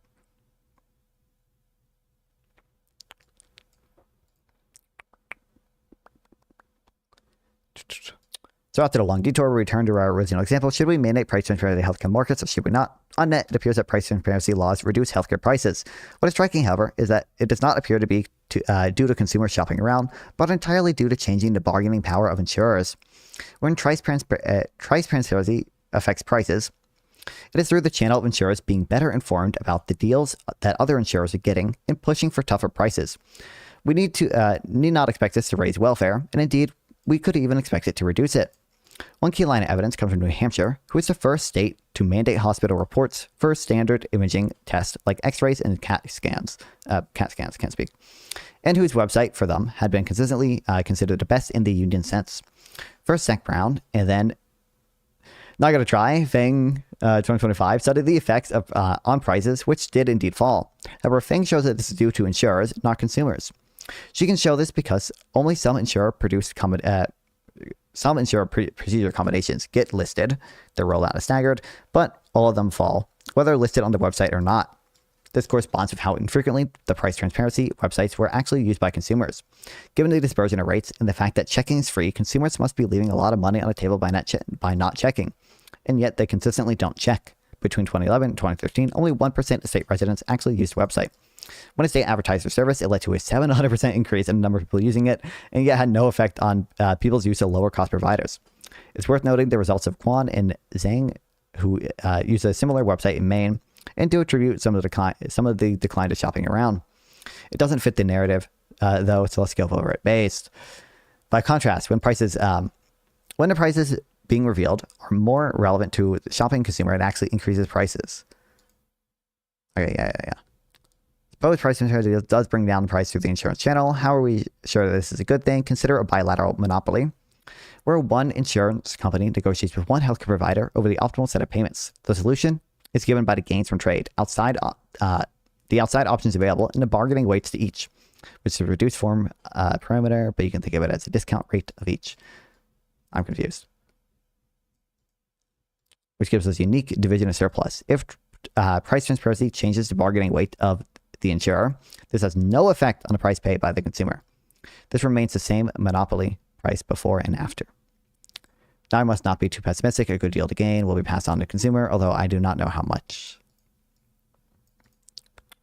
Okay. Anyway, true. So price transparency is only going to get you so far, right? If I have, if Burgers has read the Nicholas Decker article. Government and private. If I'm on my way to the hospital and somebody tells me exactly what they're going to charge me, emergency medication then I'm not, I'm not going to like just say, oh, turn around and find a better hospital. And I also think that the sort of more basic question, right? And we can talk about wait times and all that. I think that a lot of that is often pretty exaggerated. I think the fact that that if you're a rich Canadian, you can come here because your money lets you jump to the head of the line. I think it's a source of national shame for us because they have having more money should not mean that you're treated sooner than anybody else. I think that's oh my God, pretty abhorrent. But I think that there's also a basic question that the system is totally screwed. People die because of it unnecessarily. Yeah, and even, all the time. They have to ration their medication. It's devastating. And and even beyond that, right? I think rationing of medical care in Canada too. It's just that they tend to do it in the form of wait times as opposed to cost, because of the fact that they have a single payer system. I think that there's a question about freedom, because if you have private health insurance, and even if you have what you're talking about, like let's have a hybrid, let's have a little bit of both. I mean, we kind of already have a little bit of both. England does a little bit of both. They have but like at least in England, right? You have the absolute guarantee that everybody gets the public system. We certainly don't have that. We certainly don't have that here. But they have also my problem with that, right, is that any time that you do that, that always ends up being a two-tiered system where unless you're going to, like change the laws to force people to take it, right? Like a lot of doctors and clinics aren't going to take the public one because they know they can get more money out of the private one. So at that point, you've got different healthcare systems for poor people and rich people, and I have a problem with that. But I also, on a basic level, I have a problem with private health insurance just on the level of human freedom because I think that if our concern, I mean, he's raising another concern here too. But what's up, Marcus? Guarantee that the public system. So we certainly don't have a little bit of both. England does a little bit of both. They have if the concern is like merely, access to the public system or like healthcare is a fundamental right or whatever, to the extent that two-tier system exists. Yo, thanks for the sub. Hell yeah, I appreciate it. First time chatter, immediate sub. Let's go. I appreciate it. Welcome in. Then like it's sufficient to have the two-tier system even, right? Like right, typically it's not understood to mean you have access to the same level of care or the same level of whatever, right? You're talking about as everyone. It's just that there's some minimum quality or like guaranteed to you. Your right to a lawyer is not the right to the same quality lawyer as other people can afford. It's the right to a public defender, and public defenders kind of suck ass.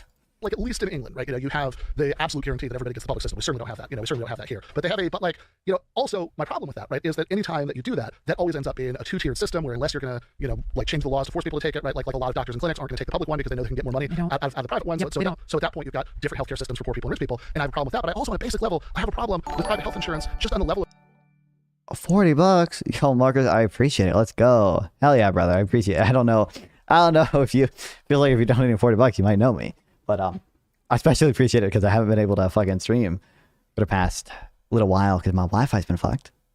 So I'm not going to get a YouTube payout this month. Okay, so hell yeah, brother. I appreciate it. Thank you. Love the Twitter stuff, man. Oh. Wait, I think I might. If you follow me, I feel like I remember someone following me. That's named Marcus, but it might not have been. Oh no, Matt followed me. Not Marcus. But thank you, I appreciate it. Welcome to the stream. Of human freedom because I think that I agree with you. I agree with you. I agree with you. I just think it's a different way. She's not letting him finish your point. I want to hear the human freedom point. I mean, there's a book by Anya Srinivasan called The Nordic Way of Everything. So she's from Finland. And the book I was talking about. That's crazy. She married an American and moved to the United States, and she's not a socialist or anything like that, right? She's just a Finn, but like what she writes about in the book is that she was shocked by a lot of what she saw in the United States because you had what seemed to her like these pre-modern relationships of dependency between workers and bosses. People stay at jobs they hate because they don't want to lose their employer health insurance. Sometimes between husbands and wives, there are people who stay in bad marriages or get abusive ones because they don't want to lose their spousal health insurance. And if you take away that element, right, and say, look, we all get health insurance just for being a person. It's not linked to your job. It's not linked to your marriage. That's also addressed by just having it some minimum guarantee that's not like even. Well, maybe a little bit more than catastrophic care because people still want to get regular checks or whatever. But I would seem to be addressed by, does the government create a problem? I mean, obviously employer-sponsored health insurance is largely is incentivized by the government. Is largely a government create a problem because they're, we give tax breaks for, we mandate that companies over a certain size get a healthcare plan, right? And then we also subsidize indirectly via tax breaks for giving employees compensation and healthcare benefits. And they also weren't, I think it initially started because they weren't subject to the wage controls during the New Deal. So yeah, but regardless, this is still also addressed by not having a single payer system, but it's having some merely sufficient minimum guarantee. right? We all get it. Then how much more free are people to live their lives the way they want to live? How in the heck are you going to pay for it? It's going to add trillions. Well, actually, if you now it is going how it. Say it. Actually, you may reduce healthcare costs because we would make the prices $0. I mean, if you look at several years ago, the Mercatus Center, which is actually I have my stuff on these Nordic countries. which is actually a libertarian think tank. Okay, they have they issued this big report. Bernie Sanders' Medicare for All plan is going to cost. At least we're not citing the Lancet. Oh wait, he might still cite the Lancet study yet. I think he's going to say the Mercatus Center thing is wrong. Like eye-poppingly huge number. Yeah, it's trillions of dollars. And they do the thing that people always do when they do this, which is that anytime you want to make a number sound scarier, instead of telling us the per year, tell us the per decade, so you can move the decimal point one digit over. But they have then, Matt Brunick, people. That is in fairness how a lot of policies are analyzed. Like tax policy is always per decade. But regardless. Policy Project looked at that. He was like, wait a second. If we run this number, if your number is correct, that's actually less than we're spending on healthcare right now, which goes back to your point, like 10 minutes ago, right? You said, well, question? Sure. Okay, so I'm sorry. I think this pertains to your thought. I wouldn't interrupt. Sure. So all this stuff shutting down the government and healthcare and everything we went through, I was told that I kind of did notes on this at one point. I never looked that far into it because I care more about other things or whatever. Health insurance should be like car insurance. Car insurance in my state is also mandated, and also be careful because don't you know Canada actually has public car insurance too, right? I think Canada has public car insurance.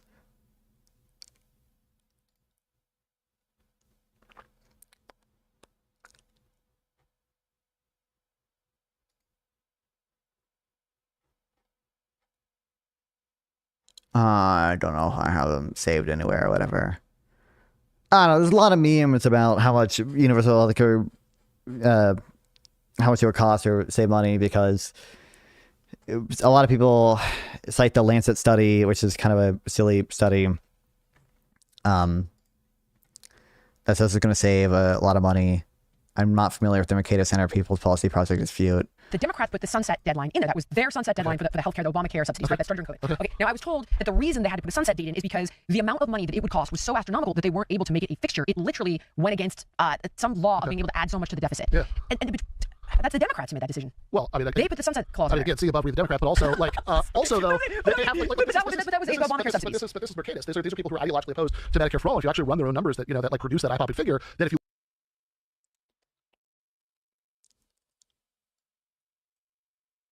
I think this is just a meme thing.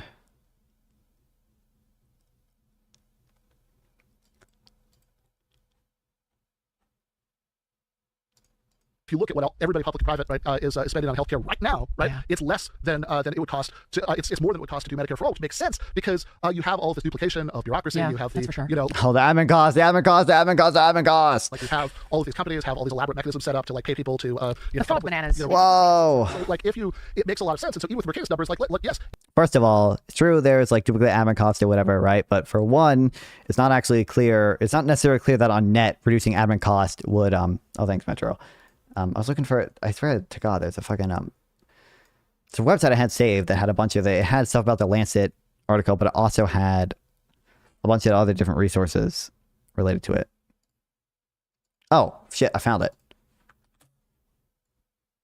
When in doubt, search through my DMs with sample text. W sample text is this. We'll look through it in a second. Okay.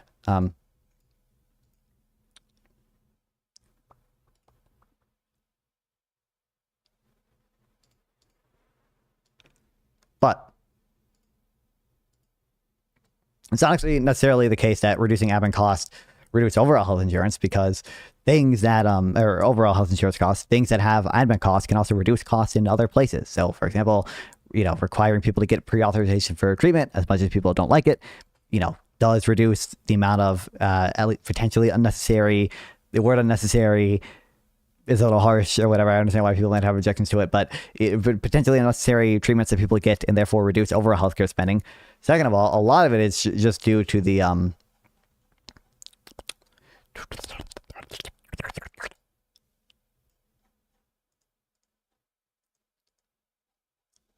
fact that we don't account for the fact that Medicare doesn't get the same tax breaks.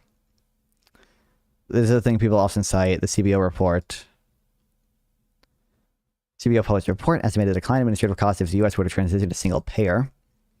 Through the red triangle, it shows that 16% of the premium revenue currently spent on administration by commercial plans, the single largest category of savings, is taxes and fees that traditional Medicare is exempt from. In other words, at least 30% of the lower insurer admin costs under single payer is due to an accounting gimmick. If there were a true level playing field between traditional Medicare and private insurance plans, then the former would have to be required to pay the same taxes and fees and consequently have much more comparable admin costs. If the government folded everything into one giant plan, it would forego the tax revenue. This doesn't just go away. If we are cutting taxes on healthcare, something else must fill the gap, be it spending cuts, tax hikes elsewhere, or a higher cost of debt. To include this as a cost saving is entirely specious. Similarly, the proportion of administrative costs that its underwriting gains less losses cannot be properly counted as public savings. While commentators tout traditional Medicare not trying to take any profit as a positive, this is ultimately an additional subsidy from the public. We taxpayers are providing the government an insurance plan with equity financing for free. Like private insurance plans, which can and do lose money, there is no sense in which the administrators of traditional Medicare are ever forced to eat an operating loss. Instead, losses are just covered by the Treasury, so voters lose out in those bad states of the world, but are never compensated for it in the good ones. And then the point about admin costs potentially saving money. If you had a modest tax increase to pay for Medicare. I don't know if I'm opposed to single payer, but it seems like many people in the healthcare discussion have no idea what they're talking about. True. Why not ask health economists for real? I don't know, dog. It sucks. Yeah. I don't know why this is reminding me of that fucking tax lawyer lady who went on Ezra Klein's podcast and Scott Galloway's podcast, and I watched both of them. Oh my God, it pisses me off that like Ezra Klein's making a video about our tax system and we're reaching out to like a lawyer. Like, yes, you might have some understanding of tax law. I understand that, but it's not really what you want to talk about. You want to talk about the economics of it. Talk to an economist. I don't know why they don't talk to. I mean, I think it's there probably are not that many economists willing to engage in like these type of debates or whatever. It probably just don't view it as their competitive advantage. Probably don't view it as worth their time. They'd rather just do like actual research and such and such and such and such. Anyway, this is what I was referring to here. So I think there was that the Lancet study is mentioned here. Offers unrealistic, misleading figures about the cost of Medicare. Growing body researchers, Medicare for All would force Americans to pay more to wait longer for worse care. Don't know if this mentions some of the specific issues with the Lancet study.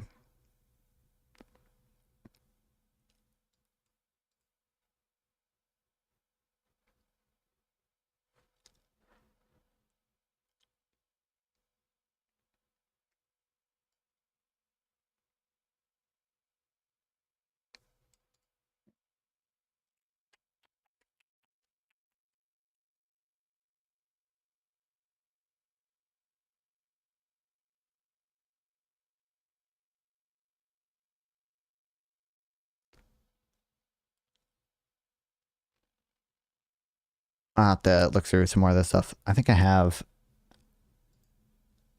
a fucking Reddit post about it. When in doubt, r/neoliberal. Last week, a study published in The Lancet titled Improving the Prognosis of Healthcare in the U.S., particularly a Common Dreams article was published about it. Posted to Reddit here with the title, Sanders applauds new Medicare for All study will save Americans $450 billion and prevent 68,000 unnecessary deaths per year. It's a rather extraordinary claim. Not only would single payer save us billions of dollars, but it would save tens of thousands of lives too. This ever post would go through the study and validate his claims. As reviewing the study, seems evident to me that no legitimate analysis was done and little justification.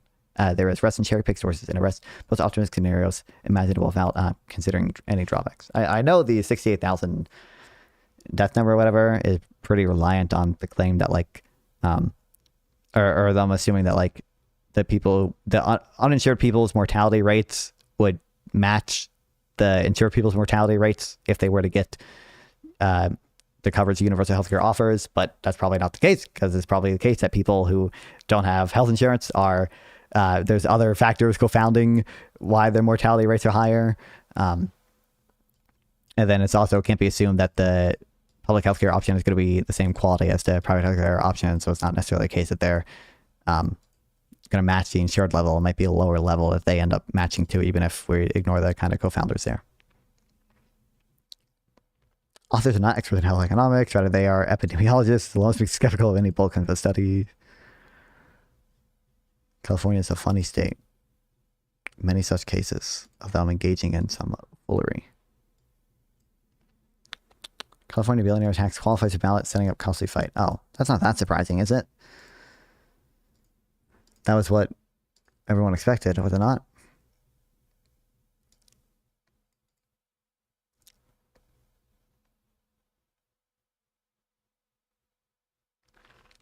No? Oh.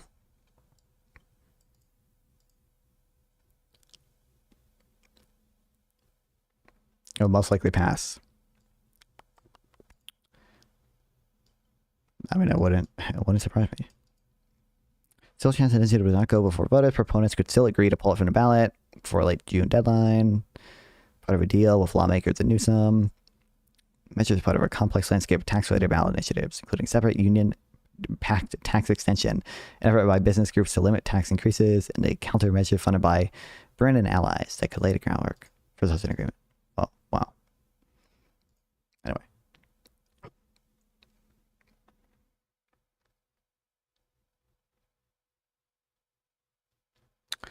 A study will estimate the national health care expenditure under the single-payer universal health care system detailed in the Medicare for All Act. Furthermore, we consider the robustness of our budgetary projections by systemically altering the values and key parameters that underlie healthcare system costs in our model, as highlighted by the divergent conclusions of the previous Medicare for All Act evaluations, 18 to 23.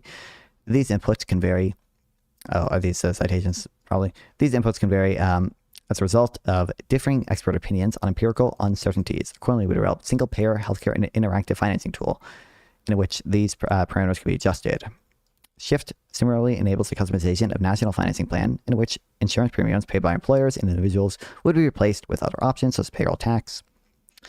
Projections from Shift indicate that Medicare for All would yield net savings for the healthcare system across a wide range of assumptions regarding insurance expansion, service improvements in administrative efficiency, and pharmaceutical pricing. They dress up the methodology to make it look legitimate, but in a summary, what they've actually built with Shift is a glorified calculator that carries out arithmetic operations where you input your assumptions of how much you think healthcare is going to cost under a single-payer plan. For instance, if you guess that administrative cost will be cut, you can input how much administrative cost will be cut, and then it'll take that into account through simple arithmetic. This is essentially glorified napkin math with no rhyme or reason built into the calculator for why certain assumptions are valid, how they would interact, what the combined effects would be, how this would affect healthcare outcomes, etc. Cost by corporations and towards healthcare would be reduced through the single-payer system via taxation with a 10% payroll tax and a 5% household income tax. I don't have much to comment on this other than it's a bit naive to just suggest tax increases without investigating the effects the tax increases would be on the economy, etc. But if we get to this point, this is outside of the study's scope. Here's where it starts to break down. The appendix claims, conversely, MAA would render tax exemptions for employer-based health care premiums obsolete, thereby adding $333 billion in revenue. In addition to federal government spending, state and local governments currently contribute another $596 billion directed to primarily to Medicare. Either these revenue lines would be maintained, or state/local taxes would be substantially reduced. We assume the latter. We also assume that employer spending on workers' compensation and work site health would continue, constituting $46 billion and $7 billion respectively. Furthermore, the $293 billion constituted by philanthropic and other private sources would also continue. As above, the $64 billion spent out of pocket on non-durable medical goods such as bandages and over-the-counter medications is expected to be unaffected. So not only are there the above taxes, but there's also an effective tax hike because you are no longer tax exempt for healthcare premiums. This is definitely reaching the point where the extra taxes might have broader economic effects. Moreover, the specific calculation requires that the state/local taxes be maintained. If you follow the math on the revenue calculations, if the taxes were reduced or eliminated, that's an extra $596 billion shortfall. It's not even clear to me how the federal government will just casually claim local/state taxes. Moreover, I find it to be a bit absurd under a single-payer system. Philanthropic and other private sources would also continue. Should we account for the fact that they're also not going to be collecting taxes on healthcare companies anymore? All pharmaceutical spending will be consolidated. Eliminate uncompensated hospitalization fees. Eliminate avoidable emergency room visits. Reduce reimbursement rates for hospitals. reduce pharmaceutical prices via negotiation, reduce overhead expenditure, improve fraud detection, insurance expansion, at 191 billion. And then the life-saving potential one is, I already mentioned, a little silly. Anyway. Okay. And it wouldn't even have to be a terribly progressive tax, right? Like even if you had one that, it's like we're not saying we're just going to tax super rich people, whatever, right? Well, that's not what they're doing in the Nordic countries, though, which is what I'm sure we'll get to. But this is the point, right? Even if you did that, right? Then if you take, even using the Mercatus numbers, if you take the pre-tax increase, right, amount that like a middle-income taxpayer is like how much. Also, hold on, I should have.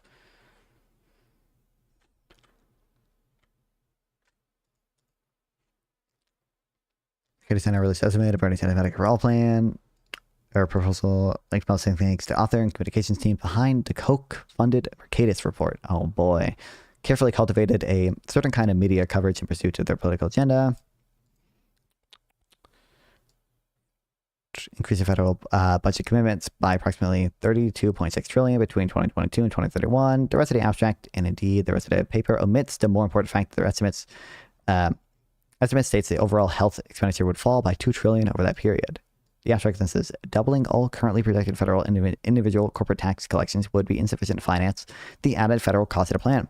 This makes it seem like the author is saying we wouldn't be able to more than double federal taxes, but this is only because the author curiously excluded payroll taxes from the sentence, despite the fact that payroll taxes are the second largest federal income revenue source, and the fact that payroll taxes are the main proposed funding mechanisms for raising the funds. The abstract, you'd have to raise payroll taxes quite a fucking bit, wouldn't you? To the point where like you probably would get pretty distortionary labor market effects, and you probably would kind of lose some of the some headroom for other taxes. I read Andrew Biggs, who talks about retirement a lot.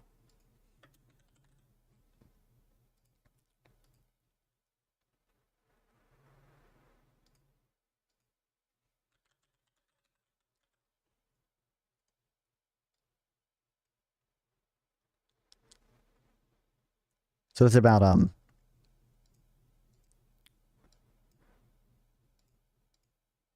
what it would take to cover the Social Security shortfall with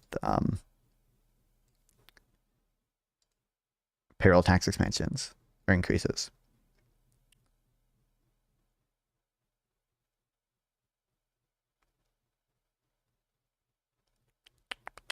So it's the Warren plan. The plan would not, the Warren and Bernie plan. Not merely maintain but expanded benefits Social Security would pay for, finance via 3 tax increases. First, by early 2030s, phase out the ceiling wages subject to do 12.4% Social Security payroll tax. Second, apply 12.4% tax on investment income for households with incomes of $250,000 or more. And third, apply 16.2% tax on income from S corporations and active limited partnerships. Together, these steps would increase taxes by about 1.9% of GDP and would be, by a substantial margin, the largest peacetime tax increase in U.S. history. Which, in fairness, you're doing that to get benefits later. So, like, the net weight loss is, like, less than the raw number would imply, but regardless. The top tax rate on earned income would effectively increase by about 12 percentage points. Not 12%, 12 percentage points. The employee's payroll tax would increase outright by 6.2 percentage points. On top of that, the employer's payroll tax would also increase by 6.2 percentage points. And the SAA and CBO assume that employers will cover the tax increase dollar for dollar, which is probably the case, by reducing employees' wages. Top U.S. Rate on capital gains today is about 29%. The Sanders-Warren Social Security plan would increase that to 41%. Progressives are lucky to give the U.S. some of the very highest tax rates in the world. That's about as far as it goes, which means that other progressive policies would have to go by the wayside.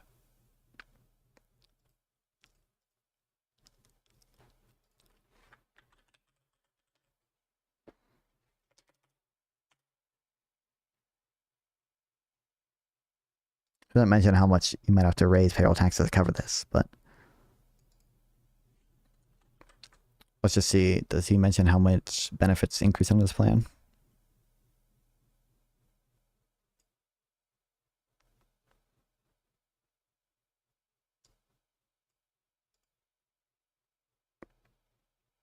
It doesn't.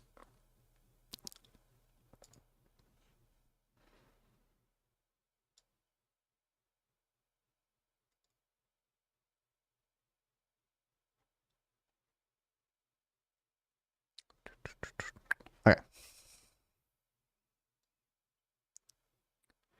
Same estimates of scary 32.6 trillion figure they were promoting to all the journalists in a country also said the U.S. could ensure about 30 million more Americans, virtually eliminate out-of-pocket expenses, and cover dental, vision, and hearing care for everyone, all while spending $2 trillion less over the next 10 years. As was pointed out, the coverage of the report changed dramatically, and Bernie Sanders put a video thanking the co-predator to positive study based. News of the Hammer Kennedy was not thrilled about its attempt to torpedo. Medicare Roll had become one of the leading talking points in its favor. Wait, how does it get to the saving money thing? I'm confused.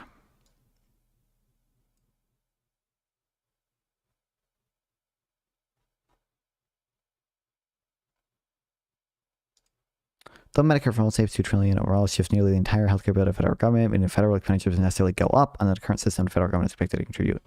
Wait, so it does increase federal government spending, which is sometimes people like. I believe even Bernie claims it would actually decrease federal government spending, not just total healthcare spending.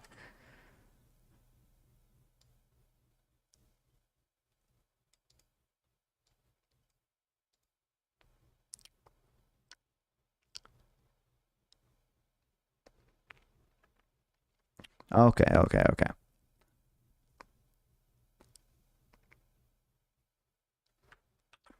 Much they were spending on taxes plus health insurance premiums, copays, and deductibles before versus the increased tax bill. Now they'd actually be saving money. Ben, you see this, and I haven't looked at those numbers. But then, why wouldn't somebody step up to the Oh my God. if it works so well? Because Biden could have done it. We couldn't even get a meme. She couldn't even have a meme, silly little number written down.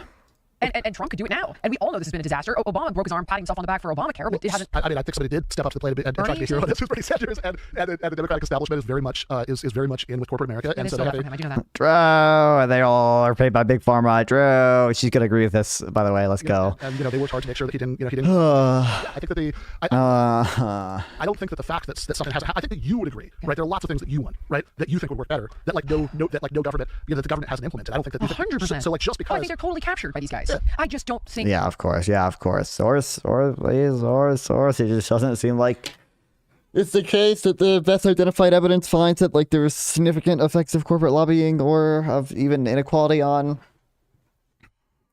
government policy.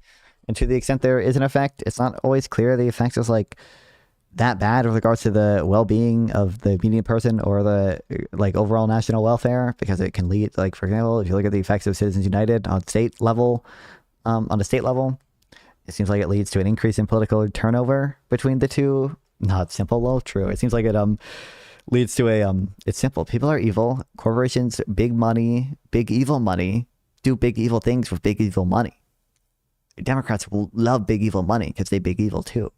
But like, it seems to like it leads to an increase in political turnover between the two parties, but it doesn't really have a big effect on which party wins more often. To the extent it does have an effect, it seems like it benefited Democrats slightly more than the Republicans, but only slightly within like the air bars there. But and it tends to have effects that are both like pro-capital and pro-labor. So it's not actually clear that the net effect there is worse for the median person. I looked at Jason Abeluk's work on dispersion and causal mortality effects across Medicare Advantage plans. I think so.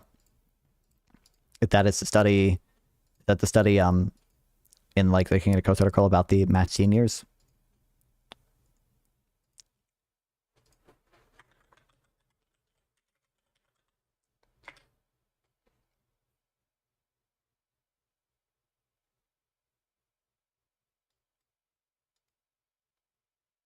I recognize the name. I've at least seen his Twitter thread.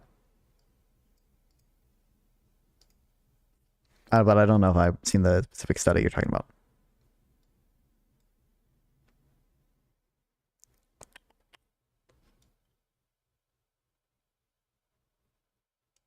Oh, I feel like I have seen this, but it's not the study I was thinking about.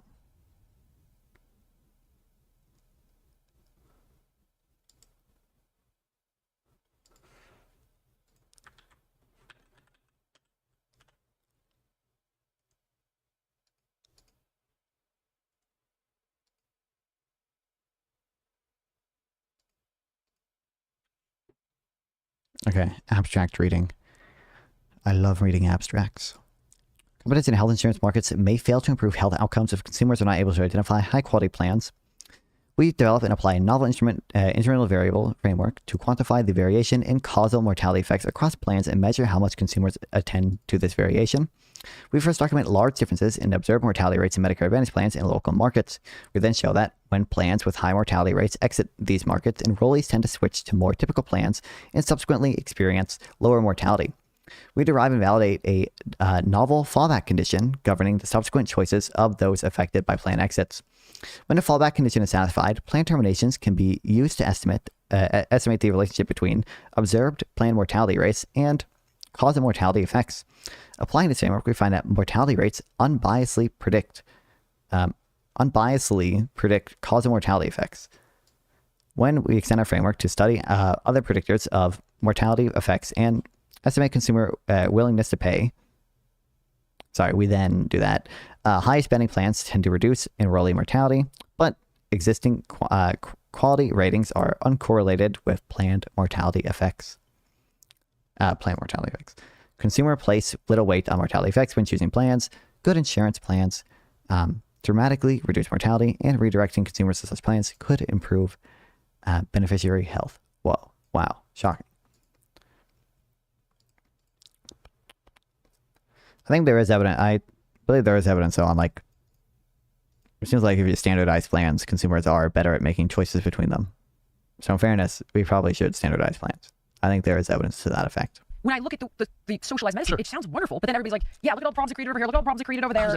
Well, okay, when I look at these statistics and these numbers of 30-minute ambulance times and 14 months for a hip replacement and 30 weeks to see a specialist, and the fact that the statistics show people are dying more of cancer there than they are the statistics. waiting so long. So Although the prevention's overall better. life expectancy is But there are better. other factors there. Sure, but they have a Oh my god, we got it. We did it finally. Overall life expectancy. Whoa. That's entirely default to healthcare system. That's crazy. That's crazy. That's crazy. Oh my god. Wow.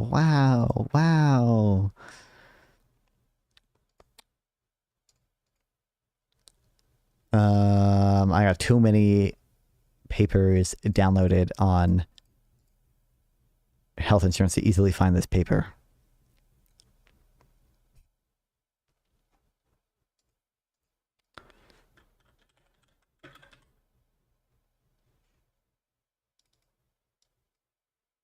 Not that. This. What's this paper?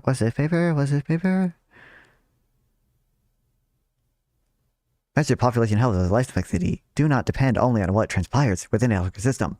The rate hospitals, doctors, and other healthcare professional techniques to employ an institution to cover them, and access to the utilization of them. Such measures also depend on a variety of personal behavior that affects individuals' health, as diet, exercise, smoking, and compliance with medical protocols. What? A lot of the gap in life expectancy is simply due to the fact that Americans are fat and lazy, so they don't exercise, and they're all obese. And we drive cars, which is also related to the being fat and lazy part. But we get in a lot more car crashes than European countries. Cars are pretty dangerous relative to, walking. So that is part of the reason as well. One recent study estimated that if deaths attributed to smoking were eliminated, the ranking U.S. mental life expectancy at age 50 among 20 OECD countries would improve from 14th to 9th, while U.S. women would move from 18th to 7th. Recent trends in obesity are also more adverse in the United States and other developed countries. This study is relatively old. I think it's like 2010, so it might be before. Yeah, 2009. There are updated versions of the study that I should probably download and read and such as well, but that's like so much work. Can we get Claude on the case? Can we get Fable 5 on this case? Accidents are a factor of that. Gunshot wounds are a factor of that, which is a separate. But there's also mortality amenable healthcare, right? I mean, that's like. Okay, you've got mostly prevention stuff. Okay. It's mostly the preventative piece, but the metabolic disease. But if we agree that fewer people. Wait, what are we on here? Statistics show people are dying more of cancer there than they are here. Gunshot wounds are a factor of that, which is a separate. But there's also She's right about this. Mortality amenable healthcare, right? I mean, that's like. Okay, mortality amenable healthcare. I'm not actually entirely. I'm not sure what he means by that. Mortality Oh wait, sorry. When I was typing it connected it. That exists, certainly. There are cases where healthcare can prevent people from dying, obviously. It's just, it doesn't, you'd have to provide evidence that like the Medicare for All would significantly address that. And I don't think there's particularly good evidence of that.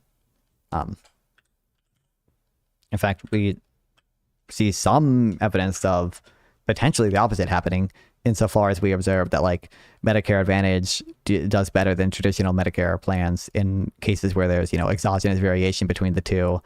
JD Vance calls out Alex Neurosaurus in his new book. Oh boy. Wait, what? J.D. Vance's new book?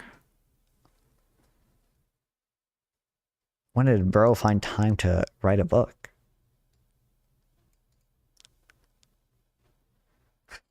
Alex DeRosa, an analysis at the Cato Institute, a free market think tank, has argued that the decline of American labor unions is traceable directly to the relaxation of immigration restrictions in the 1960s. DeRosa thinks this is a good thing because he doesn't like the idea of giving workers bargaining power based over massive corporations based. For those of us who disagree, Christians inadvertently... What the fuck are we on about? For those of us who disagree, Christians inadvertently serve a precarious master when they sign up for large-scale immigration. Bro. For those of us who think that unions should be able to rent seek. I've not looked into this evidence. I've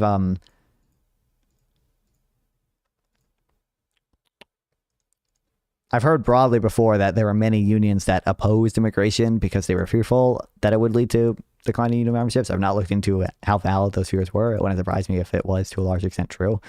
But like, you know, unions rent seeking is bad. I don't know what to tell you. You've got mostly prevention stuff. It's mostly the preventative piece, but the metabolic disease. But if we agree that fewer people are dying who medical intervention could have saved overall. No, the argument becomes medical intervention. But that's only medical healthcare, right? I mean, that's like. Okay, you've got mostly prevention stuff. It's mostly the preventative piece, but the metabolic disease. But if we agree that fewer people are dying who medical intervention could have saved overall. No, the argument becomes.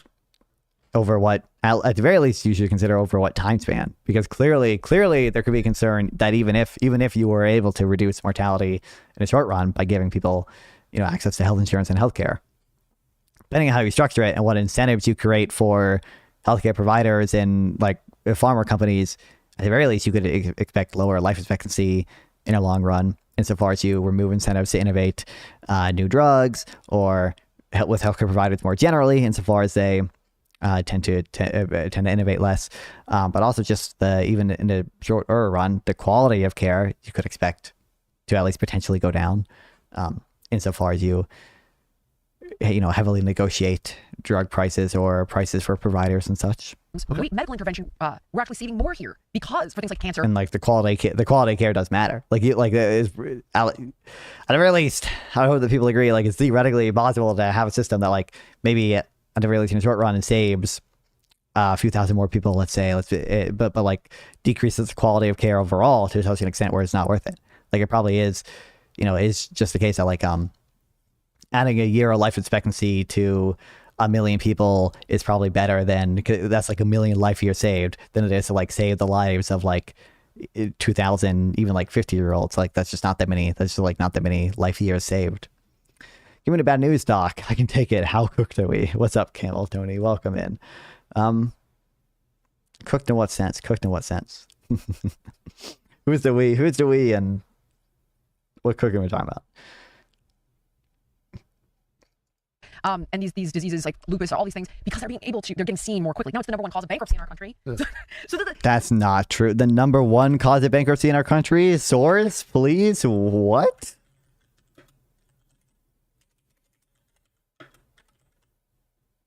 No shot. Usually, when people play these games, it's like medical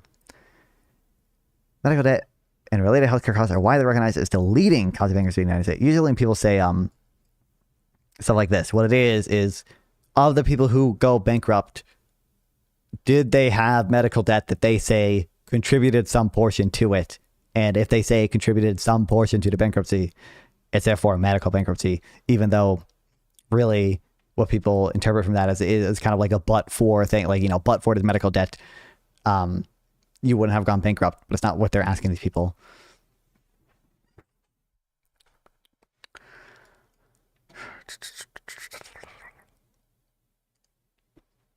I have no idea, brother. I'm Monkey.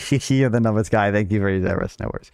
Vance claims to like unions, but he's actually against the PRO Act. He's playing both sides. I mean, that's what I think a lot of populist Republicans kind of do that, where they like appeal to the populist notions of having worker protection in unions or whatever. They do this all the time with the rhetoric about trade or whatever, but like they don't, and sometimes like, I'm not especially pro-union or anything. So like sometimes Republicans actually get closer to my preferred policy on it or whatever. But like, yeah, they don't actually vote to fund the Consumer Financial Protection Bureau. Okay, they got rid of that. Okay, they despite any of the rhetoric they have about corporations price gouging and stuff, they don't vote for the PRO Act. They don't tend to, in effect, actually do many of the regulatory things that Democrats do that are on paper pro-union, pro-labor, pro-consumer. They're very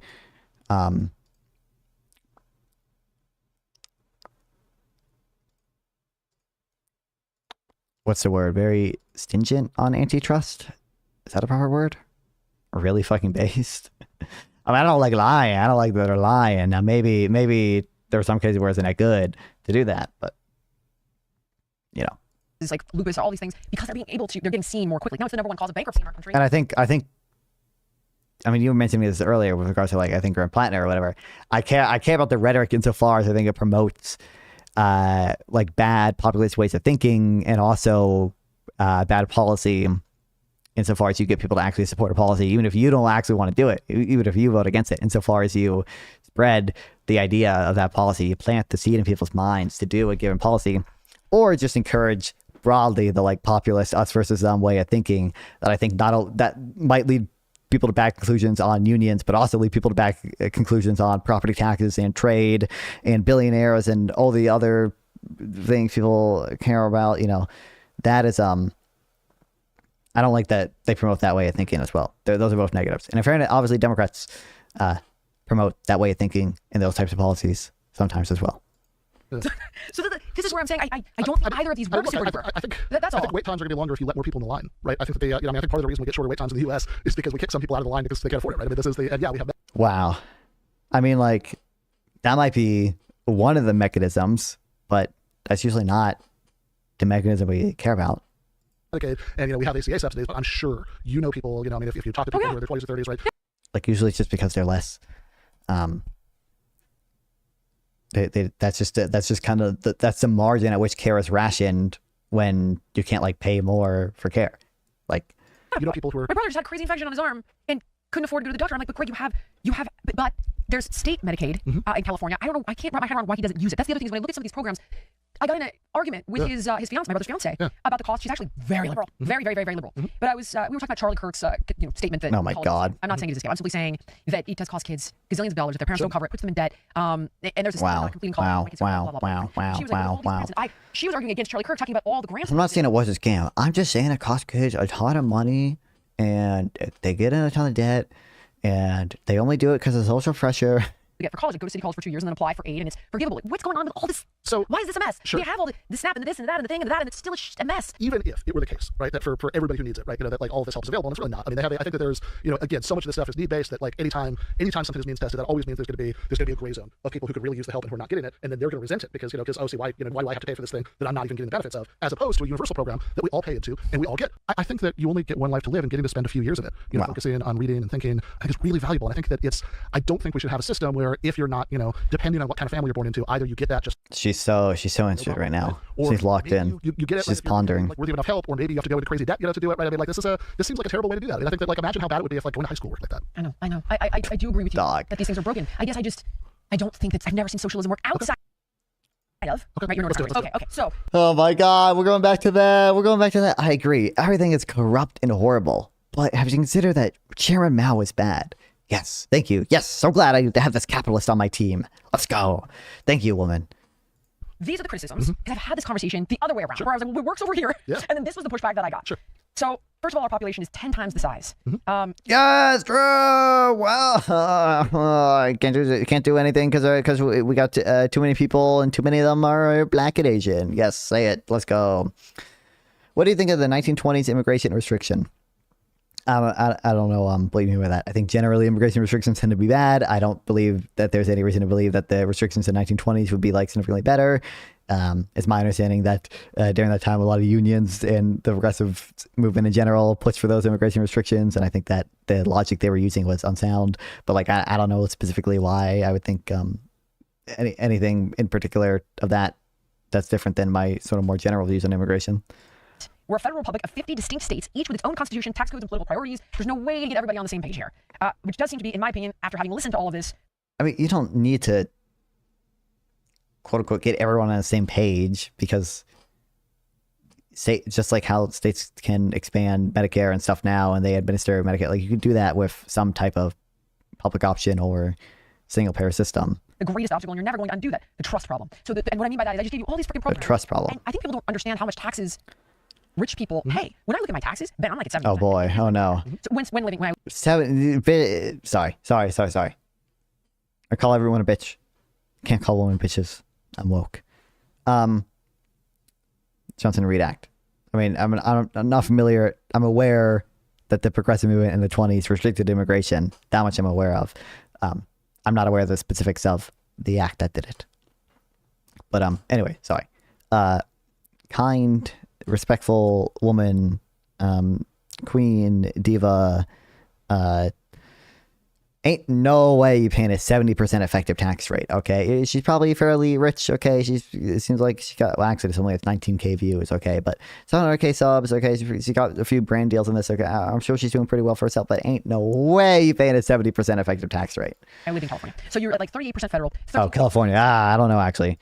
Then you've got property taxes, corporate tax. Okay, so number one. When I live in California. So you're at like 38% federal, 13.3 state. Those are marginal if you're only paying them on income you earn after a certain point. And then number two, when you have state and federal taxes, there's a deduction for that. There's a SALT deduction.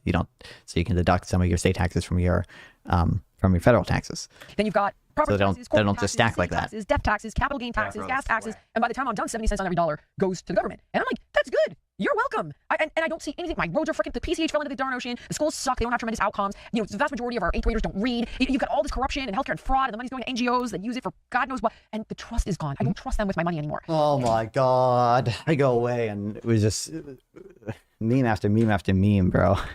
70 cents on every dollar. First of all, again, no way she pays a 70% effective tax rate. Second of all, if she somehow gets close to that, probably she's stupid. Okay, because you can. I forget, evade is the bad one, but avoid is evade is like illegally avoid taxes, but like avoid, I think it's just being smart about it, or whatever. But like, yeah, California's severely mismanagement. I agree with that. I understand why people in California don't trust their government with their tax money. I think that much is very fair, right? But if you have like your own, like I'm assuming she owns a business that's producing all this stuff. Maybe she just takes to pay out as an individual, in which case you'd be subject to pretty high taxes. But if you're smart, you just like make an LLC, and then you're not subject to that high of taxes from YouTube's payout, and you're only subject to higher taxes on like individual income taxes on what you actually pay yourself as a salary. But there are ways to get around some of that too with how you structure, I call it S corp, sole proprietorship or whatever. Yo, Camel Tony, thanks for the Prime sub. I appreciate it. Let's go. I want you to be my money advisor. How much do you cost? I would not trust me with that, both because I am not, qualified for that in the sense that I don't go to an EGOT degree, but also because the place I focus on is like not kind of individual personal finance stuff. So, but I do it for like maybe $10 million over the decade, You're welcome. And I don't see anything. My roads are freaking. The PCH fell into the darn ocean. The schools suck. They don't have tremendous outcomes. The vast majority of our 8th graders don't read. You've got all this corruption. I don't know if the vast majority of 8th graders don't read. Okay, California schools probably are not that cost effective, but I doubt they're doing that bad. And fraud, and the money's going to NGOs that use it for God knows what. And they're all going to USAID, Democrat, NGOs. We don't have. Here's another thing that we definitely don't have here, which is truly a shame. The argument is that in these countries they've got like a solidarity, a homogeneity. They believe in the same things. Oh, crazy! Yes. How did I know? She's gonna go to that one too. Yes. Our population is too big, and we have too many black people. Yes, this is why social democracy cannot work. Thank you for putting up the strongest arguments. Yes, let's go. The idea that it's a very close-knit, small society. Here, I hate this, but everybody hates each other. They hate each other. The Democrats hate the Republicans hate the Democrats. Gays and straights hate each other. Like blacks and whites hate each other. Like it's horrible. Well, but my point is, I don't know that people are willing to make those sacrifices because they feel like I'm not gonna.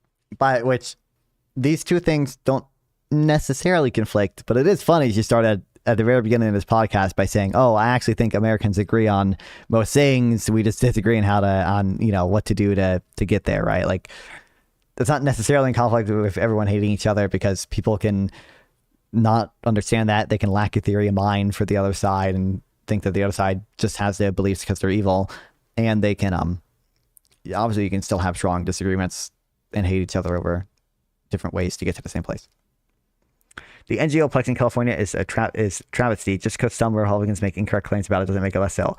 The lying matters, and like it's much broader than just like the claims they make about some things are absurd, and they use it at like Republicans use the NGO money shit or whatever as a justification for like cutting USAID, right? Like that is at least in retrospect what many conservatives have relied on for justifying that, is that USAID, all the money was going to NGOs, and some of the NGOs funded Democrats and or promoted a bunch of woke shit or whatever. Like, so not only do I think the lying matters like in its own right, like it is like bad when politicians lie. It's bad when they promote the kind of like thinking and rhetoric that supports lying or whatever, right? It's bad when they aren't consequences for lying, but like they use it actively as justification for doing evil things. Like cutting USAID was fucking evil, and one of the big justifications for it is the NGO shit. When I've talked to multiple people about USAID, and that is oftentimes a justification. Actually, I think probably everyone I've talked to about USAID has raised that point. The Teriyaki guy did it. The Jubilee girl that I talked to on TikTok, Pretty Politics or whatever her name is, she did it. She did it a lot, right? Like actively, there's a lie that is actively like killing, like hundreds of thousands, millions of people. That matters a lot. I'm gonna help that guy. I'm not gonna help that guy. I'm not saying it's good. I'm simply telling you it seems to be an ugly reality, one that I hate, by the way. Okay. And another one. Okay, we pay. I feel like I always hear the schools are terrible and people can't read, etc. But I feel like that's not on average the school's problem. No, fault of the school. I mean, I'm not really sure. It's hard to attribute to things. So I think number one, I have not looked super far into this, but like test scores are actually not that comparable between countries, at least not easily. They measure things in different ways, and they measure things in different years in different ways. So like part of the observed decline in test scores since COVID is actually just kind of a statistical artifact from not measuring things equally, or the way we did it before. And then it is hard to attribute. I don't actually even know how you would necessarily go about attributing fault to some of the schools versus other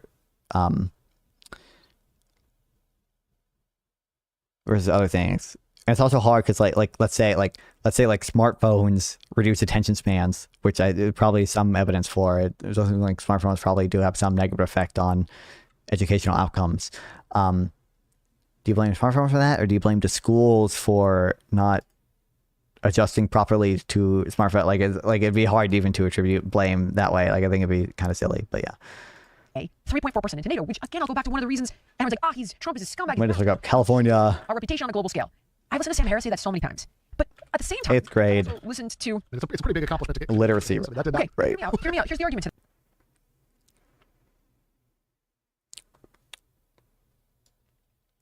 It says 28 to 30% of 8th grade students score at or above proficient reading levels, with 27% reading below the basic achievement level. Which this is like, I think, when you say can't read, probably the number you care about. I have no clue though how accurate some of this stuff is.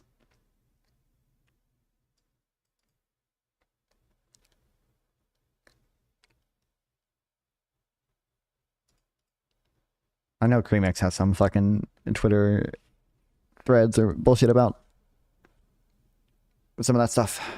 To that, okay. as far as I understand it, is that they were only paying 1.5% to NATO, and they're supposed to pay like 2.4% of their GDP, and then they're sitting there doing all these trade deals with China, and they're like, wait a second. Wait, sorry, what can we talk about right now? Our reputation on a global scale. I listened to Sam Harris say that so many times, and I was like, Trump is. And another one. Okay, we pay 3.4% into NATO, which again, I'll go back to one of the reasons. Well, Trump is a scumbag. He's a bastard. He's destroyed our reputation. Wait, 3.4% of our GDP or 3.4% of the total NATO funding? I don't know what she means by that. On a global scale. I listened to Sam Harris say that so many times, but at the same Okay, time, Sam Harris, let's go. to It's a pretty big accomplishment to get Canadians to hate us. I mean, that did not. okay, but hear me out. Hear me out. Here's the argument to that. Okay. As far as I understand it, is that they were only paying 1.5% to NATO, Yeah. and they're supposed to pay like 2.4. What is it? 2.4% of their GDP, and then they're sitting there doing all these trade. 2.4% of their. She's talking of GDP. Is that just our total defense spending, or is that how much they? I don't know what she means by put into NATO, because I think like there was like none of this stuff is like technically legally binding or whatever, but like there was like a commitment from NATO countries to I think spend 2% of their GDP each on defense, and a lot of countries didn't meet that for a long time. That part is true, and I think Trump did increase pressure on a lot of the European countries to start spending more. Whether it was worth doing that is a different question, but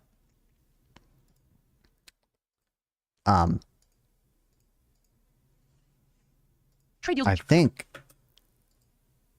I've also listened to. It's a pretty big accomplishment to get Canadians to hate us. I mean, that did okay, not. but hear me out. Hear me out. Here's the argument to that. Okay. As far as I Yeah. understand it, is that they were only paying 1.5% to NATO, Yeah. and they're supposed to pay like 2.4. What is it? 2.4% of their GDP, and then they're sitting there doing all these. I don't know where that 2.4% of GDP or whatever is coming from. 'Cause this is the or 5% commitment. This might be newer. There's something there. I remember Obama getting shit for countries not meeting their NATO spending requirements. Yeah, hold on. It was 2%. I'm not going crazy. All 28 NATO nations have pledged to increase their investments in defense and move towards investing 2% of GDP in our collective security. Canada, defense spending as a percentage of GDP. 2%. It looks like Canada is doing it now. Oh, significant surge from funding in the previous. So, in fairness, they only recently started doing it. It looks like. Only because Daddy Trump tariffed them. Clearly. They're supposed to do it this year. We'll see, though. Who knows? These trade deals with China, and they're like, wait a second. And I wonder why they're doing trade deals with China. I wonder what changed trade relations between the U.S. and Canada in the past 2 years. I wonder what could have possibly done that. That's so weird. That's so crazy. How are you doing business with China? But we've got this USMCA trade deadline coming up on July 1st. So my point simply is that these countries are paying less than, we're paying almost triple what they're paying to NATO, right? And then people get upset because they look at it and they go, well, that's easy for you. We're funding all this defense and you get all these great social programs. Yeah, I would like the United States to cut its defense budget. I mean, there's not like zero amount of free riding that happens there. It is kind of true that other countries can free ride off our protection of like trade routes and such, right? Like that is like, I think they're gonna have it, but like, would Norway like if Norway had to spend 5% of GDP even on defense, they're just not going to be like, it's just not going to be the case of like, oh, it's fucking over. Norway can't have any fucking social safety nets now. They gotta ramp up their defense spending 3% of GDP. Like no, like there's some combination of like raising taxes and cutting existing benefits to make up for that 3% shortfall. And like Norway would probably still have like a much more expensive social safety net than the US. Like that's probably just not like the biggest thing. Now, arguably a bigger thing is that other countries can kind of free ride on the innovation we do. So a lot of European countries like don't have like big tech companies, right? Like there's like, are there any big European AI companies? Okay, I mean maybe when fucking like Catchin Fat comes out, okay. When like Catchin Fat comes out, okay, it's over for OpenAI and Claude and Anthropic, it's over for them then. But there aren't really any big like European AI companies yet. They were still able to capture many of the benefits of that innovation by nature of the fact that they can, we have trade with them and they can buy tokens until like Catchin Fat comes out.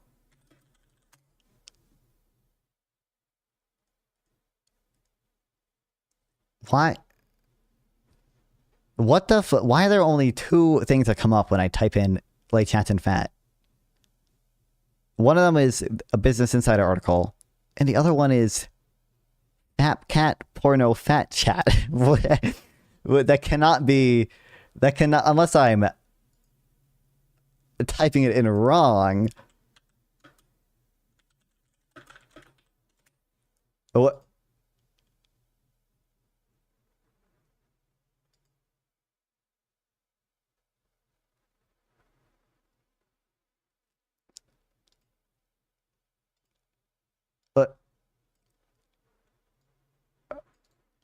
why doesn't like this come up? What? That's crazy. Anyway, late Chestnut Fat. The Dispatch is way better anti-Trump conservative paper than the Bulwark. I gotta follow them on Substack.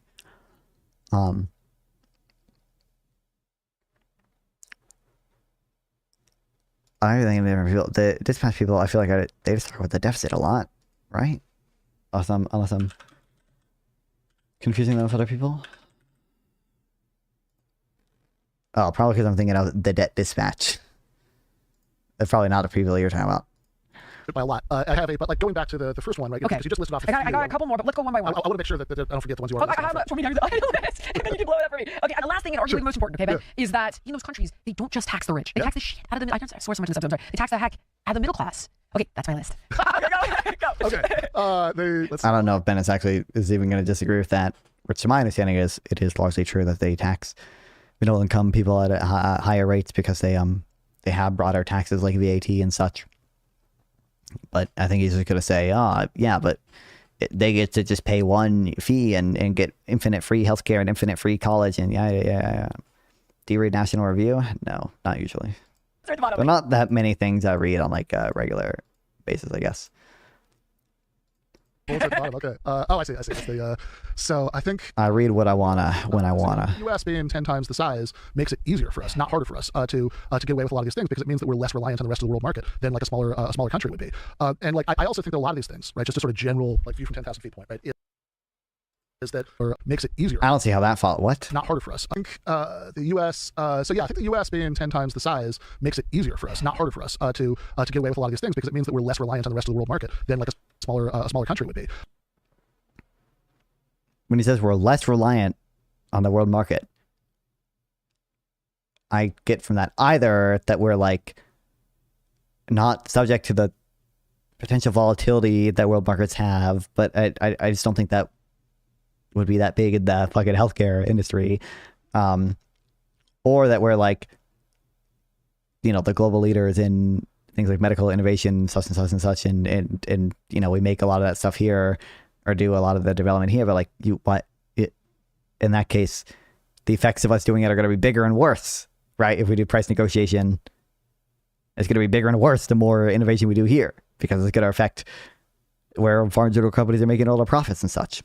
And like I also think that a lot of these things, right, just a sort of general like view from 10,000 feet point, right, is that oftentimes, right, people will just sort of like list off, right, a bunch of differences between us and the Nordic countries, but then like the thing that you really have to do is to say, okay, but here's why that difference, would be that like what works there wouldn't work here. Because if you haven't, right, so steal a line from my friend Nathan Robinson, right, like it's like he calls this like the fjord argument, right? It's like, well, what works in Norway can never work here because we don't have fjords here, right? It's like this is like you gotta say why that means it, right? So like, the fact that we're bigger than that, right? Like again, I can see a big reason why that would make it easier here, right? Harder. I want to hear the reason that makes it harder.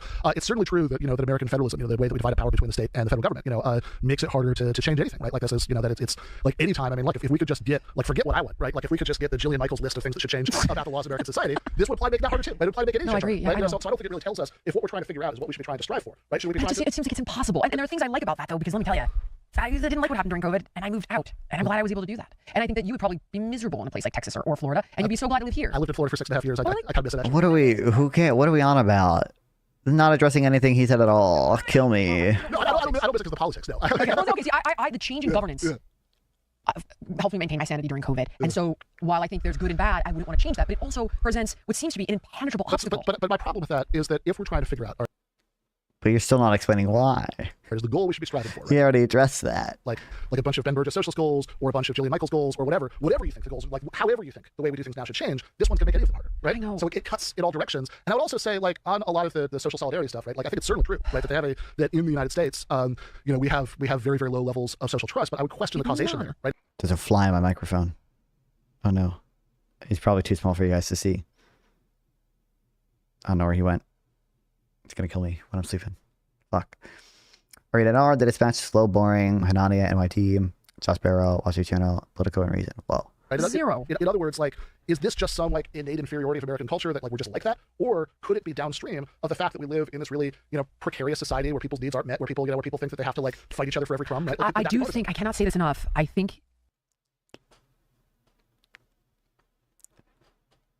In fairness, he's not like claiming that necessarily is the case. He's just saying like, oh, well, you'd have to actually, try to identify these things, and like this is a just like that, or could it be downstream of the fact that we live in this really precarious? It's not a co-founder, but like it's endogenous. It's endogenous. Society where people. And I bet the effect there is non-zero, right? But it can't be that big. It can't be that big. People's needs aren't met, where people think that they have to like fight each other for every crumb, right? Like, I do think, I cannot say this enough. Like probably it's all going to be circular or stuff or whatever, right? But like the fact that if Americans really are like more individualistic or whatever, like it's intrinsically, it's in our fucking blood, okay? You would expect them to choose institutions that, are more individualistic, that reward individual effort more heavily, yada, yada, yada. Have very, very low levels of social trust, but I would question the causation there, right? Zero. In other words, like, is this just some like innate inferiority of American culture that like we're just like that? Or could it be downstream of the fact that we live in this really, precarious society where people's needs aren't met, where people think that they have to like fight each other for every crumb, right? Like, I do think, I cannot say this enough, I think that the horizontal fight is manufactured on purpose to prevent people like you and I. Oh my God. People like you and I talking. I really believe that. Because if I said, Ben, I think we have the same goal. We want to fix healthcare, right? Forget all the things you think we disagree on. Okay. We don't like that people are dying. This is terrible. We want people to get care. Okay. Then it becomes. Can we get the biggest divide in America is top bottom. It's not left and right. Like an arena of ideas. And this is like, well, okay, I like your idea here, but here's where I think it's flawed. Well, Jillian, you've got a point there, but here's where it falls apart. And then you've got this collective effort to solve a problem. But instead, it's like, MAGA, the racist, libtard, socialist, commie, and we're effed, and they win. True. I'm so desperate to talk to people and to see more people talk. And the people that do it, they get killed. Fred Hampton, who was one of the Young Panthers, they killed him. What are we on about? Why are we talking about Fred Hampton right now? Literally, the FBI killed him. And whether you had I thought you had a beautiful conversation with Charlie. Whether you liked it or not, I thought it was very respectful and very. And the FBI killed him too. Israel killed him too. Even though you guys didn't agree on how to solve the problem, you both acknowledged many similar problems. And so I guess this horizontal argument, I think it's evil and I think it's on purpose. So hence me saying, okay, I want the same thing you do, at least with healthcare. Okay. Charlie Kirk did better in his debate with Ben Burgess than she's doing, and Charlie Kirk didn't even do well. But solve those problems then, Ben. Well, I think that if we had a society where people didn't have to worry that if they lost their job, they would be losing their health care, didn't have to worry that if they didn't make enough money, they wouldn't be able to send their kid to college. In other words, I think that if we moved in a more Nordic direction, I think that would go a long way to solve a lot of these are problems. what they're saying are the problems with it. So then it's like, and then the trust element is not just the way we fight amongst each other, which we just talked about, but the fact that I'm like, I give you 70 cents practically, if not more, on every dollar, and you guys F everything up. And every time, like, NASA couldn't get to space. It required billionaires to do the job. I mean, it's like. Well, I mean, okay, NASA did get to space. Dog, what are we on? I feel like there were so many better examples you could appeal to of it. Like you could even, could have said California high-speed rail. You could have said basically any project in California, bro. What they did, I mean, it's not just the way we fight amongst each other, which we just talked about. We're talking about NASA. Like, I give you 70 cents practically, if not more, on every dollar, and you guys. And also, again, not paying that much in taxes. It was just no way. That's not true. And every time, like, NASA couldn't get to space. It required billionaires to do the job. I mean, it's like. Well, I mean, okay, that's. For all the criticism you can make of the, Artemis program, NASA, believe it or not, did make it to space. They've actually done it. This is like a meme, but like in this case, it is true. Like there probably would not be SpaceX without NASA doing the early research and development into space flight. NASA did get to space. I know they did. I'm saying like the whole program fell to shit and they stopped for like years. What? And like Elon Musk is the guy. Whether you love me, right? Because they cut their budget because there was like no. I mean, first of all, if the bar is just getting to space, there's been continuous human rehabilitation of low Earth orbit for 30 years now. Whenever the ISS was finished, or actually not finished, but first started because it was only finished in like 2011 or whatever the fuck. But there's been continuous rehabilitation to human space since like the 1990s. Okay, so if that's a bar, NASA did perfectly fine with that. But like they didn't do crazy shit because their budget got cut, and the only reason they like after Apollo, the budget got cut, and they made a space shuttle. The space shuttle like was an impressive vehicle still. Like it still made like it made it like it was a mostly reusable space plane that could carry cargo. Like it was pretty impressive, but it also was only able to exist because NASA like made a deal with the Air Force to make it needed to be able to deploy defense satellites. It needed to do that within one orbit of Earth, and because once you deploy a satellite, like the Earth is rotating beneath you, you need to have a certain amount of cross range to get the shuttle to land back where it came from. So in order to do that within one orbit of Earth, they needed to change the design of the shuttle pretty significantly to make the payload bigger, which means they had to have the external fuel tank, and to change the shape of the wings to make them make it have more cross range. And because of that, the space shuttle kind of sucked ass in many ways. But, holy smokes! What's up, Wampa Snappa? We set up a law that would ban anyone from having an over 50% EMTR. This would do a lot of good. How many people even have a 50% effective? What's EMTR? Effective marginal tax rate. I'm assuming. I'm guessing. How many people even have that? It cannot be that many people. It cannot be that many. Cannot be that many. It's catching rockets with chopsticks and shit. I mean, I think We going off on. How are you all doing? I'm doing pretty good. I'm feeling pretty good. My Wi-Fi is fixed. We're streaming. the fact that we live in a society where Oh, fuck, you talking about rich guy stuff. True. Thousands of people in Kelly. Cannot be that. Cannot. Well, I feel like I really be pretty hard to get that high. If you include payroll taxes, I guess, it wouldn't be like that hard to get. Because you're already at like 12%. Damn son, almost 5 hours. That's not that many for a stream. a lot of people have to worry about how they're going to meet basic needs like healthcare. A lot of people have to worry about how they're going to pay for their kids to go to college. I agree. And on the What did you all cover? Not much. Keep getting distracted. Keep going into too many rabbit holes. Okay, keep doing too many rants about the space shuttle and the deal they made with the Air Force to make it more. Yeah, you know how the Alphon streams go. We talked about Kevin Warsh a bit. We talked about Iran, and we've been watching this. Basically three things. Other end of that inequality, we have people who can literally afford their own spaceships. I mean, that seems like an obscene level of inequality to me. I don't disagree with you about that at all. But two thoughts. SpaceX explain. What about it? Basically, they're talking about the relative performance of like the government versus actually, they're more just talking about how effectively government can do things right now. OpenAI explain. Asked Frank to do it. And she was like, NASA didn't even get people into space or whatever. And Verge was like, I kind of did get people into space because I am a loser who plays Kerbal Space Program. I know some of the details. Who the fuck is Frank? The little shrimp guy. Do exclamation point ask and say exclamation point ask explain OpenAI or whatever. I simply don't see the state as being able to fix it because they never seem to have here. Well, except in there. I know what the problems are. So okay. Like the laws of economics don't work any differently. But you think the middle class? Also, he's totally knowledge mogging her and totally like note mogging her. Okay, this I won't say bitch again. Caught myself. What is the meaning to life? This kind woman. Honestly, probably reducing suffering, having a good time without being a monster, and not wasting your one run on pure NPC nonsense.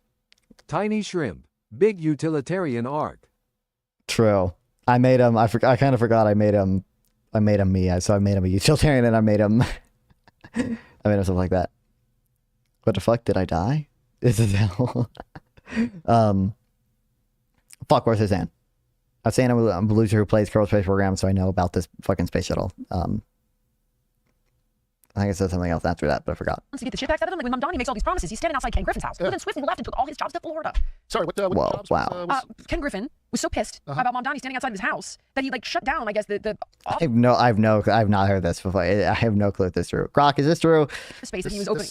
This sounds like a good argument against having a system where individual oligarchs can own so much that they can have a temper tantrum about a politician and take away all his jobs. It sounds like an argument for socialism to me. I'd also point out that yes, again, sometimes they shoot the hostage. I would argue that that's a problem with them having too much power, not a problem with the rest of us not giving them everything they want all the time. I'd also point out that like if you look at the overall prediction. I just care about the consequences. I just care about the consequences. If a policy has bad consequences because people are greedy and evil, then probably a lot easier to not do the policy than it is to make people not greedy and evil. That Mamdani was going to lead to this huge exodus of affluent people from New York. Read this article after stream.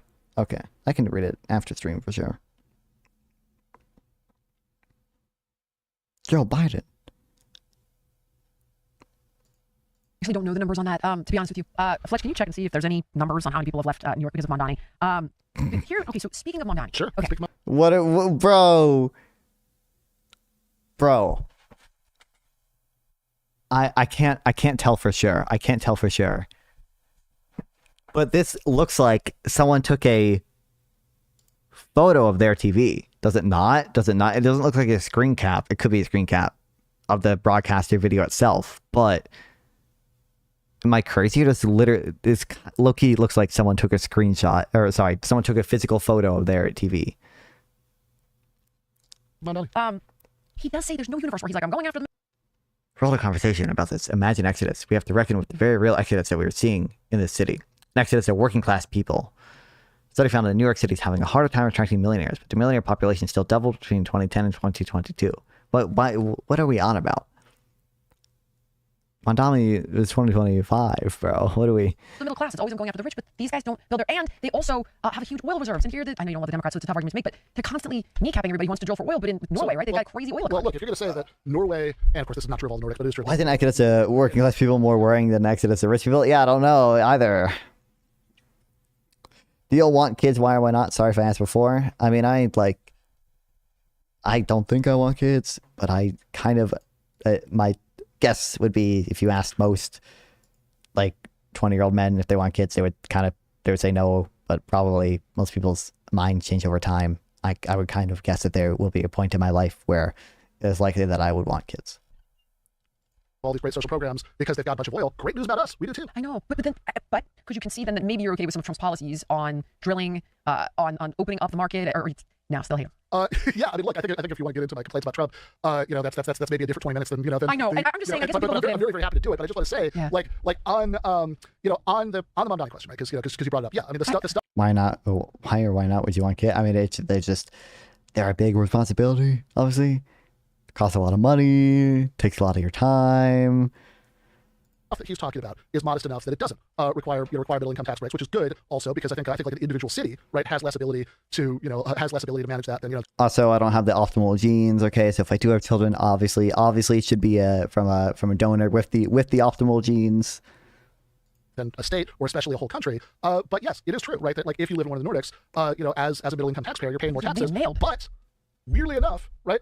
Most people who live in those countries think that the deal is worth it, right? I mean, like I don't think if you go to, they just want to tax the rich. That's all I see. Eat the rich, tax the rich, AOC tax the rich. And I'm like, homie, this is what they're taxing the middle dude. And then Mondani ended up turning around and saying, like, well, I guess I'm gonna have to raid the rainy day fund. I guess I'm gonna have to drop the death tax from millions to 750,000 and then increase the number substantially. My understanding is that the budget shortfall was predated him, right? And that's not something that he did. In fact, he was able because the way that intelligence of hair is a real cream mixed piece of it. It's why obviously my kids should be not from me. They should be from Ben Burgess. I think I would want kids maybe in my late 20s, but once I have a better job and get my stupid 20s done, I think it would be good. Yeah. You might mean what you might have tried to put on it, but yeah. I would guess, like I said, probably most people's desires for that change over time. Finance works, there's like always like weird, complicated, financial arrangements back and forth between the city and the state, right? And he was able to negotiate something that got rid of the budget shortfall and still did some of what he wanted. But like it seems like, yeah, look, I think there are two different issues here. One is could we have a lot of what Mondani is talking about in New York, without having to raise middle income taxes. And then the other is if we're going to do something more ambitious like having Medicare for all, would we have to raise middle income taxes to do that? Right? The answer is I wish Mondani would raise taxes on the middle class, bro. I want him to raise. He better raise the fucking property tax. Actually, how did that did that ever resolve itself? There was the plans Mondani had for the budget shortfall or whatever. One of them involved raising property taxes, which he would have to do if the governor and the state legislator didn't like approve his plan to raise other taxes on like millionaires and such. Did he have to come to an agreement on that? First one could be no. I feel like he did, but I feel like I forget the specifics of it. But I feel like I saw headlines saying that there was an agreement. Second one could be yes, but it could also be worth it because if I'm a middle income taxpayer, like I don't care whether you call the money that I have to spend a premium or copay or deductible or a tax. I care how much money I have to spend. I just don't know that people want to do it. Whenever I see them get like excited about this, it's always about going after the rich. It's not okay. Yes, I'm willing to pay a little bit more to get this. I don't see that. And then you've got the fact that we're paying into NATO 3.4%, and now Trump's making people. Oh my God, are we bringing up the NATO defense money again, bro? We're subsidizing their security, and then they get all the benefits of our tax dollars paying for things like drug R&D through the NIH. They don't have to fund that, and they get cheaper drugs. True, that part's true though. Actually, true. This girl's awesome now. True, I agree. Never mind. Because they don't have the managers. True. Trump has been dealing with that. That's where I see all the things people don't like about him. I just in this argument. Trump's been dealing with that in the wrong way. Okay. He wants to cut the pharmaceutical prices here. That's cringe. Boring. Lame. Nafan, do you have a girl that you're with that you'd settle down with and get married with? No. Also see him addressing things that I'm not. I am as of now single. I'm talking to people now. I got my DMs are open, ladies. But been effed up for a long time. Now you could say, I don't think it's gonna work, Jill, and you could 100% be right. based off his Twitter, I would say no. Flick Chat's mom, Drew. Thank you, 5 Mia. Welcome. How's he know? But I guess I just look at it and I'm like, but he's trying to deal with that problem, like the pharmacy benefit managers or the middlemen for the people watching that have historically made a $5 violation. Property tax cuts that increase the returns to producing mixed income housing, a left or right wing idea. I don't think that specific of an idea would really fall into left or right wing clearly. I think it's probably more right wing coded, just because I think you're kind of favoring producers in that sense. Like it's more like supply side or whatever. I think it's probably more right wing coded, but I don't think it's necessarily not left wing. Like I don't think an anti left wing position necessarily, because I think it's perfectly fine to say a lot of YIMBY stuff is a left wing position in some sense at least. I love insulin, $300, and he's the one that is effectively. Well, it's funny because there was a 4 years ago, right? There was a vote in Congress about capping the price of insulin, and all the MAGA Republicans voted against it. Because they're all on the freaking take from the pharma. Ours hate mixed income housing, at least in my state. Yeah, that's fair. I think that specific of when you're that specific, it's hard to even say whether it's left or right wing, but that's why I say I don't think I think a lot of YIMBY stuff is at least to some degree left coded. At least many of the arguments. Obviously, when left-leaning people make arguments for YIMBY policy stuff, a lot of it is left-leaning or whatever. But and it is kind of. I think it's kind of right-wing coded. A lot of NIMBY rhetoric coming from old boomer people. I think a lot of that is conservative coded, and a lot of that is the hate of mixed income housing because of the people it attracts and stuff. I think a lot of that is right-wing coded, but I think a tax cut, and especially one that is not aimed directly at consumers, even though obviously probably would have benefits for consumers, that alone is probably more right-wing coded, even if it's going to something that Republicans oftentimes don't like. Insurance lobbies, they all are. I don't agree with it. I that's another thing about me. I have no judgment on MAGA. I think they're very hardworking people who've watched their. Have you heard of Prop 13 in California? Of course I have. Their American dream slip away, and they see Trump as the answer for all the reasons I'm suggesting right now. Personally, I'm a moderate. It's very easy to dismiss me because that's the number one pejorative nowadays. I'm a moderate. Is to call people MAGA, which makes me feel terrible for people who are. I'm a moderate, and that's why I said Obama was violating the Logan Act by meeting with Mark Carney, and there's a secret globalist plot to take down Trump. Bro, this cannot be what we mean by moderate. Actually, MAGA, because I think they are exactly what I'm talking about. They're people who, as you suggest, have watched their dreams slip away. But I'm not saying that's right. I don't think what they're doing is right. I just think that regulating those guys. So Victor Davis Hanson is the one who gave me this concept of a continuum. In other words, laissez-faire capitalism, of free trade, and do whatever you want is terrible. But fair trade, regulation on these companies, that makes sense to me. Other than the point about. Did you really need someone to explain the idea of a continuum on that to you? Really, that wasn't something you can kind of imagine for yourself, about the federalism, about the states, which would apply to whatever Jillian Michaels, Victor Davis Hanson approved balance you want, right? This would be a problem for that, right? This would be a problem for anything, right? So I don't see why this is an argument specifically against Nordic style policies. And again, I think that the social trust is often downstream of the policies, not the other way around. It's not that there's just something about American culture that's innately inferior to Swedish culture or whatever, right? Everything's endogenous. What kind of society do you build? And I think what kind of needs are met, how we take care of each other is part of what leads to those lower high levels of social trust. Remember those days in your early 20s when you could survive on 4? Oh, another advert. Is my discount real? Just go to shopbeam.com/real today. This one pushed her up to the 70% effective tax rate, guys. This was the one that put her over that line. He makes these promises, but then you've got economists, and I'm not saying maybe there are economists that will say how it works, but these are the top criticisms, right, of a freaking government-run grocery store. First of all, they don't get to... Oh boy. Okay. She's citing economists, guys. It's gonna be good. It's gonna be good, I bet. In 4 years, it's $30 million for one of them, apparently. So I think there are two reasons why, at least when I look... I don't know the details of how much it cost. I remember there was a I forget I think there was a controversy because, have you seen Jillian Michaels' Eric Andre interview? I don't believe so. I might have actually, because I've seen most of the Eric Andre show, if not all of it. but I don't recall that specific one off the top of my head. I think there was a controversy because no, I don't remember watching this, but I might have.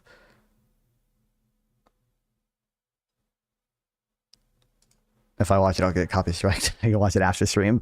There was a controversy because I think Mondami cited the amount the government was currently spending for like the subsidies at grocery stores, but that number was actually like the total amount the grocery stores cost, and like the government only actually funded part of that.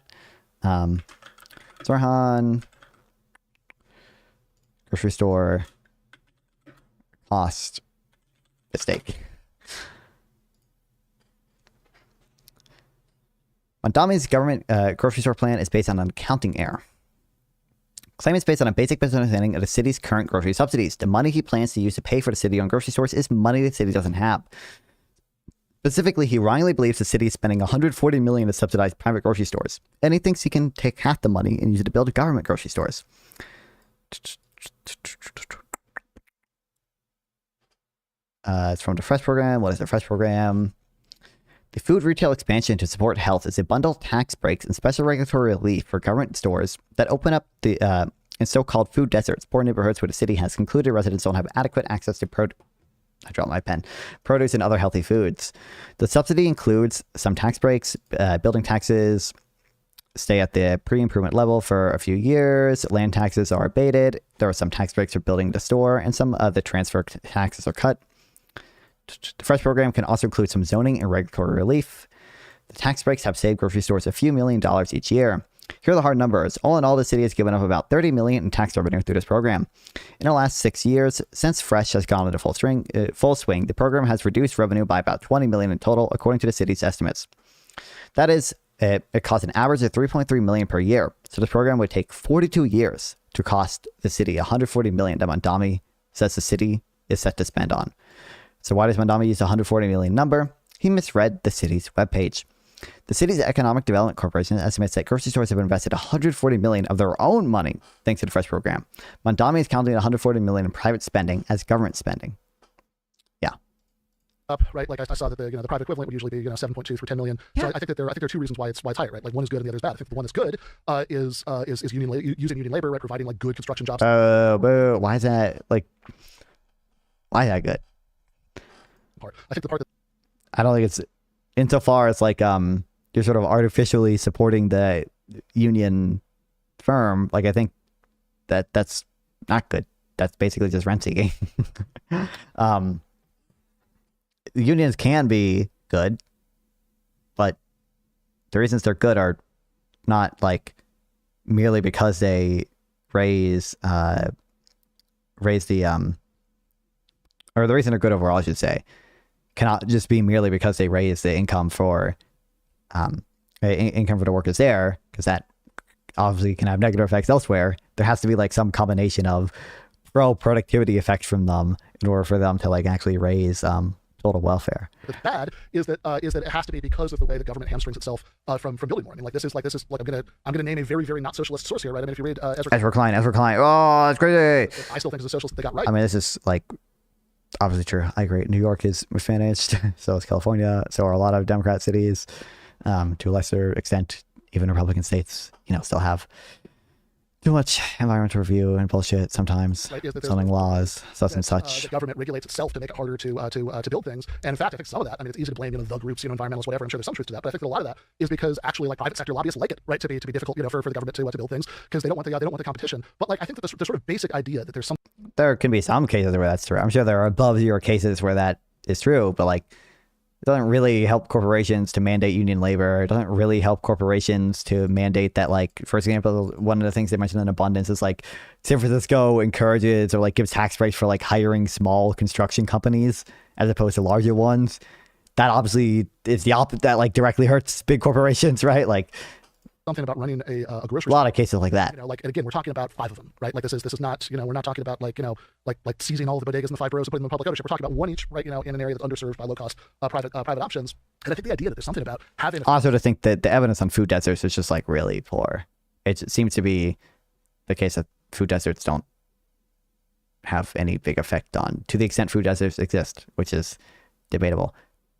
The bigger factor affecting people's nutrition choices is just the choices they make. It is not the food available to them. It is just primarily the choices that they make about what to eat. On grocery stores, that's just gonna lead to economic meltdowns. Very strange to me. Sugar tax would fix this, by the way. Infinite sugar tax. Let's go. Because if you look at we already have lots and lots of government-run stores. I mean, the Department of Defense operates hundreds and hundreds of commissary stores. Whoa. They have all of the liquor stores are state liquor stores. And in fact, lots of New Yorkers do drive to New Hampshire because it's cheaper, right, at the state liquor store than it is at the private options everywhere. State liquor store. Yeah, they have. What the heck is that for? I'm surprised. North Carolina has state liquor stores. Our ABC stores are like state owned. I think I remember looking into evidence about the performance of them once. I think the prices were the same or similar across them, but the product variety is like higher at private stores and such. Tequila. But like the reason you want state owned stores usually for alcohol, or like the reason, just the justification for it, I'm not saying necessarily good, is because alcohol is like a negative externality. But I think like to the extent that's the case, it's not clear to me why public ownership would be better than simply like a tax. I would think that like a tax would probably be better, and a lot of the potential negatives from state ownership of them, like the margin at which you'd be adjusting the consumption of alcohol, it would come through things like wait times. It would also potentially like crowd out other like business investment insofar as like the state is like managing the, way to open new stores and such itself. Like it just seems like there's a lot of potential negative effects there that don't really directly address the thing you actually want to address. Why would a suffrage system that only included net tax-paying property owners not produce better outcomes? I mean, probably one, I think you would just see like a pretty big division in society between the people who could vote and not vote. Like that would probably like socially would just not create good like cultural attitudes, not create good civic engagement. It would probably be negative in that margin, and also probably because there are a lot of people who are not net tax-paying property owners or whatever that like are not uninformed, or like are just people like caretakers or whatever, who probably their vote is just as good as, or just as informed as anyone who is a like net taxpayer. I'm not talking about the sociological outcomes. Okay, so would he say not produce better outcomes? To me, that kind of just implies overall outcomes.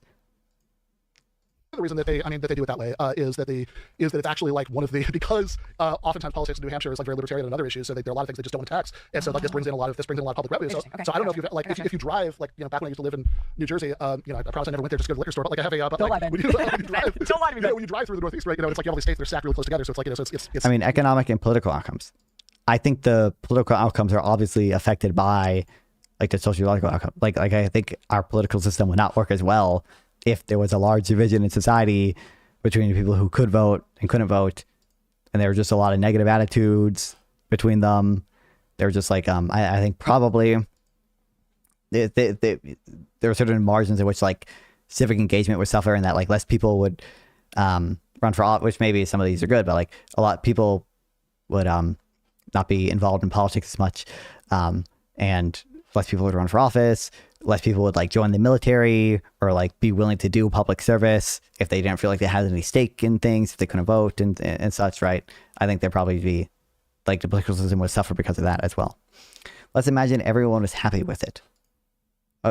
Okay.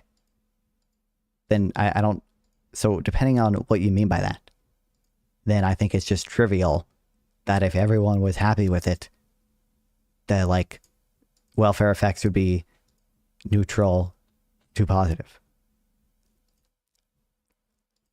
But if you assume there's no adjustment on the margins I'm talking about, I'm not certain that like the criteria you laid out, net tax-paying property owners, I don't know. I'm not certain that would produce better. How are you going to treat, for example, a woman who like are whose name might not be on the deed of a home, but are nonetheless Some of them are, many of them are like net taxpayers.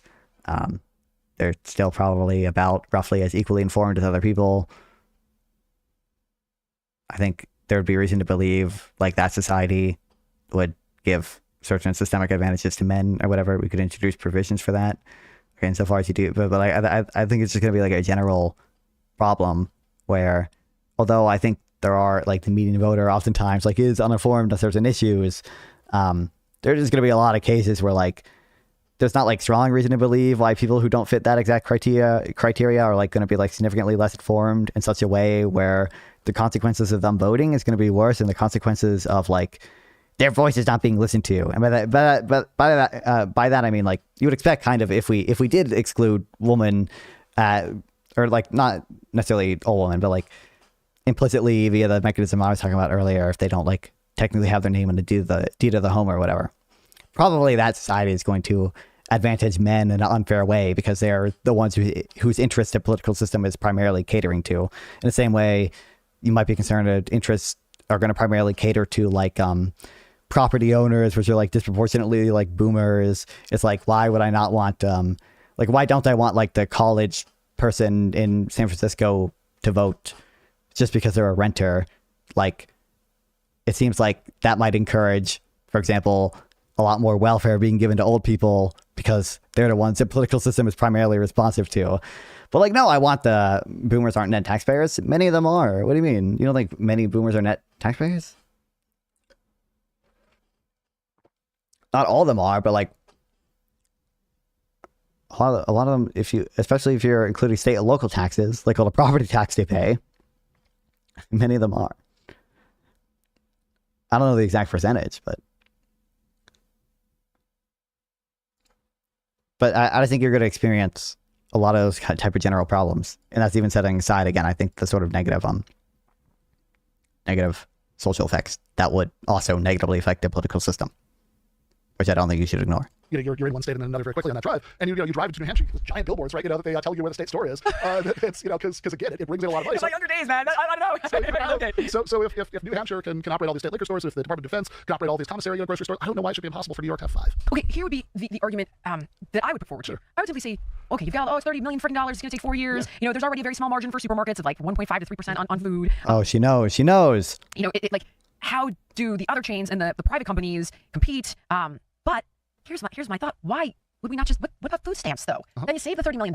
You got the freaking food True. Stamps? My goat. The competitiveness on infrastructure costs. Isn't that a tool that we could use? Why am I not? Well, we already have food stamps. I mean, my understanding is that part of the idea here, when you talk about food deserts, is you have a food desert. The whole city now. They have my understanding is that part of the idea is about where you even go to use it. Another point, though, I think it goes back to the conversation earlier about means testing. That they have that that food stamps are something that that is you're going to have the government bureaucracy to decide. Okay, but she wasn't saying food stamps was the optimal system. She was just saying it's better than like a transfer, even an in-kind transfer is probably better than like state procurement of grocery stores. Like it doesn't have to be the best possible solution. I think a transfer might be better than food stamps, right? But like I still think food stamps are probably better, more efficient than state-owned grocery stores. Whether you're quite poor enough to get it. I shouldn't be able to use a government grocery store. I shouldn't get food stamps. I shouldn't. Why not? Because I don't need the help. And I would argue that... You said, sorry, yeah, no, I don't want to interrupt you, but I was just going to say, like you said earlier, you send your kids to public schools, right? Should you be able to use a free government school? Okay, but I pay more in taxes for them to use that. Okay, so for any kind of government service, right? Oh my God. I feel like such a piece of crap doing that. I guess I look at these social services as a quote safety net, but not a hammock for our most vulnerable, and I'm not that at the moment. Sure, but look, I mean, if we have people can't do that shit. They did it in the Jamestown colony and all the. This is a study I'm familiar with. We studied the causes of nutritional inequality, why the wealthy eat more healthily than the poor in the United States. Exploiting supermarket entry and household moves to healthier neighborhoods, we reject that neighborhood environments contribute meaningfully to nutritional inequality.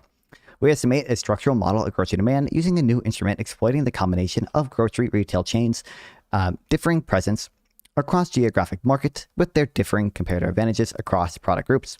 Counterfactual simulations show that exposing low-income households to the same products and prices available to high-income households reduces nutritional inequality by only about 10%, while the remaining 90% is driven by differences in demand. These findings counter the argument that policies to increase the supply of healthy groceries could play an important role in reducing nutritional inequality. I haven't read the full paper. I've read the abstract.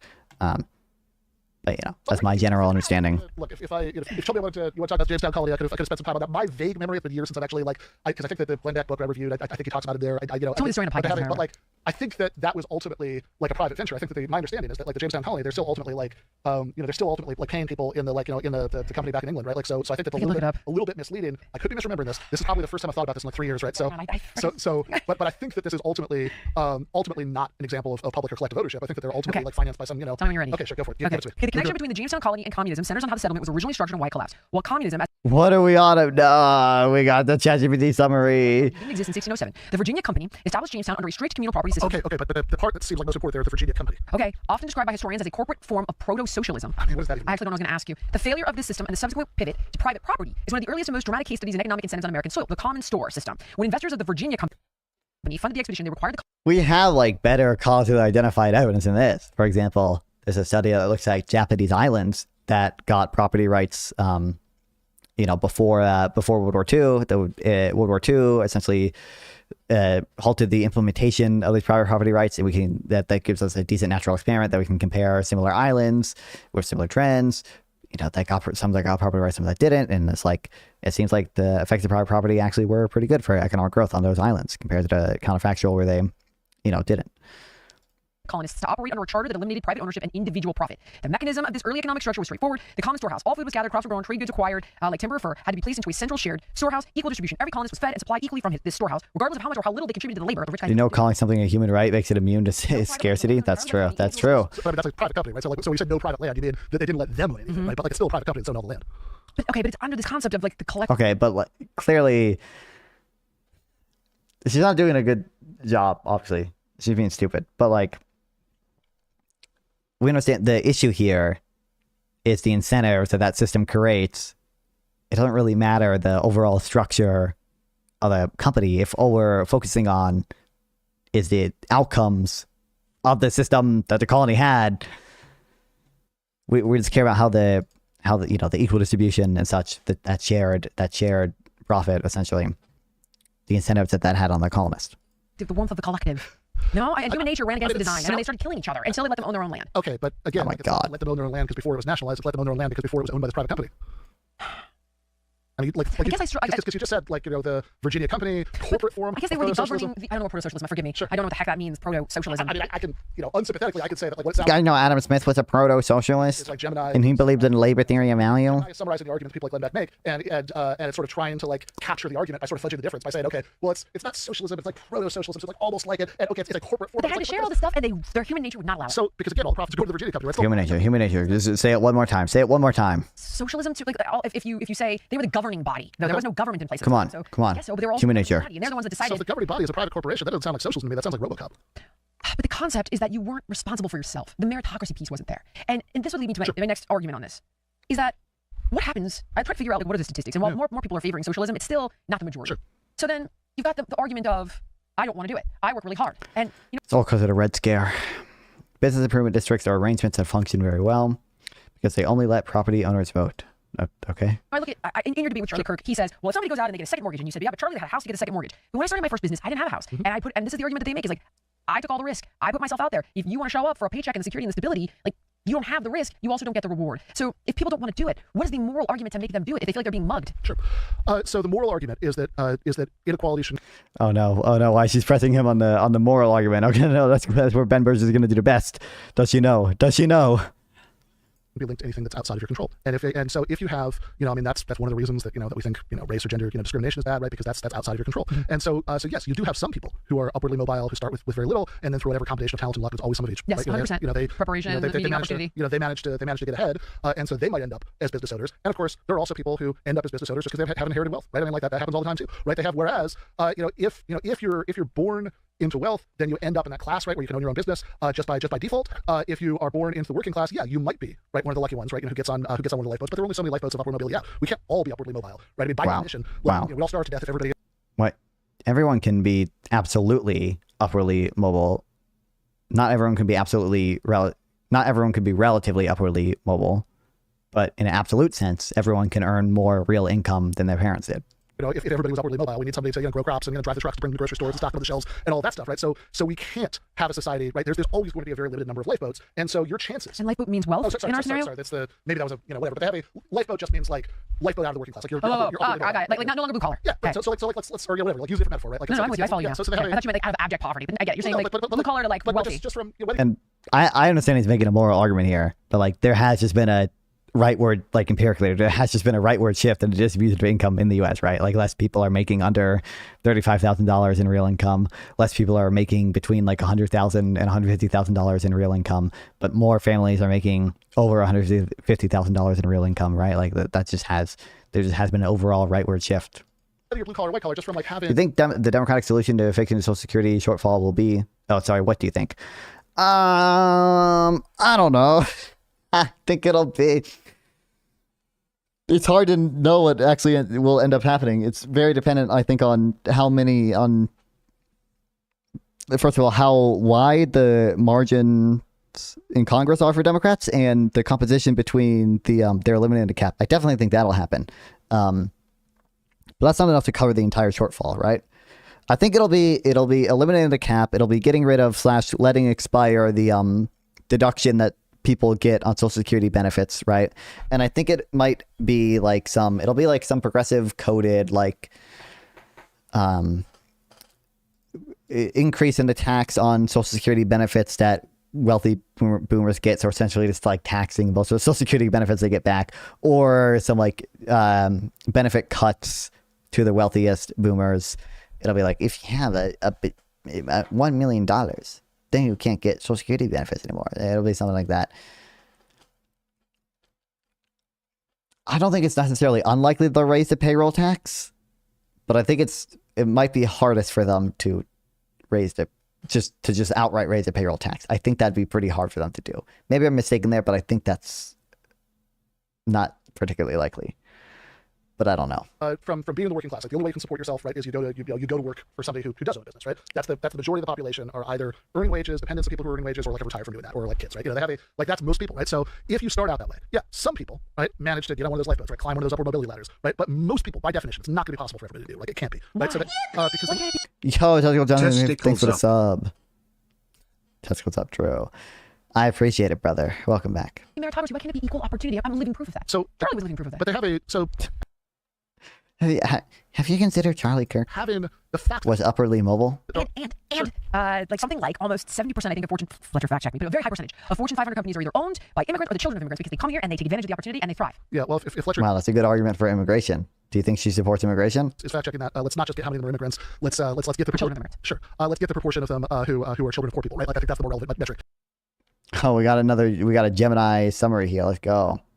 Were permafucked if the cap gets eliminated? Would it be like that?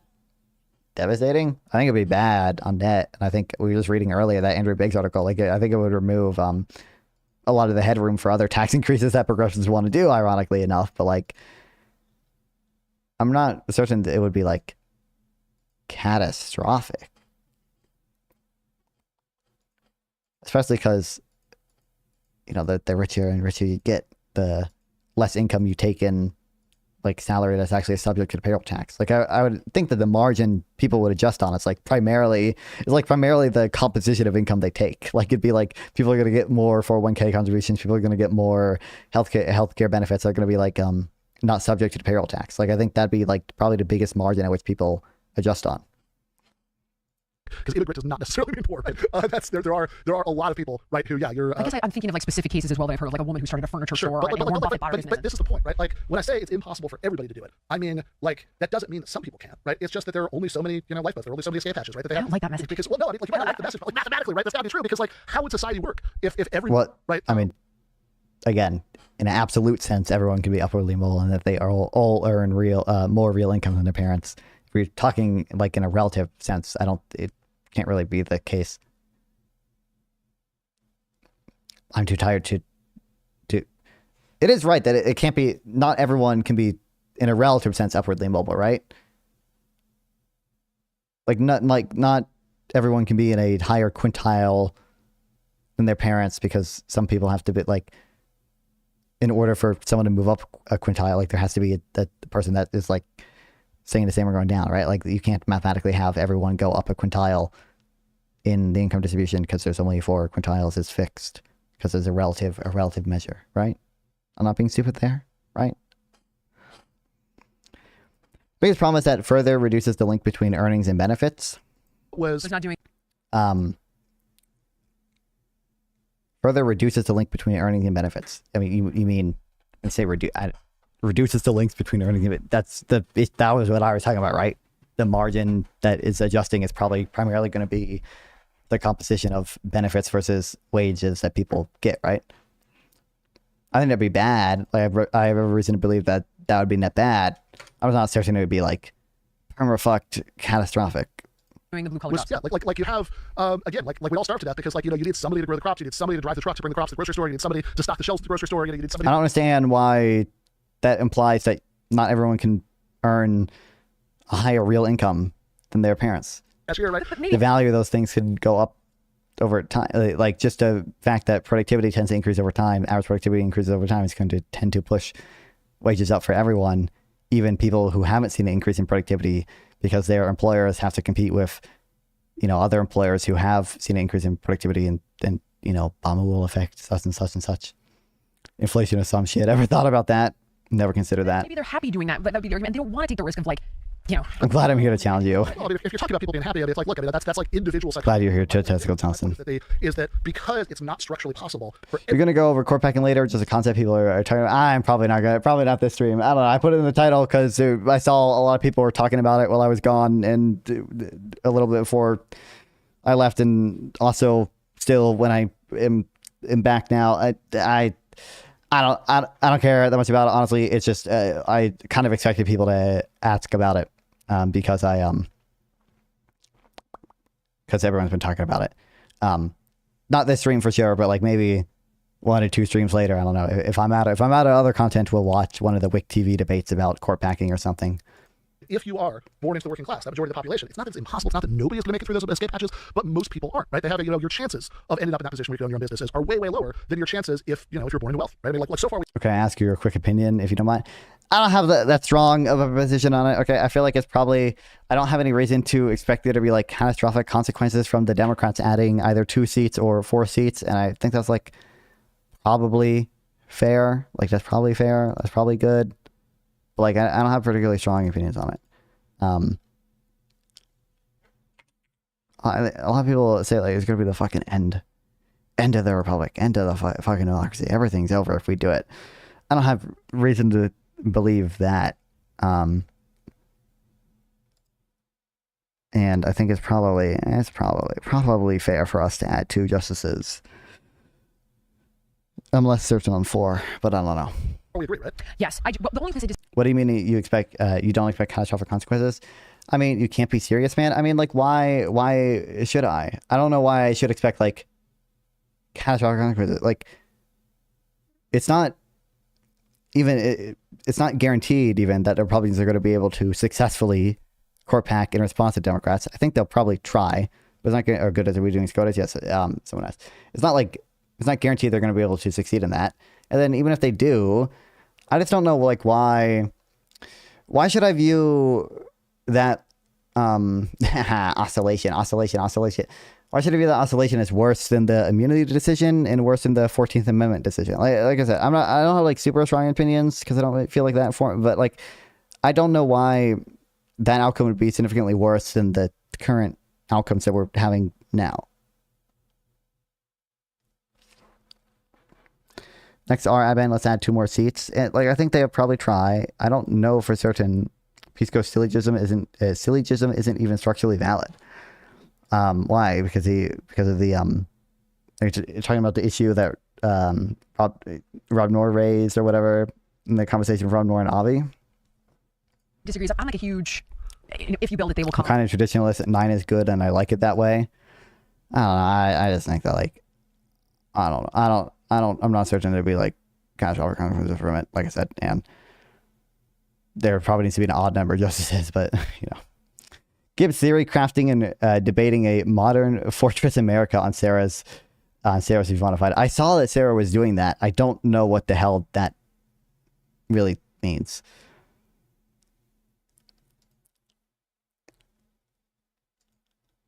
Yeah, y'all got my first theory crafting special. You even got a slideshow. Y'all better open up them pocketbooks, boys, and give money now, right? It's a well-known thing. I don't know. I don't. Or racist. Those are two completely different. I don't know, man. I think I feel like we could have been a little bit more strict on this, and I think that would be empire, right? But They failed. All right, we're going into hit it or quit it mode. You have 15. I don't know what the fuck they're on about over there. He gives 0 justifications for the implications. What do you mean? And no, I've been saying this since the first day he put it out on Twitter. Zero. So 0 justification for the implications. If an argument is merely implying something, I don't know why. I don't understand what it would mean to justify something that the argument is merely implying. EEs, I don't know what that means. Have to be quite comfortable with symbolic logic. It's a basis for logic gates. Is the argument that Republicans will just add more seats than Democrats do? An argument against court packing because I kind of lean that way. Yeah, that'd be like one of the concerns you would have. Is it one of the ways it would have negative consequences is that it would lead to like a political back and forth where, each side is essentially packing the court each term they get in, and there's a whole host of negative consequences that could potentially come with that. Insofar as you would have like either kind of like executive or legislative overreach because they can just put in court justices that already agree with them and do whatever the fuck they want because they know they're going to make it constitutional, and because you might have and that also might lead that outcome might lead to like some sort of like breakdown in how legitimate the Supreme Court is viewed, right? And then you might be concerned that well, those are the two primary concerns, I guess. I think the court has been mostly getting things right, but even if I disagree, I'm a strong institutionalist and not willing to touch 200 plus years of constitutional governance over it. We haven't had 200 plus years of 9 Supreme Court justices, have we? What was the oh shit, I pressed my thing. What was the last time the number of seats was changed? Wasn't it later than that? It was a little bit after the Civil War, right? Which I guess is 200 years. I guess it's 200 years.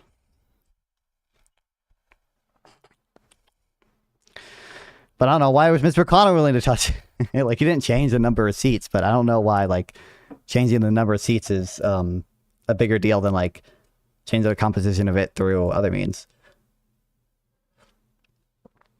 9 justices have been there for, like, 120 years. Yeah, I don't know off the top of my head the last time the number of seats was changed. I think it was a little bit after the Civil War.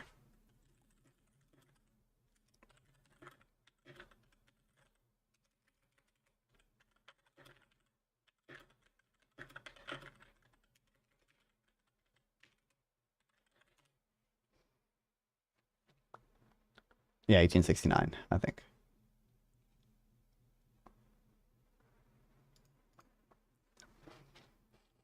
Very big on personal empowerment, like because it's the embodiment of literally who. Look up a truth table for implication arrow. It's different, but needed for modus ponens. Oh, sorry. I think you were using. I was using I think layman's interpretation of implication.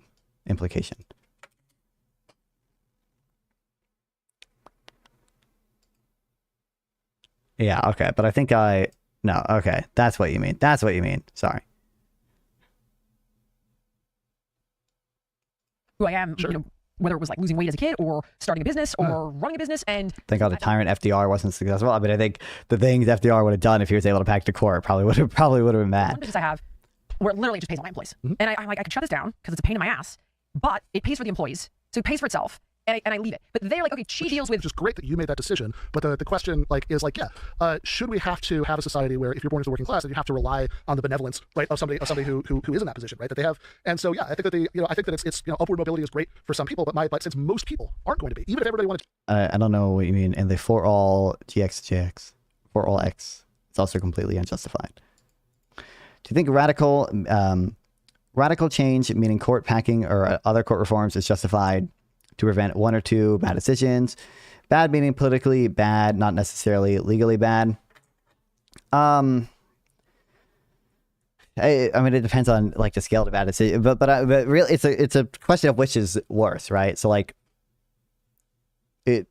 if I would hope you agree, if you take the view that like the consequences from court packing are probably not going to be like catastrophically bad, then like one or two bad decisions or whatever, them being, I think, kind of, I'm not a lawyer, I don't, so my credence in some of the stuff is like lower or whatever, but like from my reading, the immunity decision is pretty wacky and the 14th Amendment decision is pretty wacky. And I think the immunity decision is like, there's a pretty clear public interest in not having the immunity decision. And then the 14th Amendment decision is probably not going to be particularly relevant going forward as much as the immunity decision is, but I just think it's a pretty wacky decision. I do think there's a way to do the court expansion that wouldn't count as court packing, that wouldn't be a red line for me. What would it be? To be, right? Most people couldn't be. So I think that the focus has to be on raising the floor for everybody. I think that's got to be the priority. I agree with you. I just am concerned that this is the way to do it. I haven't seen it work, and it works there, but then you have the limitations. I would prefer more. Wow. Repeat yourself for the 10th time. Yes, true. Wow. Common sense, less corruption. But like a few more examples, and then you'll have to agree to. I kept you for almost 2 hours. Then you'll have to agree to continue talking with me. But for example, the free buses. Yeah. But like they tried it in Kansas City. Who gives a fuck? Who gives a fuck? The pilot program for just 5 routes cost $12 million over 9 months. And none of the bad stuff that people said was going to happen in the pilot program. There was like, you can look at like a whole list of things that if you read the New York Post, as they're hysterically screaming it's around every day and every issue, right? Like all the things they to phase in new seats over a period of time following the next presidential election. Oh, you could do like a I think Peace Girl maybe mentioned this. You could you could do it that way, and you could just have a Supreme Court nominee for each district, because we have 13 federal districts, right? If we do free buses, that it's going to they're going to be homeless encampments on wheels. You're going to have all these problems. It's like actually, right? Like none of that stuff happened, right? When they did the pilot program, though, it was a mess, wasn't it? So I mean, I know less about the 70s example, but like they just did this pilot program, and it was very successful. It cost 12 million smackers, though. Okay, so fund that, especially when you're 12 million smackers. out of your state. Well, again, and that billionaire Jeff Bezos just gave him gives to the fight him. I don't know what the fuck they're talking about. So it's hard for me to fight them. I don't know. Such a piece of shit dump now. Like that place was awesome in the 80s. And penny just to prove a point. We can't be doing that. Like now I gotta fight in the streets. Like we're not gonna do this. Like going to the store, $29.99. Like put some tax on it. Gonna do that might be the average.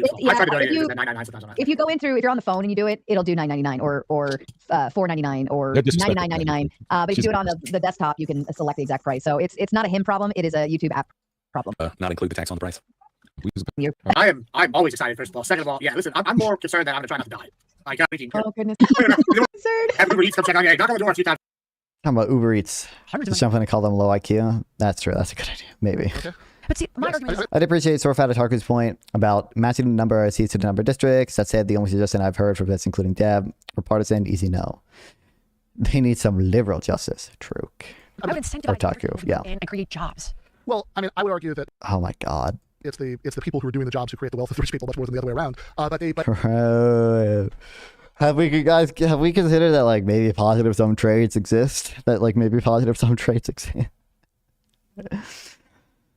Again, like federal judge isn't necessarily supposed to be representative, meaning coming from districts from all over the country. I don't really see. I think actually originally they were supposed to be, right? I think originally they were supposed to be, but that tradition doesn't really take place anymore. I don't really see why that argument is being made. I don't know necessarily like I don't know necessarily like it's needed. They're really needed to be representative of the district. I don't know, given our modern politics, how much it actually matters. But certainly it's my sneaky evil way to court pack, but have it sound good. No, I don't know. I think there is an argument that like you could save face isn't the right word, but like you might expect the political consequences to not be as bad if you did it that way, simply because there's like a kind of face saving reason to do it. And there probably is some benefit still today. Occasionally, I think Deb mentioned it in his video. I forget what justice it is. There is still one justice that goes around his district to decide cases. Occasionally, I forget which justice it is, but it does still happen, but less so. It doesn't really happen that much nowadays. you are going to, when you have people with massive stockpiles of wealth, yes, they have this position to exercise all this political power. Like what you're describing is somebody who, because they're very wealthy, they can. It's the original meeting, true. Over government policy. That's gross. Hate it. If it's the original meeting. Campaign finance, I think it's disgusting. Corrupt. Actually, does the Constitution say, like, the Constitution doesn't determine the number of justices even. So I don't know. I don't know if the Constitution itself, if it has anything to say about judges riding the circuit and such, but you know. But that doesn't mean I'm against Alito. Yeah, I think it was Alito. It was a man for sure. SCOTUS justices don't ride circuit anymore. The Alito. I think Alito does rarely.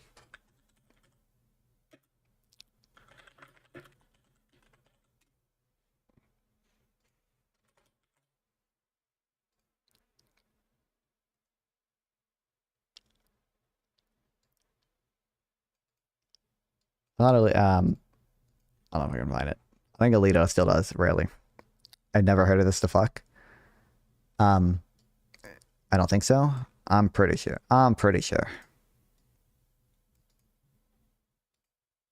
He does not literally ride a circuit.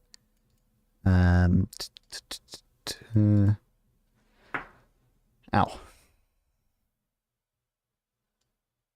He doesn't travel to routine trials. His responsibilities include emergency appeals, case referrals. I thought he still did stuff. I want to say Sotomayor has Alaska, and she also occasionally does the circuit.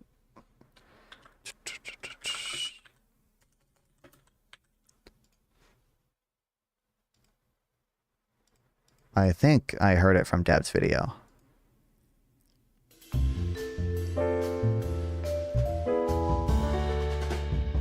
The discussion surrounding the term packing the judges would actually circuit started referring to the judicial district itself, and not just the journey around it. In America, this practice continued, where judges would ride the circuit, accompanied by a retinue of lawyers, and judge various cases on the American frontier. In fact, the most famous person to ever do this job was a young future President Lincoln. When the Supreme Court was ultimately pegged to 9 seats more settled, and cities in the frontier grew after Guam, and the Northern local court and hear cases. Remote locations, the current circuit justice for the 9th, Alina Kagan, has the constitutional obligation to occasionally visit these locations where there is no local court and hear cases. Of course, nowadays this responsibility is delegated to other judges, and air travel makes it a lot easier besides. They're called circuits because originally the Chief Justice was the final arbiter of law for that entire territory, and as such there was an expectation that they would occasionally go out and do laps around the territory they preside over, and get to know it and its people, at least on some level. Even if those travels don't happen in the same way anymore, they do happen at least sometimes informally. For example, although the law no longer requires the justices themselves to personally ride the circuit, even by plane, Justice Alito is known for occasionally taking trips throughout the states, including both No, fuck, it was Alito. circuits. He doesn't preside over local cases or anything, but he does pop in from time to time, just to see how things are going. And there's where we get to the He pops in.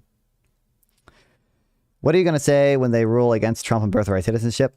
Do you think my claim is that the Supreme Court is always going to side with Trump, or that the Supreme Court always doesn't make the pops in, yeah, or the Supreme Court? I thought it would see hearing cases, but I guess not. Or that Supreme Court is like always partisan towards Trump, or always makes wrong decisions, or like, yeah, I expect the Supreme Court to not side with Trump on birthright citizenship, but that doesn't really change the fact that I think they, to some extent, have it's not even necessarily they have their finger on the scale on the side of Trump in the sense that like they are intentionally doing it because they favor Trump or whatever, but the fact that it just seems like when a ruling is like inconvenient, they just like don't want to deal with it. It's like, I don't know why Section 3 of the 14th Amendment would not be self-executing, but only on a federal level, but not for state level offices. But the implication of it being self-executing on a state level would be inconvenient. So they don't want to deal with it. So they side with Trump on that one. And to some degree, it's the same thing with the immunity decision. Although that, I don't know. I don't know why they made that immunity decision. I don't know. Against capitalism just means I think we need to regulate it, and they can't do that. And I think we're one of the only countries in the world that allows that craziness, the essentially bribing of our government officials. And then if you don't want to do it, if you don't go on.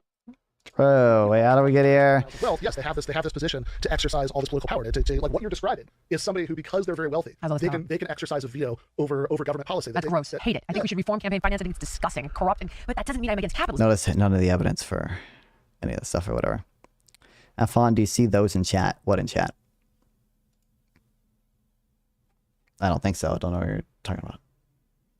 The message I see above you is easy monies about birthright citizenship.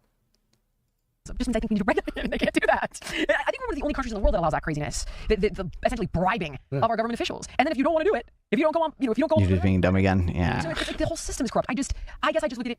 as well, like one more example. Okay, rent freezing. Yep. I have so many friends that own rent Oh, boy. in New York. They're now turning them into condos to sell. Oh boy. And they're like, I'm out. I'm leaving. And I pulled a few economists. So this is a woman. She's a Swedish economist, and she's not a white winger. Her name is Asar Lindback. Forgive me if I'm butchering that. And she wrote that other than bombing, rent control is most. Why? What are we doing? Do we go to ChatGPT? What? Why? Who gives it? Oh my god, bro. There's a lot of there's a pretty good amount of empirical evidence on rent control, okay, and a lot of it is better than one quote from the Swedish woman that is like a meme and people say it all the time. Who gives a fuck? It's an effective way to destroy a Like Ben Burgers hasn't heard this 100 times before.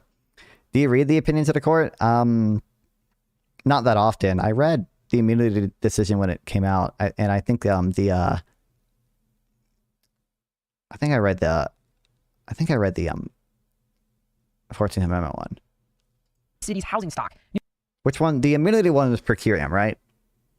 Or was that the 14th Amendment one?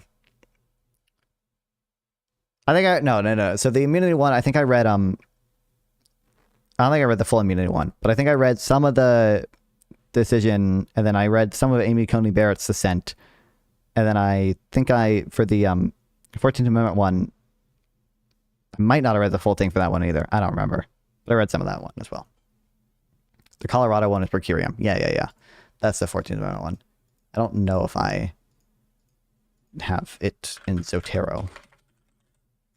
Oh my god.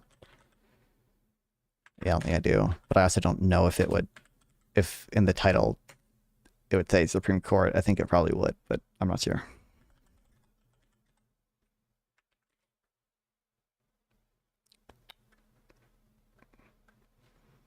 New York's own rent-stabilized housing stock shows measurably higher rates of deterioration than market-rate units, and a full freeze could accelerate that process because the financial pressure is more acute. And then this is a standard. Wow. Okay, we got Rebecca Diamond, who had peer. Oh, Rebecca Diamond. Okay, she's a part. Okay, she's got to work on this. Okay, I think she has a paper. Reviewed research on San Francisco's rent control and found that Yeah. people who were subject to rent control reduced their housing supply by 15%. True. By converting, redeveloping, or demolishing regular buildings, same thing my friends did. The policy provided real benefits to the specific tenants that they covered that were already in the system, but it made the overall rent market significantly worse by everyone else by compressing supply.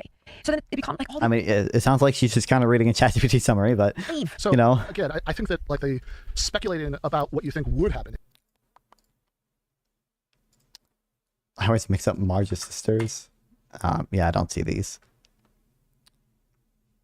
Which paper is this? It's I mean, you should have said the name.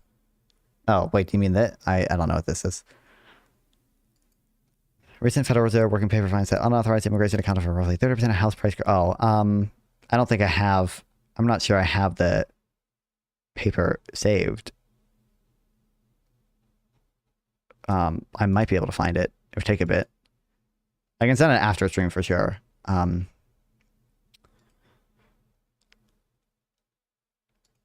feel like I remember. I feel like I definitely know. I've definitely seen the paper reference before. If you look up the Cato Institute, immigrants increase home prices, but that's fine. The paper might be mentioned in that, and then I know Econ Chris Clark, I believe, has a video about it as well. If you did what's Warren's talking about, the rent freeze for already rent stabilized apartments, feels a little bit funny to me because in the recent past in New York, I mean, you just have to go back to de Blasio. This actually did happen, and I don't think it had a particularly catastrophic effect. But also, because I think the least interesting thing you can do in a live conversation is try to track down specific factual details, right? So I think it's always more helpful to be like, okay, let's say that's true, right? What would follow? So in one of the last things you just read, right? There was this. I just picked two economists that are liberal. That's why. One Swedish. That's why I was like, okay. Sure. I was trying to give you it's not One Swedish. This is my concern. And I mean, this is. Hold on, I think it's this.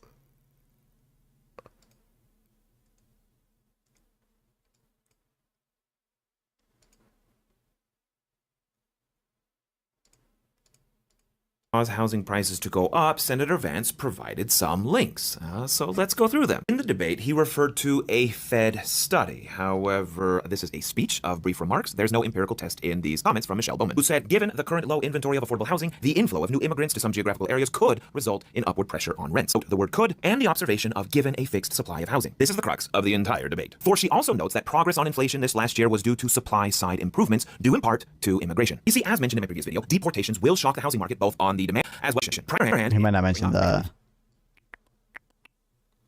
There might be one of these. Vance cites two more studies. The second one is actually an empirical study. It came out in 2017. Unfortunately for our question, they explicitly control for housing supply. They keep a constant in their estimation technique. They show that increasing immigrant share, or the demand for housing, while holding the permits for construction housing or the supply of housing constant, you're going to find higher rents, of course. But this explicitly doesn't tell us anything thinking about what happens to housing supply with deportation of undocumented workers. The third source Senator Vance links to is a really great report from the nonpartisan Congressional Budget Office. Go read it, but note it says nothing about housing. It noted that the recent surge in immigration will increase both taxes. I think it might be this one.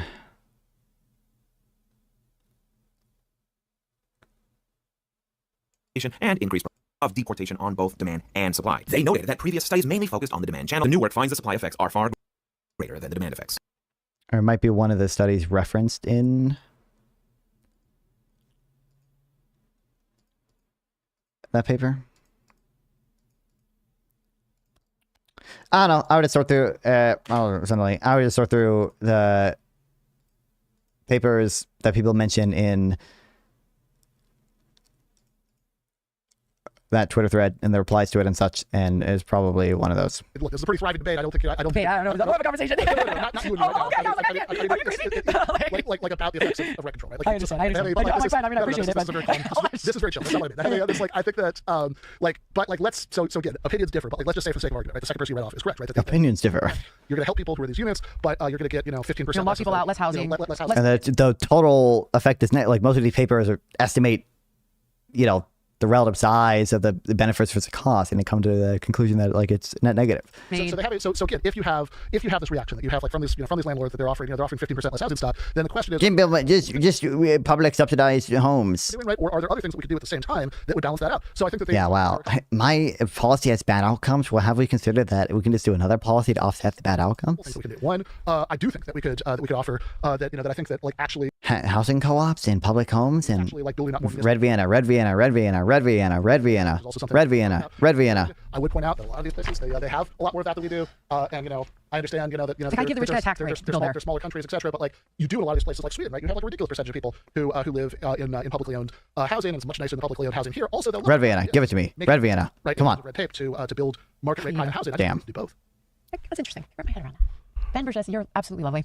Thank you so much for coming to talk to me. Wow, that's interesting. I'll consider that. Quite some time. We were meant to talk about Israel and Palestine, and my insecurities there is if you could go back to 1947, and I'm gonna be like, bro, I don't know.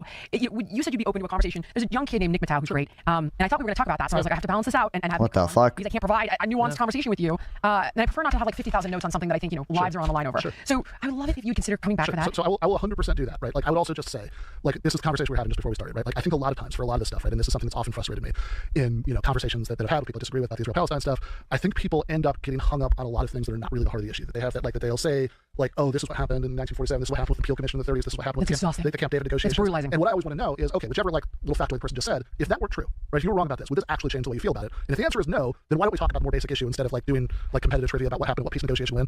Well, honestly, I'm here to learn. I truthfully have been horrified about what's gone on.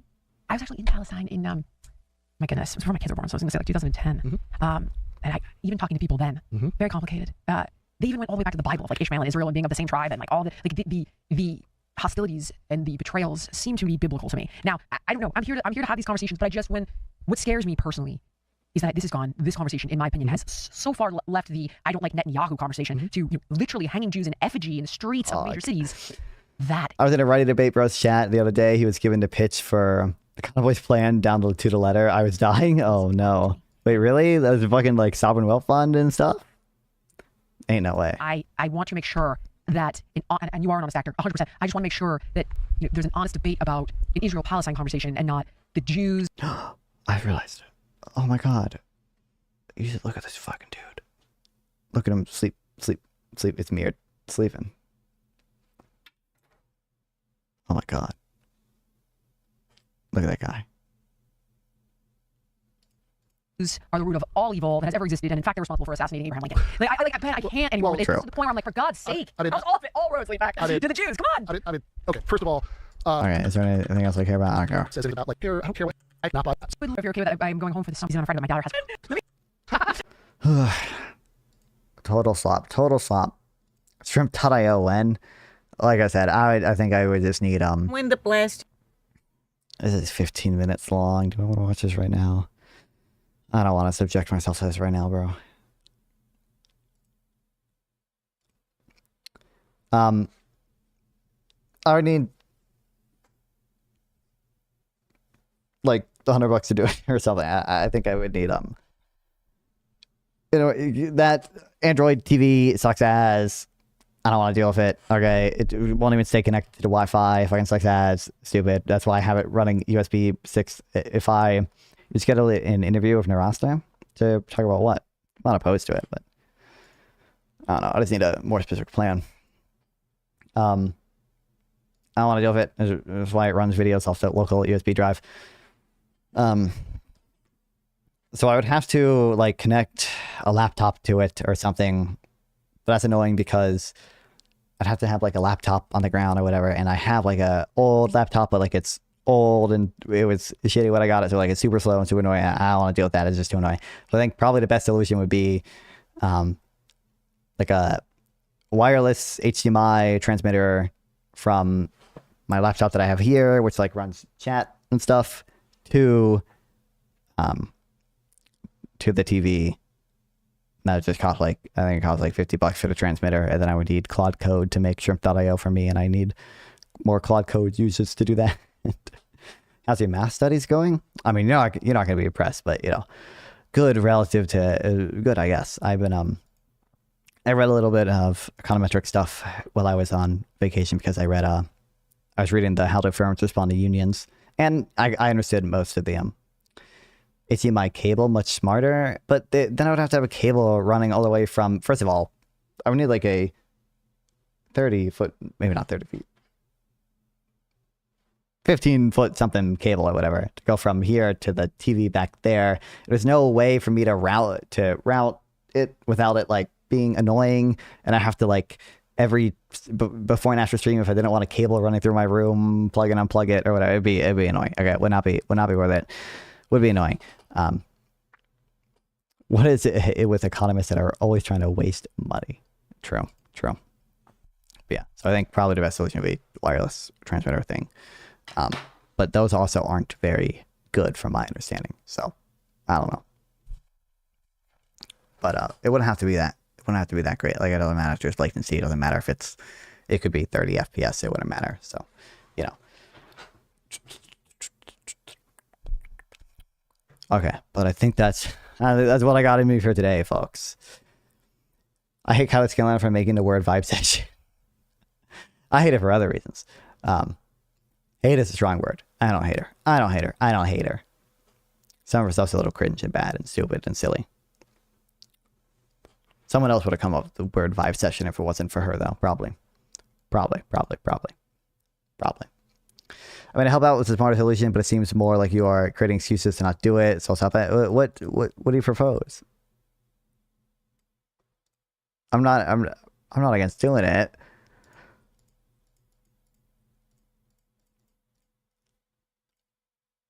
That's just the idea that I've come up with. I gave you I have a display.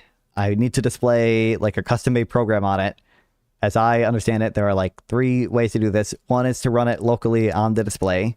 I can't really, that's difficult to do because number one, the like computer in it is slow and annoying and sucks. So I don't want to deal with that. It's very annoying. And because it also like refuses to stay connected to the Wi-Fi, I have to like reconnect it every time. And sometimes it just straight up refuses to connect. Okay. That's why it's not running YouTube off of it right now. It's running a local video on a USB drive. Second solution is a cable running between it and something running the program. But there are 2 possible ways to deal with that. One is have something close by it, a new thing close by it. And there might be a way to do that. Maybe I could do some Raspberry Pi thing. The reason that is annoying is because I'd have to have something like down there, like an expensive-ish laptop, like just down there. Can I ask if you like music here? I mean, I like music. Hold on, I should be playing the background music right now. That'd be annoying because I'd have to have something down there and it'd be in the background, and I don't really like want that. I have to get something new in order to like run the program on it. Or I could run the cable from something far away, but the issue with that is obviously I'd have to have a cable going from my laptop, or I guess my computer, but preferably my laptop, to the TV. And that would be both like visible in the stream. There'd be no way for me to route it without it being visible somewhere, which is not like a big deal, but a little annoying. and I'd have to like connect and unconnect the cable every stream, and that's very annoying. I definitely don't want to do that. So the way I see it, two options are: one, get something new, connect it down there, or two, get a wireless transmitter and do it that way. 30-foot cable is $15. You can route along the ceiling, down the wall, not underfoot. Bro, I can't, there's no, that is not that feasible. Hold on. I would have to, this is where my laptop is, or to go to the ceiling, route along the, that'd be kind of inconvenient. No pants? I have shorts on. Ugh. I wear shorts one time. I wear shorts one time. I do have shorts on right now.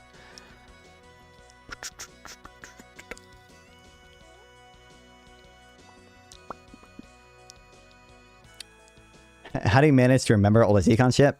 One, I don't. like if you know, Nonfon a few months ago would remember a lot more about antitrust than I do right now. Nonfon a year ago would probably remember a lot more about tariffs and trade than I do now. So what I do, just to be clear, I forget things all the time.